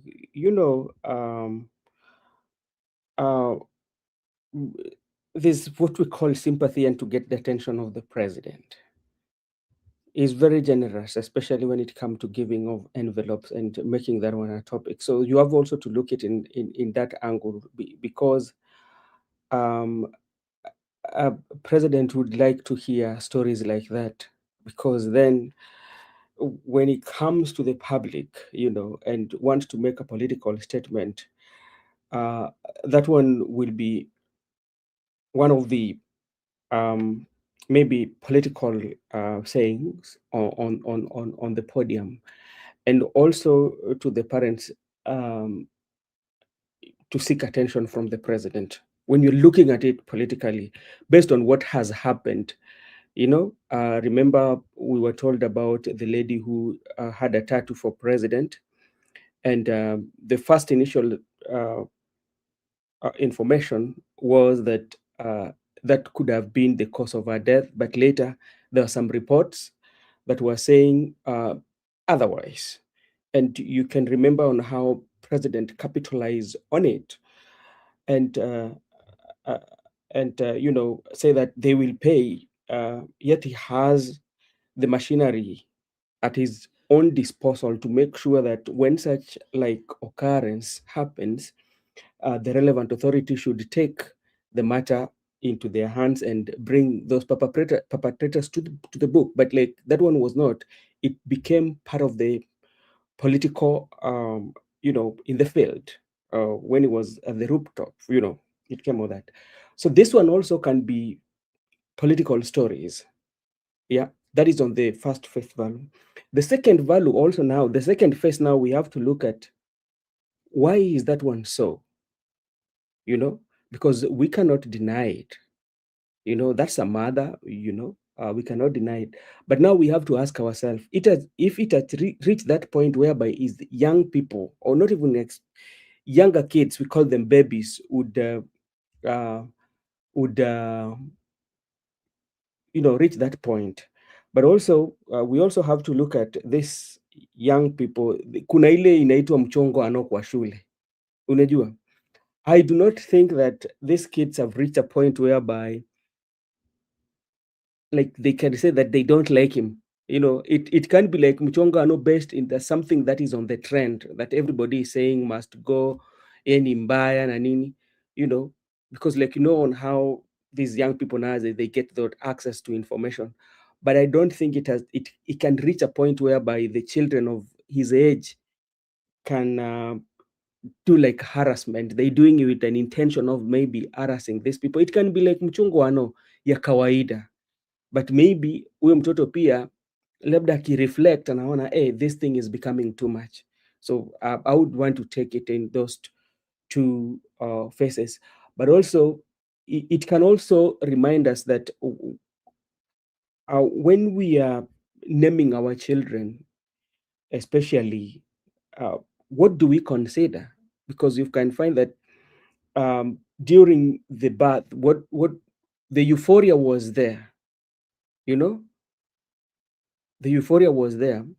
That's why you named him after the president. But when you look at some of the names that you were quoting, maybe the parents were looking at the positive part of it, you know, because like somebody who is named Tom Mboya, for instance, was not born when Tom Mboya died. You know, some have been named Tom Mboya after 10 years after the burial of Tom Mboya. The people were still being named Wangare Maathai, you know, and they do after, you know. So it depends the circumstances. And when somebody is giving a name, especially to somebody, there's something that they admire about this person, you know. So the mother knows the reason why she might have named the son after the name of President William Ruto, something that she admires, but imetokea kuwa vibaya. So it is also a lesson that we should learn, especially as parents or anybody, when it comes to naming. You interrogate the situation. When should I name the name? When should I give them the name, you know? So that is something that also we should interrogate.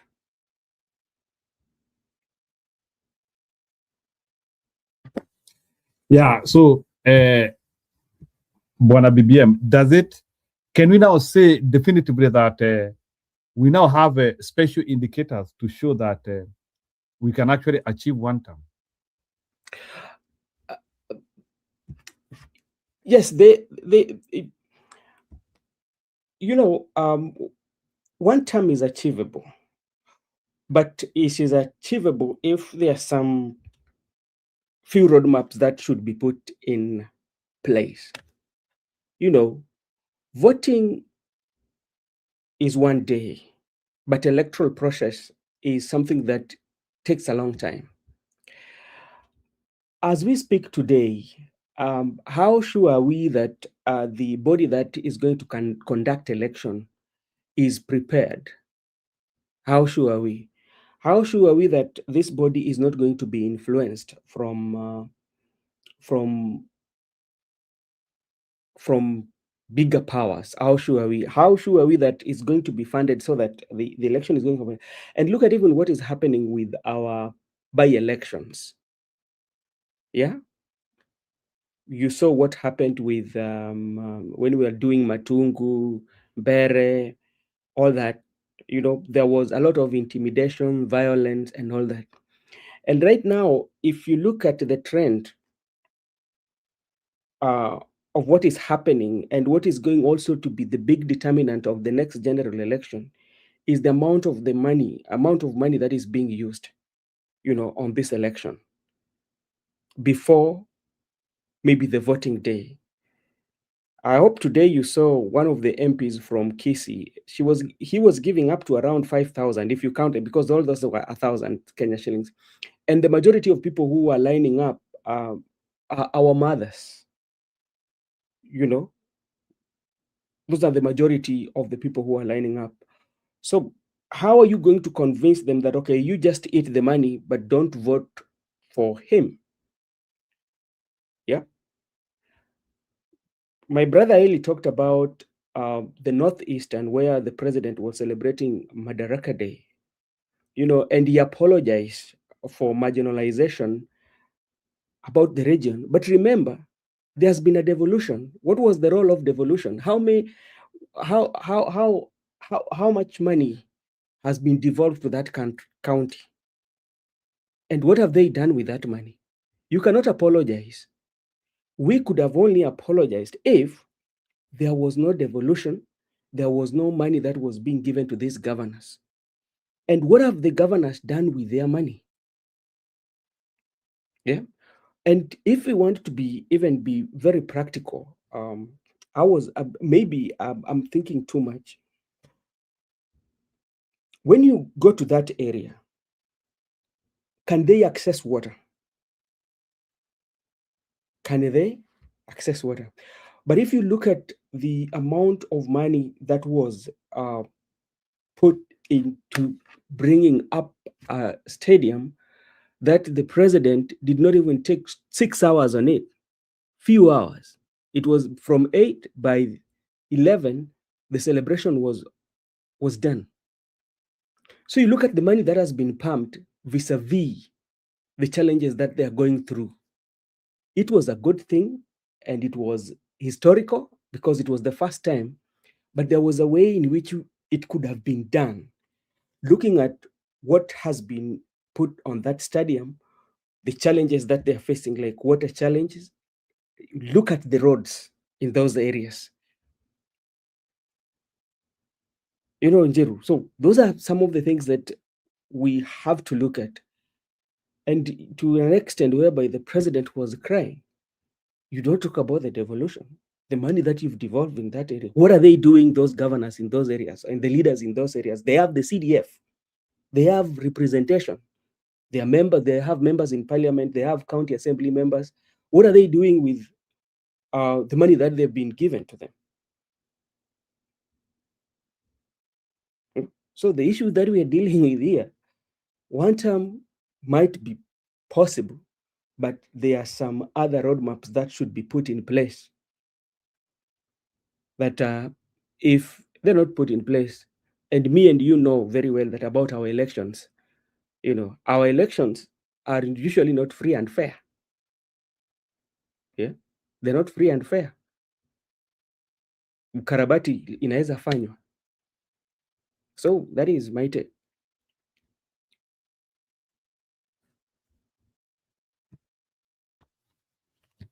Yeah, sure. So now I think it is definitively confirmed, or indicators show Ruto is a one-term. Total rejection. I know Ruto anaona news and he can see like mutoto kama huyo. Mhm. What is happening, and everything which he tries to do, total opposition. With those indicators, can he still plan to steal the election and try to show Kenyans that he is still popular? Because if he gets elected as a president again, indicators is that he is the most popular candidate. So with this unpopularity, can he still steal the election? Yes, manipulation of elections are there. We are talking about manipulation of figures. It can happen. You know, it has happened in various areas, especially when voting is taking place. And what can happen is this. I spoke about intimidation and violence. You know, when there is so much violence, majority of people are not going to come out, especially to vote. And how can you do that? You can do that by suppressing areas that you feel you don't have numbers. And that's how you can make sure that the places whereby you are not popular, or the places whereby the regions that you feel you cannot get, you cannot get a number of they are going to vote you out. So what you do, you can suppress them. And how do you do that? You use things like violence have been used. You can decide that there are places that the ballot box are going not to be there in the boxes. Look at what happened during the last general election. In Kakamega and Mombasa, the governors were not voted on the same day when we were having election. What does that one tell you? That will tell you everything is possible, because you cannot convince me that, you know, we have 1 year, like right now, we have like few days, like almost like a year that we are going to election. Then when it comes to printing, mtu anasema kwamba haja print vizuri. What does that one do? First, it demoralizes people who are coming from that region. So those are some of the things that you have to look into. So with all the indicators you might be pointing out that, okay, President William Ruto, the indicators are showing that is a one-term, there's a rejection. But you also have to put all those in consideration.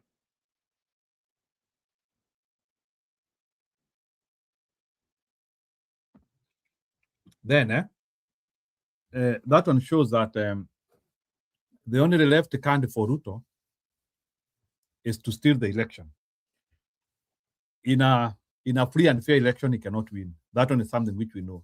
So the only option which is left is to steal the election. In a sense, there's something we call triangulation. Triangulation is where you center your things on something. Kama sahi, don't you think now the opposition should be able now to center their approach on election stealing, because that is the only way left for Ruto moving forward? How can they center in? How can they center in that stealing election? Yet themselves they cannot still agree on one candidate. How can they? I think they will agree. It's a matter of time. When? Let's give them that benefit of doubt. They will agree on a candidate. But the question which I'm asking you is, are they understanding the threat of election stealing? Because that is the only card which Ruto can use. He cannot convince anyone. He cannot be voted by anyone. So the only option for Ruto is to steal the election. Are they prepared for that and to fight it? So let me ask you, Njiru, if you look at all the united opposition, all the leaders who are opposing President William Ruto, none of them is new in the Jerusalem. Rigathi Gachagua worked with President William Ruto, and when they were competing against the late Raila Amolo Odinga. And the words on the street were that they did not win, they stole election. Those are the words on the street. So it means he's aware. Come to Matiang'i. Matiang'i too worked with Uhuru Muigai Kenyatta. So all this, the united opposition leaders, they know what they're supposed to do if they really want to defeat President William Ruto. They know what they're supposed to do, and they know how the electoral infrastructure, especially in our country, is made of. Nobody's can say that they are not very sure. If you talk about Sifuna was somebody who was very close to Raila Amolo Odinga. So at some point, maybe in those private meetings, discussing about the election and where they went wrong, he might have knowledge about them. You know, so what the united opposition, first of all, should think, even before thinking of stealing that election, they should make sure that they unite. After making sure that they unite, they have what we call a command center secretariat. When they have secretariat, then they come up with the policies, because right now, as they speak, it's all about President Ruto must go and all that, you know. But they need to come up with a secretariat where, if they are going to give, especially press, it comes from secretariat, you know. So with that, we'll make them come together and even have that believability on people, you know. From now, as we speak, based on even like those drill selection, mock drill election that the guy was doing, it tells you, how people think. Yeah. Even though when you look at them critically, when you want to do a research and come up with a clear indication for predictability, that cannot give you that predictability. Yeah. That cannot give you that predictability. Because when you want to, for example, when I want to do that research, I have to look at what are the research methodology that I'm going to use and what population am I dealing with, And you have to look at demographics. What demographics am I targeting? For instance, when we go up among the youths, maybe in Narok Town, we would say that we are working with a population of maybe 50. And in the 50 population, we are looking at the demographics, the younger people, who are they with? Who are they not with? Then come to the old and all that. Yeah. And as we also do that, we have to put in some factors that sometimes can change the mind of the people. Because you find that during election time, especially when people are voting a day before or during that midnight, that is when you find these politicians working with money and they give people, then change their mind. So you find that this research that you might be doing, sometimes it might not give you the actual predictability.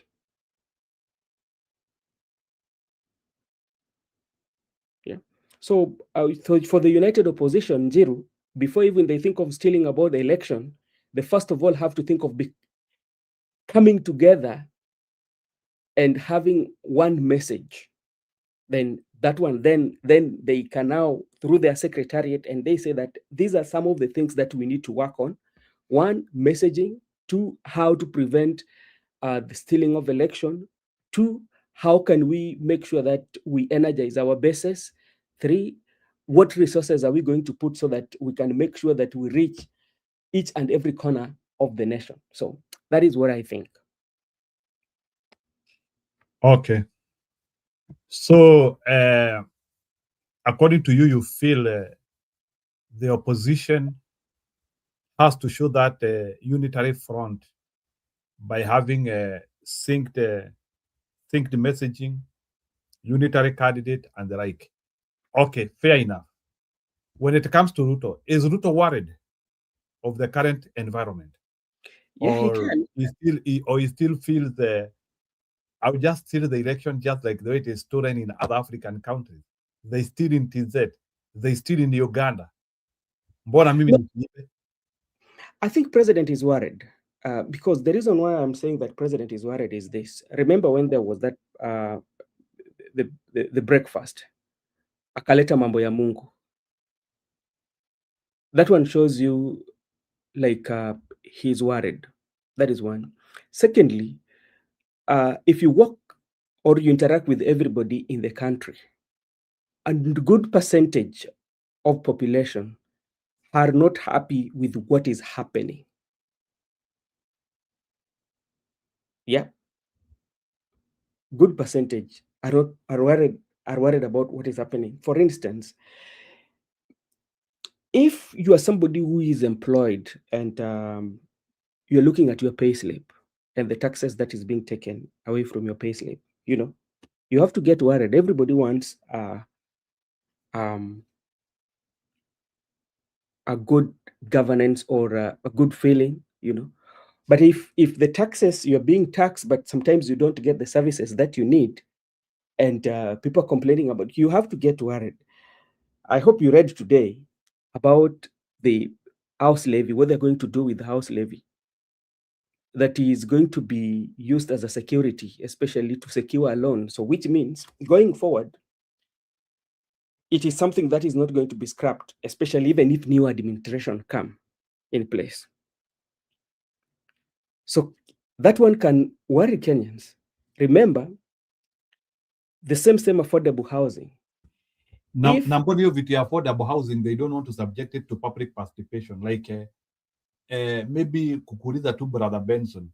Is it fair for the government to think about that as securitization without asking Kenyans what they would like additional to be done with their money? Or because it is the work of the government to think for them? No, they know the Kenyans will not allow them to do that. You know, so, and if you look at that, and even the affordable housing, if new administration come in place, yeah, so they are trying to protect it. If new administration come in place, that one will be scrapped out. Yeah. And what will that one mean? That one will mean, especially, government might be forced to refund the money, especially the people who their money were being taken from the payslip. Because remember, these are public land. Yeah? This is a public land. They're not individual land. This is a public land. These are government land. And you're building houses on a government land by the taxpayers' money. The same time, the taxpayers are buying these houses.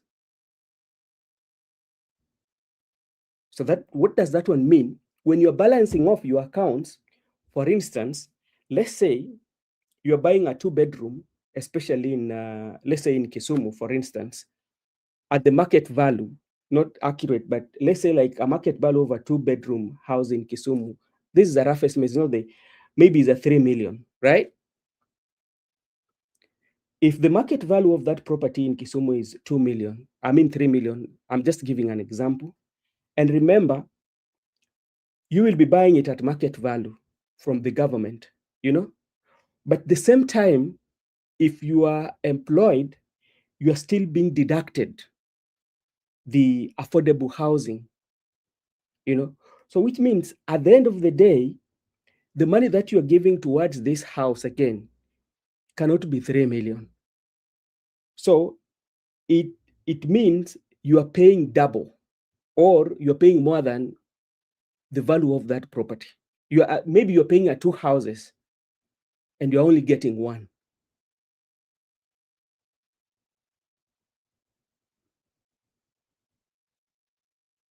Yeah. Wow. Okay. Yeah. I'm still surprised that the Kenyan government is having too much power. They are going to securitize that. So can somebody go to court to stop that one? Is it stoppable? Like that stupidity of securitization. Can you go to court and you argue the case in court and Ruto is stopped? That element of securitization? I think they can go to court. And the court will agree with the owners of the money, right? The employees. These are our courts sometimes, Njiru. Yeah. See, mambo ya bora wamesimama na sisi. Then I think if there is some degree of merit. It is conservatory order. Is a conservatory order. So conservatory orders, does it mean that it is subject to change? Or yes. Imaanisha tu wamesimamisha your project? So when there is a conservatory order, does it mean that the project cannot go on? For now, until pending hearing. But mandege zilikuwa zinaanguka, and I think some people are saying it's like construction ilikuwa imeanza. Yeah, that is going against the conservatory order. And remember, even when the issue of Haiti came, there was a court order, but what happened? Ani anasema mimi ni 2 term now. I'm not there. Mimi siko huko. Anne is provoking you, relax. Ukisikiliza Anne utapotea. Siko huko. Kwani hujajua Anne? Unajua ni wewe umefanya vibaya, umekuja kwa show hata uambie Anne hi. So Anne is seeking attention. Hiyo ni salamu kutoka kwa Anne. Ujaijua Anne lazima akukwaruze. Siko huko. So ni ile tu tunajaribu kuelewesha mimi venye mimi naona you know, but ni ngumu, si rahisi Njiru, maisha si rahisi.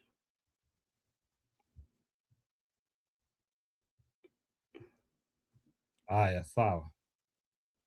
Yeah, that one is in order. So maybe ya mwisho ya kureact, hata mimi nataka tufunge kituo sasa. Have you seen Mama Samia was in Russia? Yeah. What does that one tell you? Is she trying to go to the east, or it is the normal trajectory of Tanzania kutoka kitambo? Unajua pia Tanzania walikuwa watu wa ujamaa. Or why is the Mama Suluhu in Russia? One, Ruto alikuwa Kazakhstan ama ni Azerbaijan? One is leadership. Her leadership, I mean. You know, what happened in Tanzania, or what is happening in Tanzania, has never happened before, especially in a situation whereby you just decide to run against yourself. And after that, after running against yourself, then murdering of the citizen, those who went on a protest, you know. So I think the European nation are not with her, especially based on what is happening. So what that does want to tell you, you have to work with especially the enemy or the people who are not agreeing with the European, because, like, you know, Russia is a standalone, especially. So that is what I would think that would have made her to go to that route.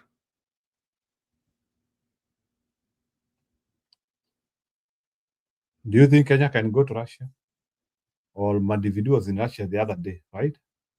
How can they go, bana? Now, unaona hata mambo ya Ebola, you see, like, now conflicting information are coming, you know. I don't think they can.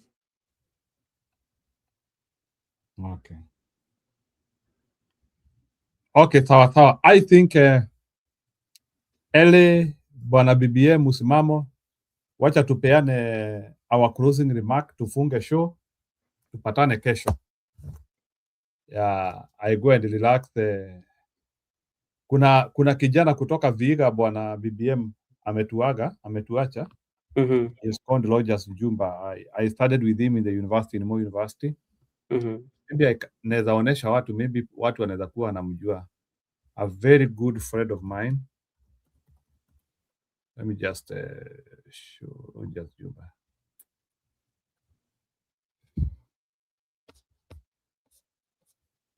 Rogers Mjumba. Let me see kama alikuwa ameposti picha ya mheshimiwa. Siku hizi alikuwa hata anaposti wachungaji.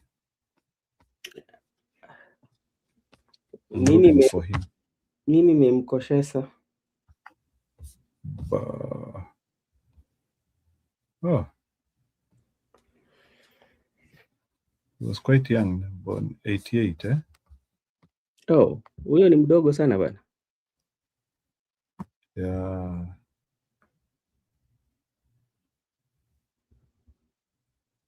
Wacha ni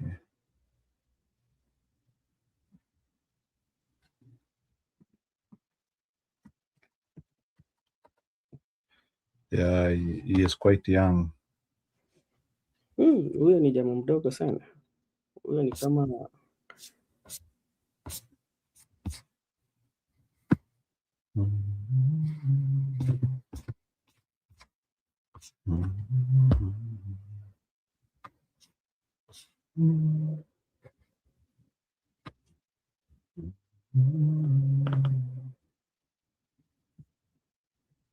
Yes, from Vihiga.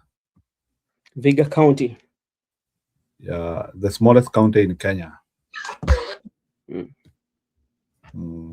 Ndiye huyu akiwa na mabeshte wake. Ndiye huyu ako hapa katikati. They won hapa ni Moi University.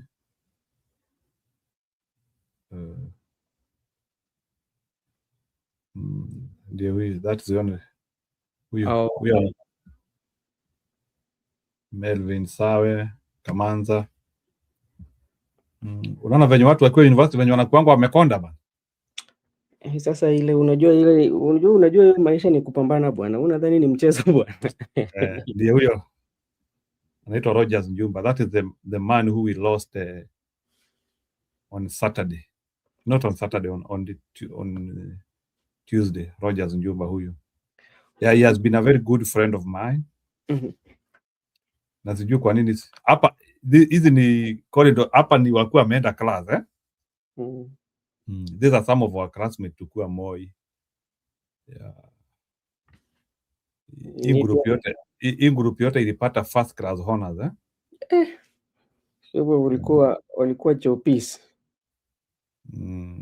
Melvin Sawe got a first class. Kamanza hata akona kampuni yake. He is doing very well in Nairobi. He has a consulting company. Kamanza. Huyu anaitwa Leme Mulandi. We worked in the same company with him. He was working with a contractor. Yeah. There's a guy, Jumba. Cause of the death is not known yet. No. It's known in the blood pressure.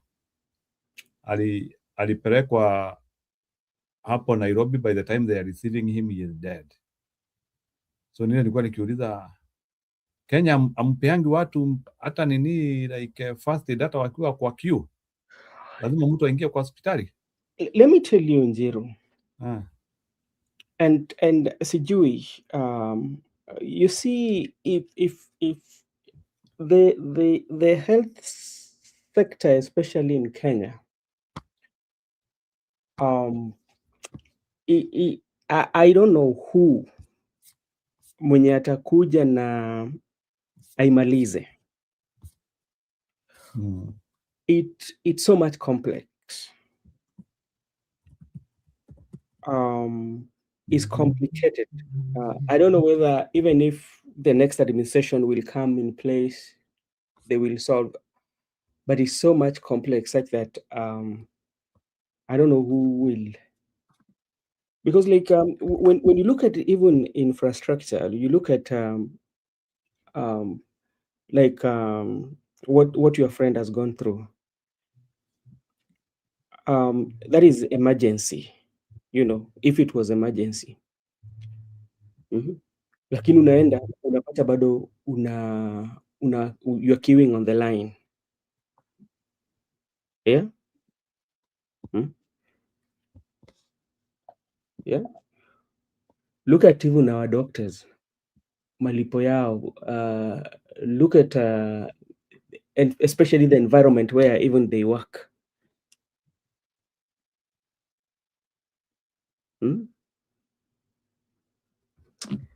Hiyo mambo ya afya ni watu wa Kenya wengi wana survive, yani naweza sema tu kuna kitu ambacho inawalinda kulingana na afya. Kuna vitu ambazo zinawalinda. Last week I had yani pali huyo my relative alipitia especially concerning the hospitali. Bana. Hiyo ni ngumu. So bwana BBM, that is the guy who we lost, anaitwa Rogers Njumba. He comes from Vihiga. We studied together with him in Moi University, Eldoret. Yeah, before the university was vanquished. Baada kina wale kutoa yeah, so wakasema lazima kwetu. Yeah, he was a very humble young man. So actually ningekuanga na jambo nataka kufanywa Nairobi bwana BBM. This is the guy who he used to be, he is a very swift guy. Huyu ndio yule jamaa nikitaka kufanya kitu yote Nairobi tunaweza make. He is the guy who I used to call.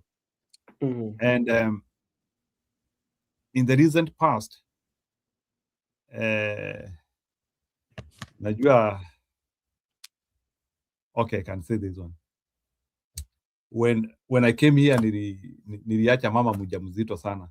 So he really helped me because at that time I couldn't return home. So he is the guy who did everything on my behalf. So he is a good guy, yes. So anashughulika kabisa. So like you can hear like he is a guy from Vihiga na anajulikana Embu vibaya sana. All my relatives know him. Close to many people know him. So that's how close we were together. So yeah, hawa ni wale marafiki ambao you get a friend and they become like more than a brother. So yeah, I agree. There are those who usually become more than friends. Yeah, so we lost him on this Tuesday, and it will take us a time to heal. I can tell you, bwana BBM, hii hatuwezi heal saa hii. Ndiye huyo na kijana wake. Ndiye huyo. This one is March 2015. March 15. So walibarikiwa na huyu kijana wao March 15, 2015. And then 2 months later na sisi tukapata wetu. That is May 2023, 2015. So tulikuwa tumefuatana hivi. That is what happened. So yeye alipata kijana, alafu sisi tukapata kijana. So that is how so yeye hata ndiye alikuwa anatupea experiences kidogo. Of how they have managed. So he has left a very, very young family. I think mtoto wa 11 years na mwingine wa miaka 5, those are very, very small kids. Yeah, those are young people. Yeah. Hata angekuwa mzee, hakuna mtu ati anataka kupoteza mtoto wake. So yeah. So that is what happened. So we are heavily eulogizing Bwana Rogers Juma.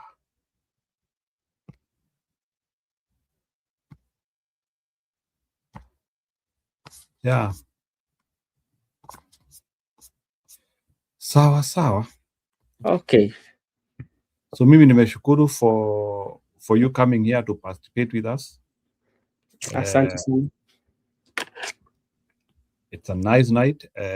I don't want to continue beyond that because I feel some fatigue. Wacha niende nikuje kesho mchana vizuri. Yeah, so bwana Bibia nimeshukuru. Tomorrow I will try to find time to come into your show. No, another thing is that like usually get occupied. Unajua hii mambo ya kusoma saa zingine Njiru ni ngumu bwana. Unafanya nini bwana? Hebu nielezeni nini unafanya bwana? Ama umeanza ile kubwa ile, are you doing your big one? No, I'm just into the production. Ama ni tuma certificates unaongeza pole pole? Ma certificates zingine tudogo hizi za media. No, in fact even certificates are good because in some professions certifications are also important. You see, like something which I've come to realize here in America, there are some guys who necessarily do not go to mainline education, but they rather get isolated certification to do something. Like for instance, kuna majamaa anafanyanga kazi na wao. They have not gone to the university, but they do the same things I do. Yeah, and they hawajaenda university like, and hiyo ni kitu nimekuwa nikijiuliza, maybe bwana BBM hii kitu lazima unielezee. Unaona ile machine, zile machine zimewekwa pale University of Nairobi. zile machine zile zinaoperatiwa pale na students, zile machine zinaoperatiwa pale University of Nairobi. I've seen here in the US, those machines are being operated by people who have not gone to school, and they are collecting data na wanakopea and na wanaelewa hiyo data ni ya nini, wanaelewa like they understand the science behind that, like maybe like some of the jobs which I do kama sasa za soil, because I do like a foundation design za manyumba. So there is something funny interesting. Kuna jamaa tunafanyanga na yeye like ajaenda shule na hizo vitu anajua zote, like he knows the limit, anajua kama unasikia ngine, hey engineer, when you see us getting 1 inch there is a problem, like he understands everything, but he has not done conventional education. He has not like gone to the university for a bachelor's 5 years, for a master's 2 years, for a PhD 4 years. The guy is just a high school, what is called here in the US high school. The guy is a high school guy, and he is operating those machines. He can get the data, he knows the science behind them. Hata ukimpea report anaelewa ni nini munaongelelea. But maybe there are people who just they study on their own and they master it.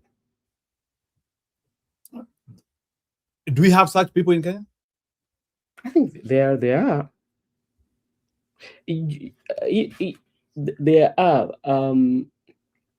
There are people who can do things which they have not been trained for.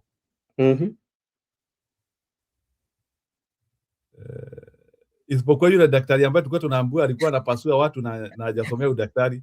Na ule mwenye alikuwa lawyer alikuwa anashinda kesi lakini hakufanya leo. Inakusumbua. But sasa simulimudiscredit, mulisema yeye ni lawyer Bonoko. Na alishinda kesi ngapi?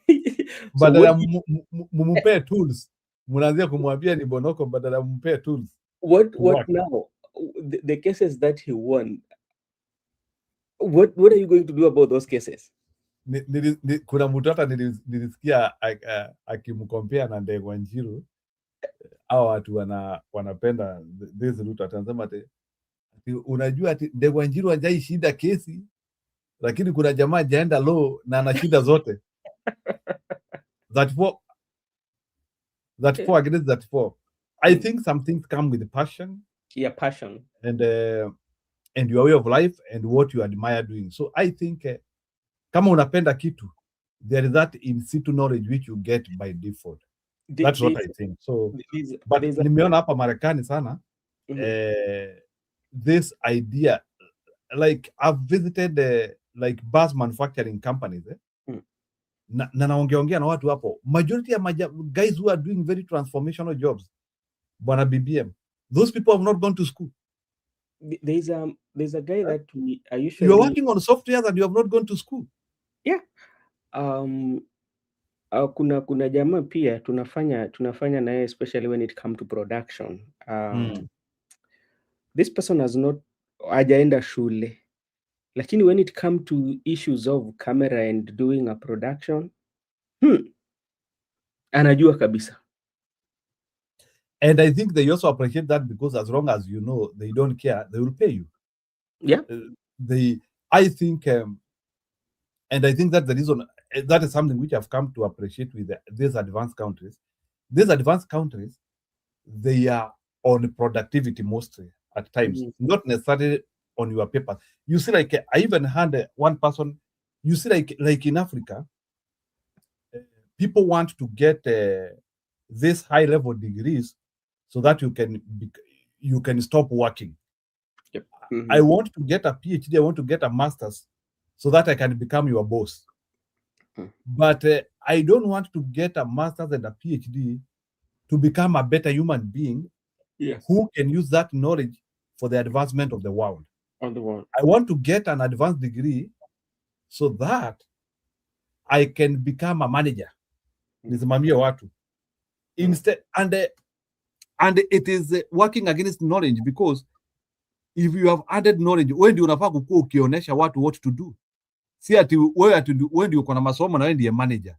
Ati wewe kazi yako ni kungojea vitu ziletwe with people who do not have experience. You understand? So that is one of the problem where you see, like in Africa, knowledge is being used the wrong way. People are supposed to do things wanaambiwa waende wakuwe wakubwa. Somebody like Ruto should not be the president. If Ruto claims he has a PhD in zoology ama botany, sasa Ruto anafaa kukua akitufanyia kazi noma sana ya botany, not being our president. No wonder he cannot function as a president, because as a PhD holder, he is supposed to be giving us information in botany. He is supposed to be doing a lot of research in botany. No wonder if he is a president, he is just lying. You see, the problem with now when it comes to leadership, especially in Africa, is monopolization of decision making. You know, I think we have this big man syndrome that if I'm a leader and every decision that I make on your behalf, my decisions are the best, because like I feel like you cannot make good decision, and that is something that you're not only seeing with the president, you're seeing with every leader that is elected. Even when you come to the villages, you know, an MCA will come up with a decision that he has made and is convinced beyond reasonable doubt that out of all the decisions or out of all the conversations that were being made, you know, that the one that he has decided to go with, that is the best. So yeah, we call it the monolithic thinking, that I'm the best. You cannot, if not, we are not agreeing. And you know, monolithic is a very big term in structural engineering, Bwana. I'm talking about mono. Monolithic means together, connected together. That's what we call monolithic. So like this is together as one. Yeah, and maybe like, let me tell you what we call in structures. What is a monolithic? Monolithic, unaona vile ukiweka chuma kwa slab, kuna vile unaweka chuma kwa slab, ukikoroga slab, unakoroga slab na beams pamoja. Ukimwaga unako beams na slab. Hiyo ndio tunaitanga monolithic slab, where unakoroga kila kitu pamoja. We call it monolithic, so that they can act together. You don't want them to act separate. So if they don't work together, which means like there will not be agreement, you know. So that's the same analogy that you're telling on the structures, on the engineering. That is the same way some of our leaders are thinking, that we are monolithic, we are together. In his thinking, all of us we are thinking the same. So if I say no, it is no for all of us. So I didn't know that it also transcends to politics in the same way. I think that is one of the things which I've come to see, like as in Africa, if we want to see productivity, if we want to see unemployment reducing, we have to see how we have to put learned people in productive areas. Like people who have a lot of information, people who can help to, you see, like for instance, I want to give you an example. Look like all these guys who are transformative. Albert Einstein. Albert Einstein is put in a patent office. He is put in a patent office to be reviewing patents in a busy office in Switzerland, and as he is reviewing patents from different people, that is where he is able to think about his idea. Isaac Newton, he is busy working. So this is what happens. People who are blessed, people who have a lot of information, they are supposed to be in the industry working, because those are the people who will be able to understand the concepts and they can actually make things work. That is the difference. The problem which I have, Bwana BBM, is this idea whereby unaenda shule alafu unaanzia kusema mimi nataka nisome nikuwe nasimamia watu, because that is what we are taught, ati nikuwe boss, nikuanga nasimamia watu. We don't want to go to school to contribute effectively to the economy through directly offering our knowledge. Go, like, for instance, I always see like people like Akina Tesla, SpaceX advertising positions. All the positions they advertise, they want people with knowledge. Those are the people who are going to become chief scientists, people who can be able, like, for instance, unaona kama hii maneno ya AI inafanywa saa hii. Hii maneno ya AI, it is purely research. It is purely research, and the people who have really understood how this algorithm works, and they have put those people, like, for example, like Google.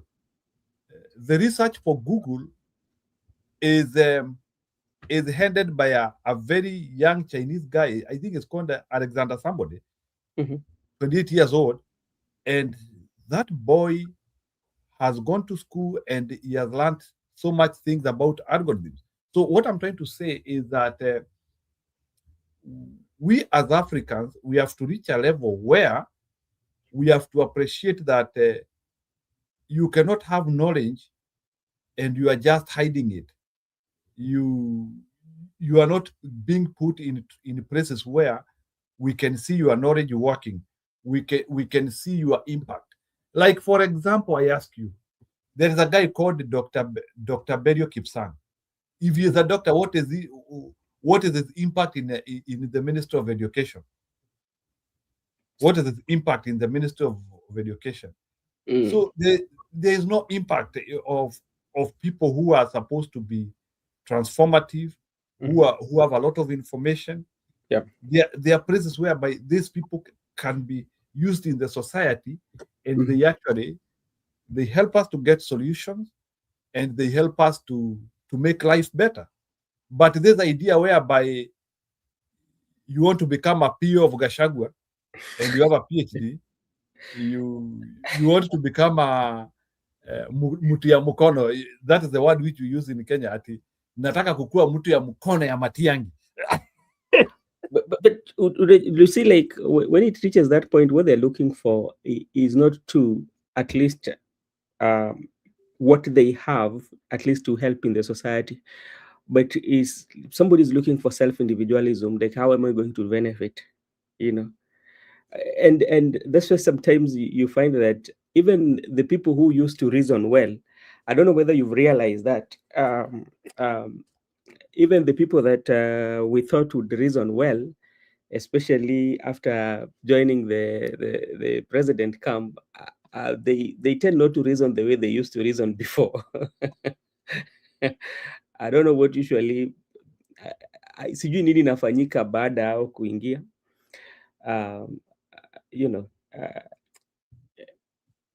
saa zingine ni gumu Njiru. Like I was just listening. I don't know whether you had an opportunity, especially when we go back to health. When you listen to especially the people in the medical field talking about on how, especially to deal with contagious diseases, or like what we are having, like Ebola, they're telling you, including James Nikal, the best way to control is, first of all, what we need to do, our precaution, our safeguard should be that at our borders, we have to make sure that we put proper mechanism on our borders. We tighten controls and checks. Control and checks, that is what happens. And you look at where the disease is so much rampant, or where the source, you make sure that you compress it there at the source. But you see, for the president, you're bringing it where that disease is not there. But now the reason for president, if you listen to him very well, he says, this is what he says, that it will be inhumane, especially for Americans that have been assisting us for so long, if we cannot assist. So how is that one tied to the safeguards that we're putting in place? How is that one? So by saying that, okay, if they come to a place where people are not yet exposed, how is that one? How is that one even like making us at least fight that? You know, that's because like we've been working with you for long time and you've been assisting us. So even if something that is going to cost us, then we should say yes. And once that one is made by the president and everybody is supporting that, especially those who are close to the president, they say that is the best decision we've ever made. How is that one even making sense? Unajua unapata kuna wengine wanadhani Unajua nilikuja kujua in politics in politics at times you need to be an idiot for you to survive, to make sense to your handlers, not to the population. Unajua, let me tell you, unajua huyu jamaa anaitwa Mbadi amenifunza siasa. Unaona huyu jamaa anaitwa Mbadi amenifunza siasa. Siasa gani huyu amekufundisha huyu? When Mbadi was on our side, eloquent and knowledgeable. When Mbadi is on the other side, unaona ni kama ni the same Mbadi, akili ikatolewa akawekwa akili ya Sudi. Yani ni kama jamaa alifanywa surgery. It's like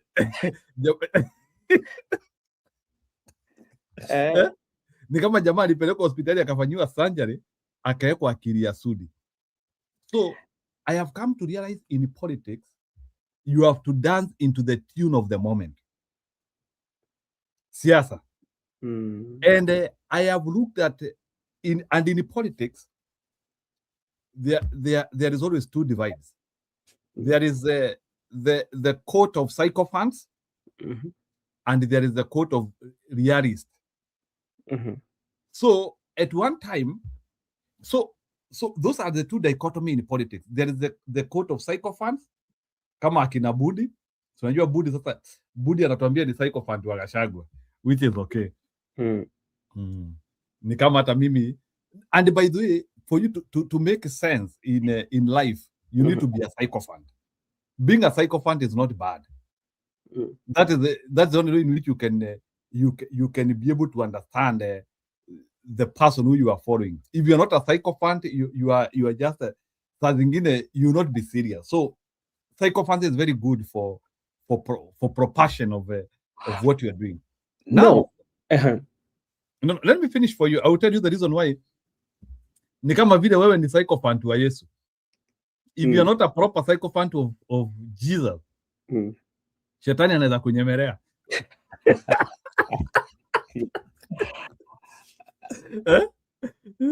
So ama vile mimi ni psychophant wa Kesha. You see what is happening, especially when I look at Mbadi, you know, I think Mbadi is just trying to protect his job, and he knows how to play it well. Even if you look at history, when he was with Raila, how he used to attack President William Ruto and Uhuru Kenyatta. Then when Uhuru Kenyatta shook hands with with Raila, he was a very good friend. But there's something that he's forgetting, especially because like he's harboring or is nothing some hopes that in the near future he will be president. And if you want to be president, you know, you start to build that foundation right now when you have the opportunity, and you learn from the people who were before you or the people who might have done what you are doing currently and did not make it. And you know, for instance, I don't know whether you've realized, when Mbadi is in Luo Nation, yeah, he talks especially bad about the Mount Kenya. Yeah, he talks bad about Mount Kenya. And when he comes to Nairobi, or he goes with president in the area where the Mount Kenya are, he doesn't do that kind of politics. So if you're harboring that and knowing very well that at some point, maybe after 2032, you will vie for the and you want election from all these people, how will you do that? Look at what is happening with Rigathi Gachagua. When he was very, very, very insulting to President Uhuru Muigai Kenyatta, the president was laughing and president was very happy about it. And he did not tell you, okay, don't do that. But sometimes now you find that those politics is now paying the price. So that is the body that he's not looking at it. Remember when even he was an expert, he did not classify himself as a Luo. He classified himself as a Suba.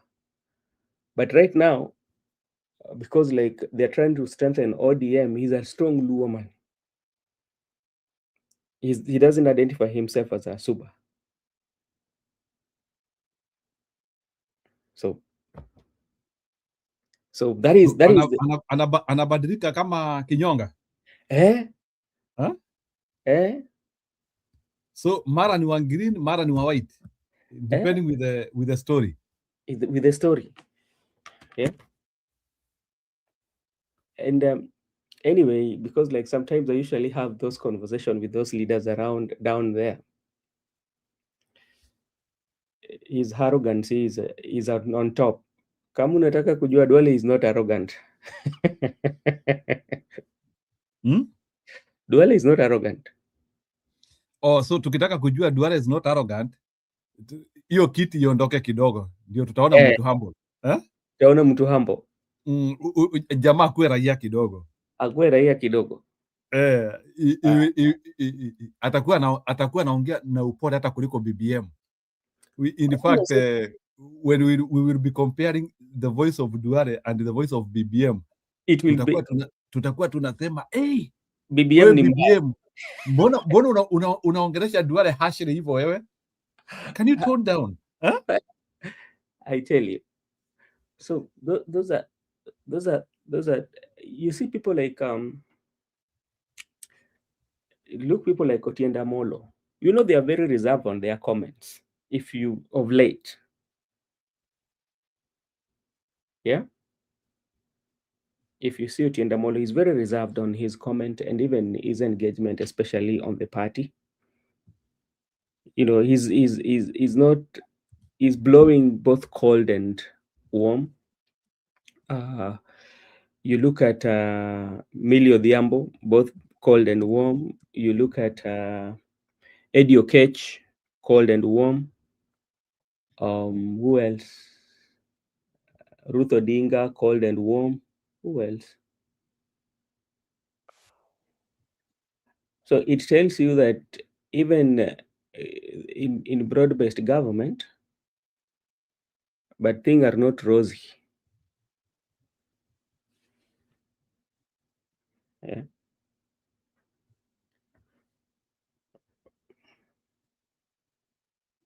Wacha nikuwekee hebu sikiliza hii alafu niambie huyu besti anasema nini. Is that okay, nani? Yeah? BBM. Yeah, is okay. Let me just say, of this task force. Let me just say, Mr. President, that this country was going to die without you. This country was going to actually die without you. That's what we were facing in 2024. We've been invaded for 4 years. Our communities were sinking. Our public safety had gone to zero. Cartels were running entire communities.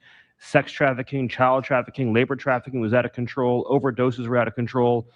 The cartels were claiming more and more territory. City services were buckling. This was a country on the verge of dying. and you alone saved it. And when you stepped forward originally in 2016, you started the movement to make America great again. And that means make America great again in every way. And that means safety and prosperity and peace and freedom from cartels and crime and gangs. And your vision and your leadership in declaring war on the drug cartels is the single most successful public safety initiative in American history. And I need the media to understand what President Trump has done. People have been talking about drug cartels for longer than I've been alive. And everyone has just taken for granted that they can't be touched or stopped. They're too big, they're too powerful, they're too evil, they're too murderous. They can operate with impunity. And in just 9 months, President Trump is the only American leader, not just in our lifetimes, but ever, to actually take the fight to the drug cartels, to actually seek their eradication. And it is happening. And so while the Democrats are shutting the government down and fighting for free health care for illegal aliens, look at what President Trump has assembled here. He's assembled a team under his vision, direction, and leadership that is saving hundreds of thousands of lives, hundreds of thousands of lives. And only President Trump could have done this. And I will say one last thing, which is that his courage has been an inspiration to everyone else in this room. There are people in this room, I'm looking at, for example, at Todd Lyons, who have been relentlessly doxxed and harassed and threatened. But when they see President Trump's courage, what he's been through for 10 years to save America, when they came after his family, his businesses, his safety, his freedom, everyone at this table knows we can give whatever it takes to get the mission done. So President Trump, thank you for your leadership, your boldness, your courage, and your vision. We're honored to serve underneath you. BBM, what have you gotten from that one? I need to hear from you.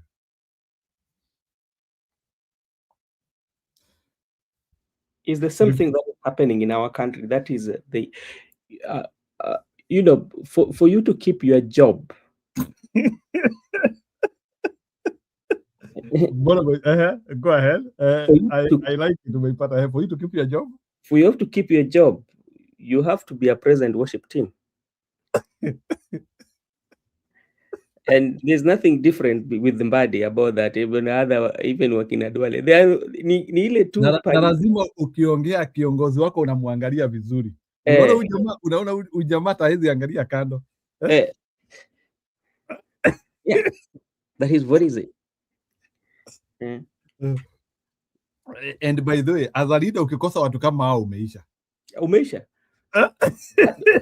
By the way, at some point, they balance. They give you the balance in what you are doing. Take, for example, especially Ana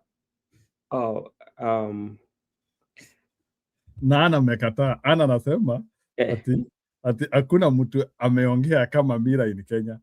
At least Mira is talking about things which can help America. Akina Badi, I don't think they talk about things which can save Kenya. Unajua, the only difference is that we are talking of the environment and pali ipo. Yeah. Na ukisema ukweli, ukisema ukweli, unadhani hizo vitu wamesema zote ni ukweli?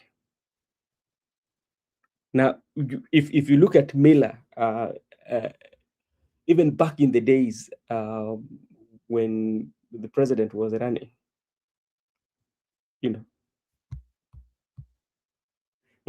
the good thing with them is that they don't hide under the carpet. There are those who would not want to come public and speak what they are speaking. That is the good thing that I can say about him. But look at him compared to Duale. Even not to Duale. Even let me tell you, unajua BBM, sycophant, as long as you are doing the right thing is okay. You can be a sycophant and you are doing the right thing because lazima kiongozi akuwe na watu wake. Lazima, unajua kiongozi hawezi kuwa tu ako hivi. A leader cannot be naked. Lazima you see, as a leader, especially when you become a president, lazima ukuwe na watu wawili watatu hapo who do not use their brain, they use your brain. Yeah. wewe tu ukisema tu unaona mtu kama Steven Miller. Ngoja kidogo. Nataka kuchekesha Anne sasa. Anne na kesha. Unaona Steven Miller. Sasa Anne venye unasema, unaona Steven Miller tu tuseme alikuwa amelala. Na Trump ametweet kitu usiku. Na hata hakuwa mnaiona. Mwisho tu ambiwe by the way, kuna tweet Trump ameangusha hapo umeona. Utasikia venye ata defend hiyo tweet. Hata kama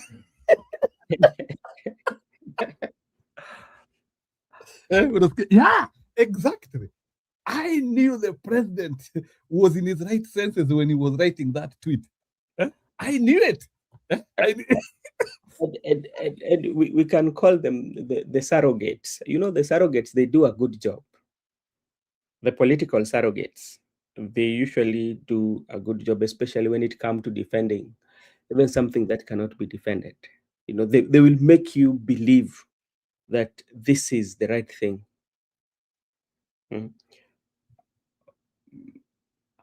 Look at even who can I give you a compare with, especially, remember when president say that they should be shot on the leg, and you know, the statement he made during the Gen Z and all that, inafaa wapigwe risasi kwa mguu o waende hospitali na nini. Unajua, ukiangalia kuna wale ambao walikuwa wamepatiwa nafasi ku defend that, they were defending it as the president has made the good statement, because hao wenye walikuwa wanafanya hivyo hawafai wafanye kitu ambacho wanafanya. Unaona? So the surrogates usually, especially, they do good job. And for instance, like when you look at especially Mbadi, because like I feel there's some impact that is creating, especially when he meets the Luo nation, when he talks about the issue of tribalism, you know, because he does it with a lot of passion, like a preacher. I don't know whether you've come across, maybe you cannot understand what he's saying in Kijalu, but from the passion alone, is the Protestants, makanisa wa saizi ambao zimekuja, unaona the way he preaches that, yeah. And the only thing he wants to do is to make sure that he stabilizes the influence, or to make sure that people now get to especially align to the president.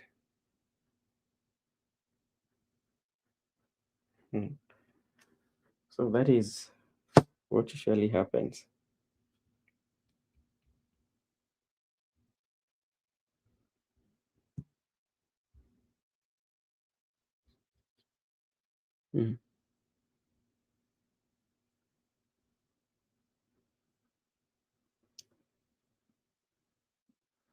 Nani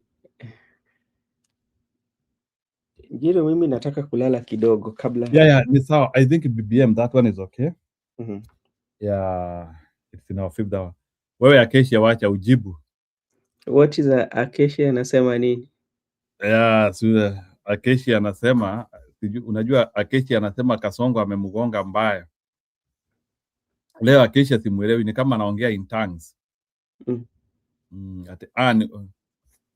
Acacia, unasikia hata BBM anakuongelesha hapa?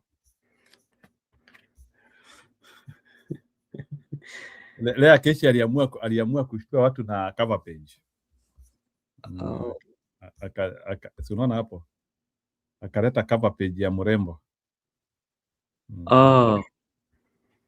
Yeah, so she wanted to shock people that, because very many people here and accused her of being a gent.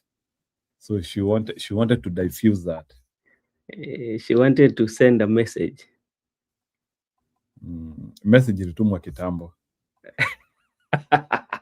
Okay, sawa. Thank you so much, Mr. Njiru. So wewe endelea na hiyo vitu unasoma na you become a better expert. And if there is a way in which that information can percolate in Kenya. No, I'm just looking into production, you know. What is production? Can you explain to me, because unajua The production, I know, when we used to be in Moi University, there was a degree course called production engineering. So they used to, kuna watu walikuwa wanafanya mechanical and production engineering. Are you doing the same? No, me I'm going production hapa kwa media bana.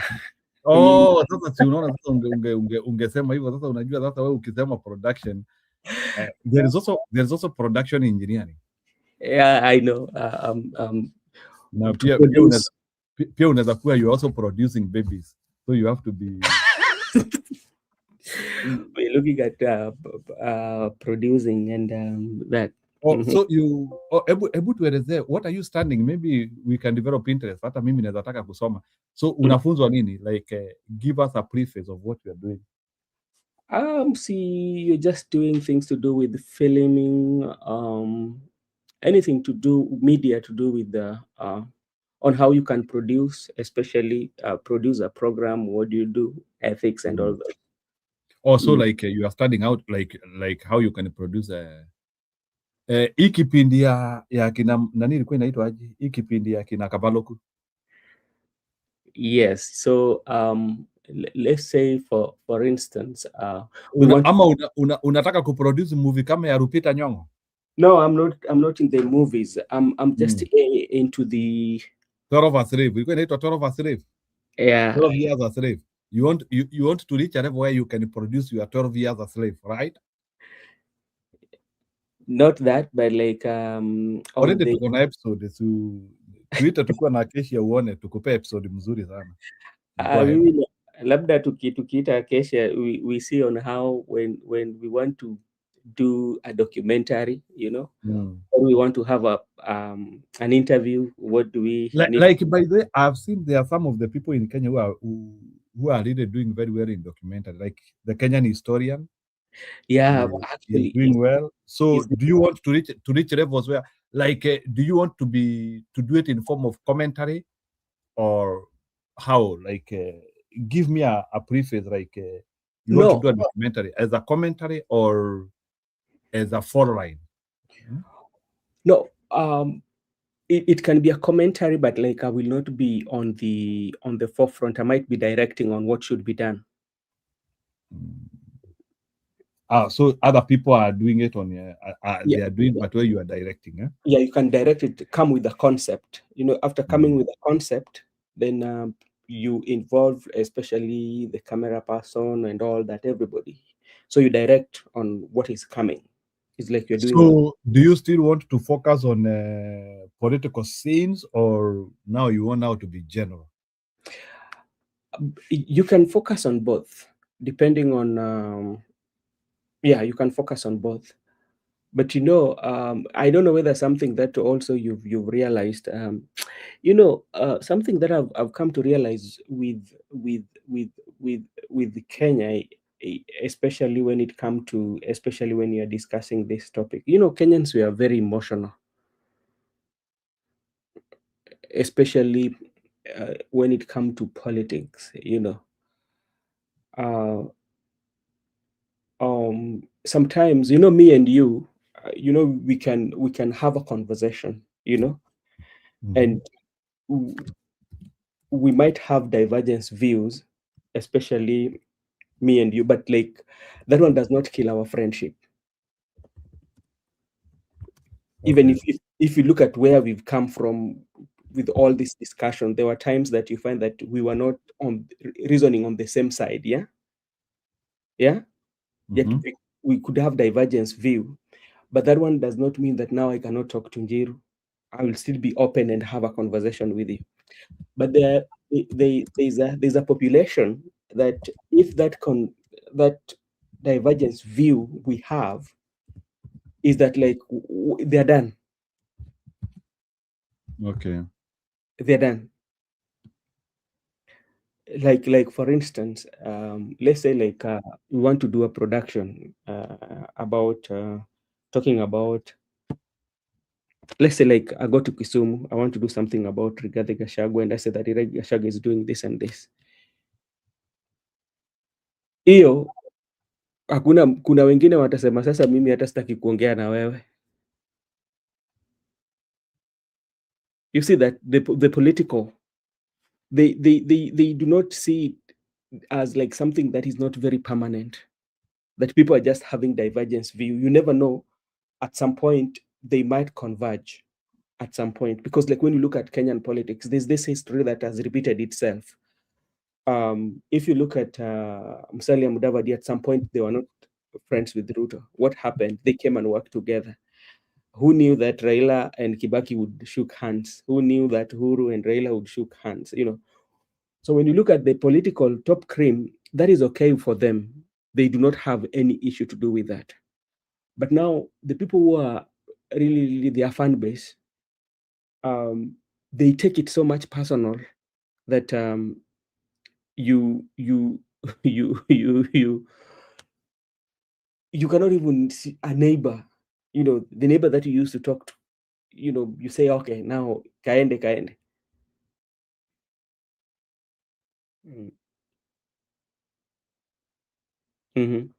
You know that. So that is something that we are. I don't know when will we understand it and say that, okay, this is the season that this and this are not agreeing. So with us, let us not put it like a hatred between us, you know. Okay. BBM. Thank you so much. I appreciate. I think let's call it a day. Yeah, it's becoming tough on me here. Eli, uko na jambo la kumalizia ama ulienda? Yeah, thank you. All right, thank you. Yeah, I appreciate. So thank you team for coming. Yeah, the weekend is here. I have to rest. Yeah, nimekuja hapa straight to work and I have no energy to continue, so itabidi nilale. Yeah, I have no energy to continue. Thank you. Bye. Bye all.